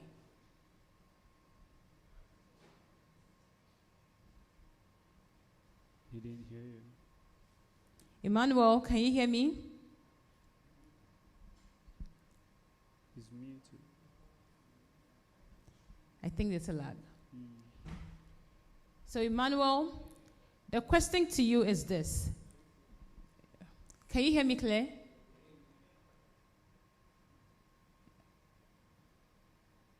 He's muted. Okay, are you muted, Emmanuel? Can you check if you're muted? Yes, I can. Right. Okay, so the question for you was, with the work you do at Twitter and how you work around information, we've had the views of educationists. We want to know where information is headed with AI. Yes. No, I'm not muted. I'm actually... Okay, are you muted, Emmanuel? Can you check if you're muted? Yes, I can. Right. Okay, so the question for you was, with the work you do at Twitter and how you work around information, we've had the views of educationists. We want to know where information is headed with AI. Yes.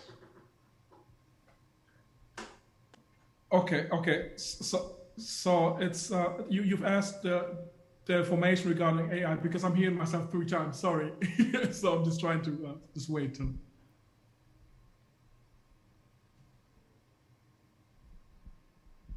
So no, I got you. So I think as it pertains to AI, I cannot be very specific on AI, but I know we have a vast amount of information, right? So, and I think COVID has really provided us the use case, probably not voluntarily, and I think the entire globe, where all of us have to readjust, right? And I think what Twitter has done on that, we are actually giving out free API access previously to developers, and now recently we have also extended this offering to academia, right? So that the amount of conversation that's found on our platform can be discussed and studied, because we have obviously our mission is really to serve the public conversation and enable access to information, right? So this is actually one of our initiatives to be transparent, but also to go about fostering how institutions can study the public conversation. So I think, and also Twitter has also this very approach on diversification of information, but also on sorry, I'm hearing myself 3 times. Sorry, I'm really trying to to maintain.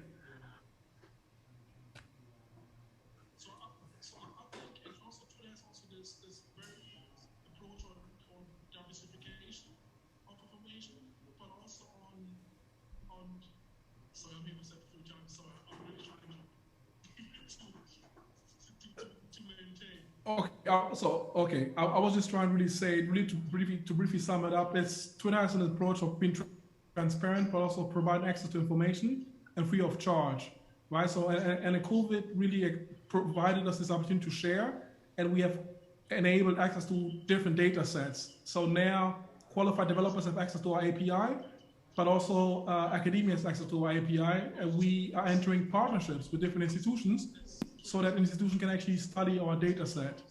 And I think the future is definitely inclusive, open, and hopefully interoperability will be much more faster. And I think this is an approach that Twitter is taking. If you look at different initiatives of ours like Blue Sky, it's more of a decentralized way of conducting social media, but also access to information, because I think this is quite unique. There are over 500 million tweets a day, right? So now people have access to that kind of data set that allows the substantial study of data, and whether you call it, whether it's AI, but I think as it pertains to really data in particular, this opens up a new conversation for academia and developers.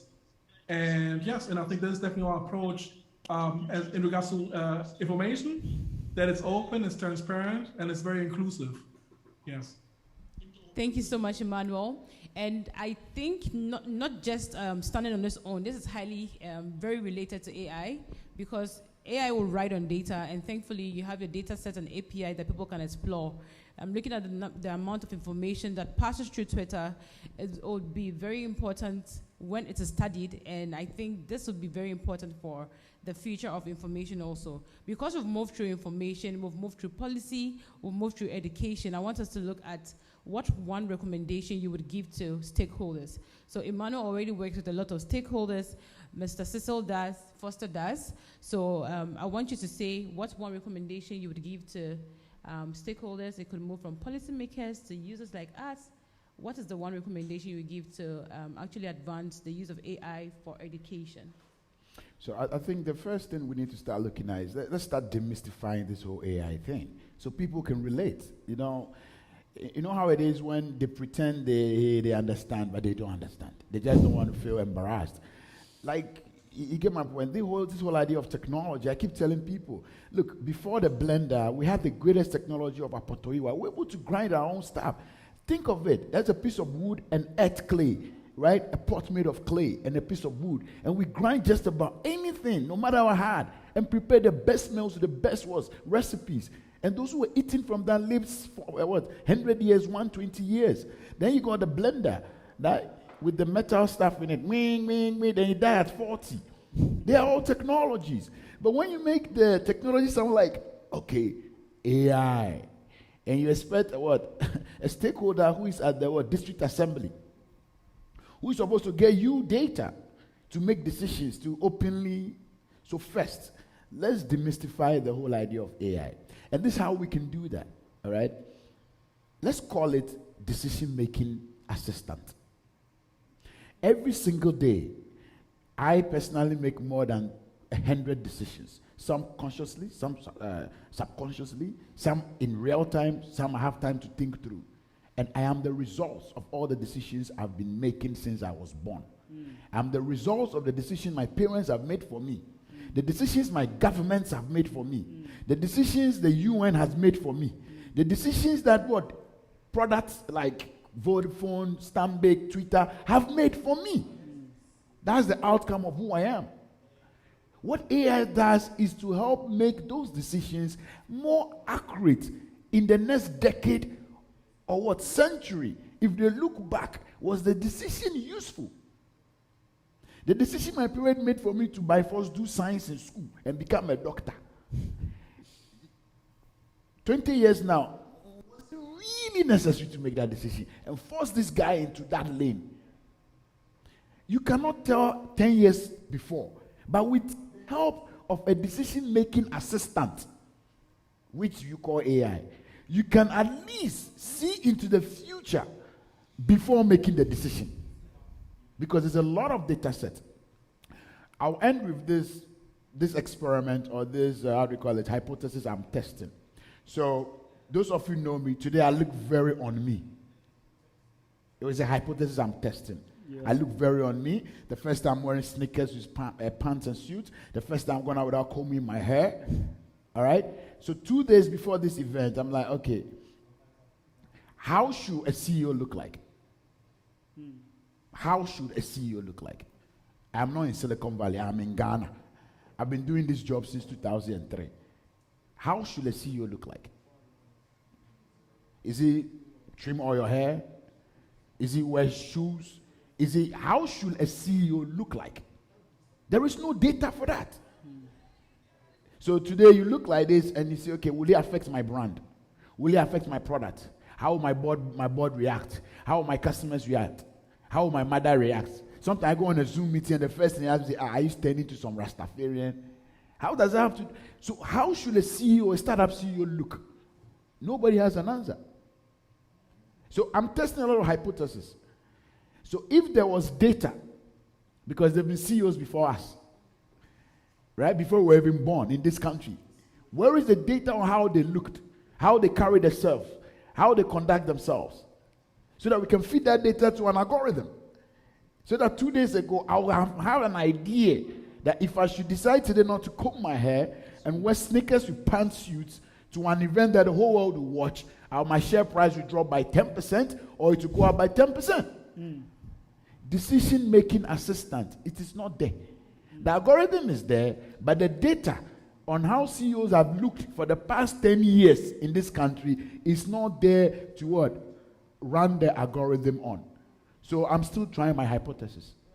So these are the kind of things. If you explain AI to a district chief executive like this, you'll be more willing to try it out than just throw a bunch of artificial intelligence, machine learning, deep learning. It doesn't say much. So for me, the takeaway, please, let's demystify it. Speak it in a language they will understand. Show them real examples, like my hypothesis I'm testing. I don't know. Let's see if we make eCampus share price goes up or come down. Maybe we'll get to know in the next few days or next few months. Right. Thank you. Thank you. We just found out that AI has an alias, and that is a decision-making assistant. Right, a decision-making assistant. Thank you so much. And I want to take Emmanuel's point of view. Then we come to Foster Hood roundup for us. So, Emmanuel, what is one recommendation you would give to stakeholders with regards advancing the use of AI to drive meaningful information and even drive the future of information towards impact?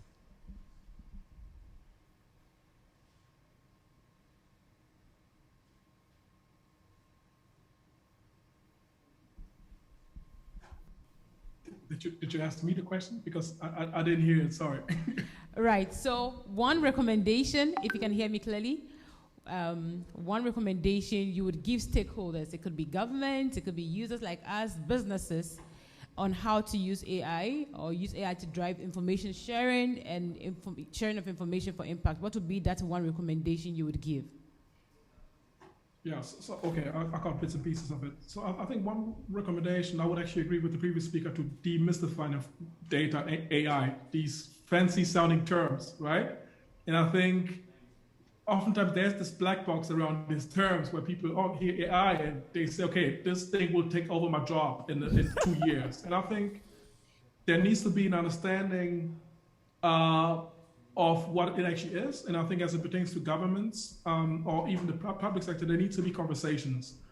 And unfortunately, there have been recent policy regulatory developments towards internet shutdowns, where as opposed to engaging with the industry, social media industry, or internet industry, the internet has been shut down on multiple occasions.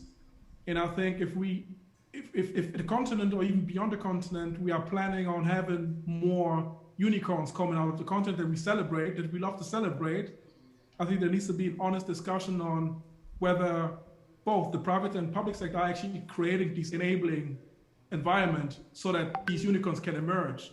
And I think so one advice that I could give, let us meet on a drawing board, discuss how we can both work together on enabling this environment, as opposed to having governments shutting down the internet and the private sector not wanting to engage. And I think as it pertains to my engagement, this is where I've been quite engaged, right?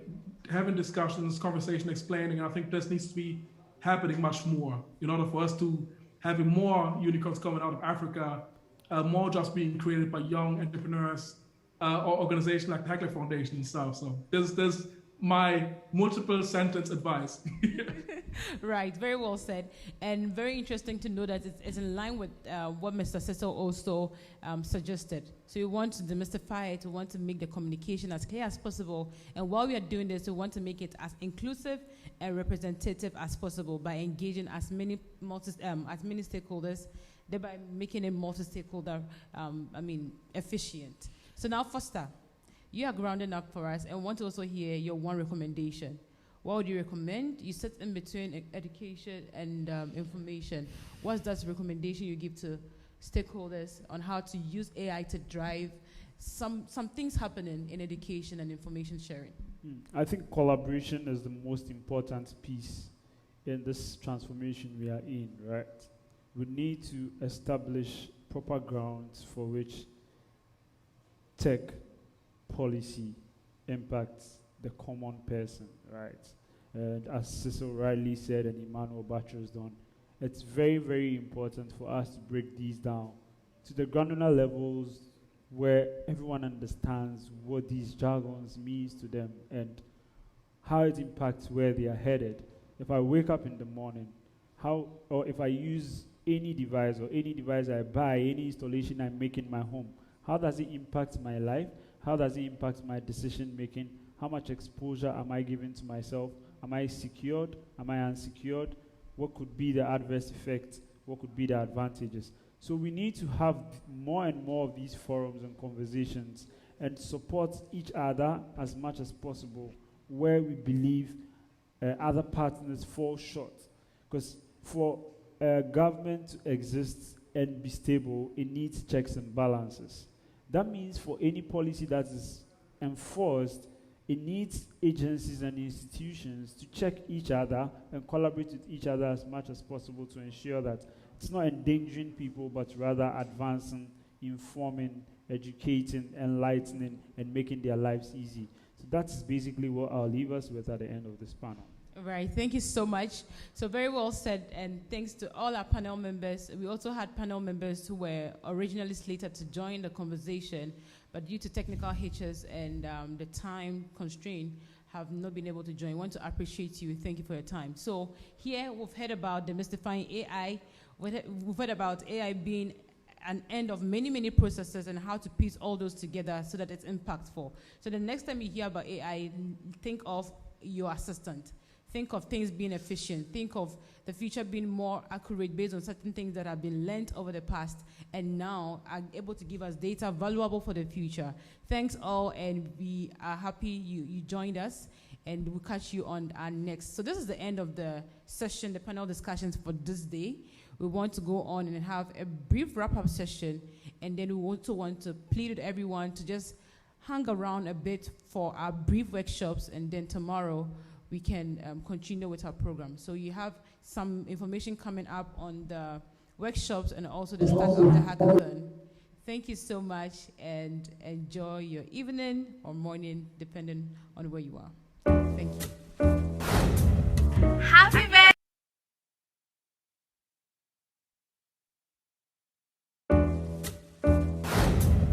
Happy birthday! Thank you so much, guys. I miss you. Oh, how celebrating your birthday? Nothing much. Having a home spa day, treating myself as usual. Hey, your money has come. I know, right? So I guess bye. Okay, love you. Bye.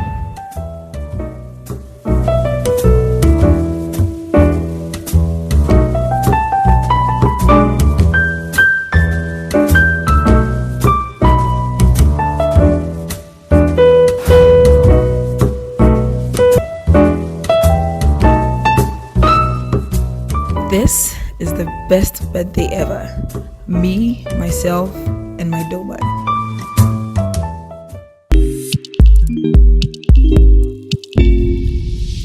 Yeah.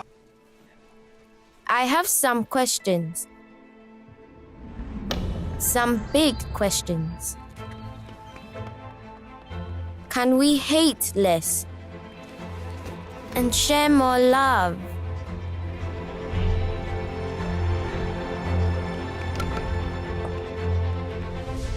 Can we cure every disease? Can we make sure nobody's left behind? Can we go faster than 9.58? Can we change our ways before it's too late? Can we all stay safer? Can we go even further than we've gone already? Ladies. Technology and humanity, together we can.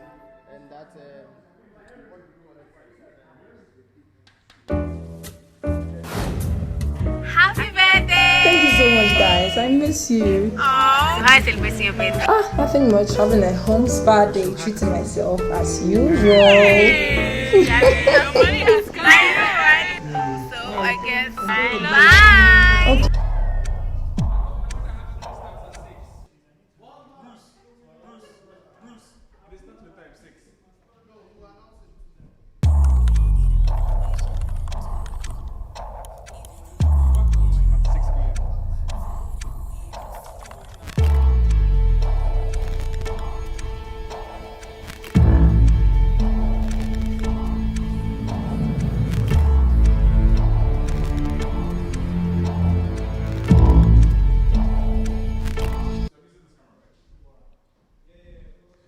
Hi, ladies and gentlemen. All too soon, we've come to the end of the official launch or official opening ceremony for this year's hackathon. Virtual hackathon actually proudly brought to you by Stanbic Bank, Vodafone Ghana, IBM, the German Institute, and Twitter.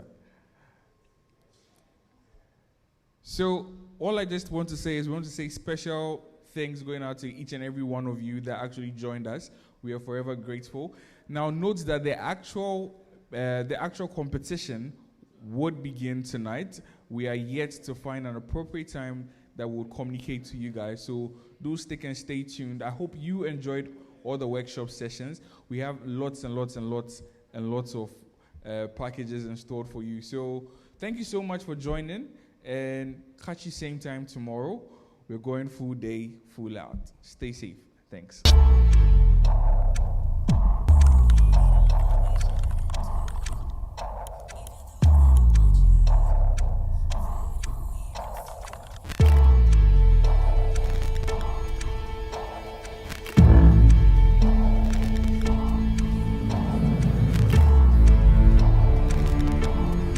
One, two, three. Everybody, every girl, don't try to rhyme with corner. Would you come with me tonight? I won't give you hard drive.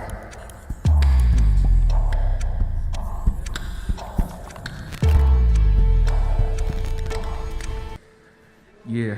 I have some questions. Yeah. So some after the big session, questions. After the call and after the 10 came back to it. Can we hate less and share more love?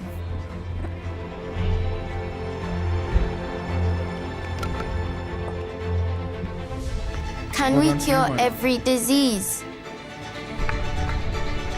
Can we make sure nobody's left behind? Can we go faster than 9.58? Can we change our ways before it's too late? Can we all stay safer? Can we go even further than we've gone already? Technology and humanity, together we can.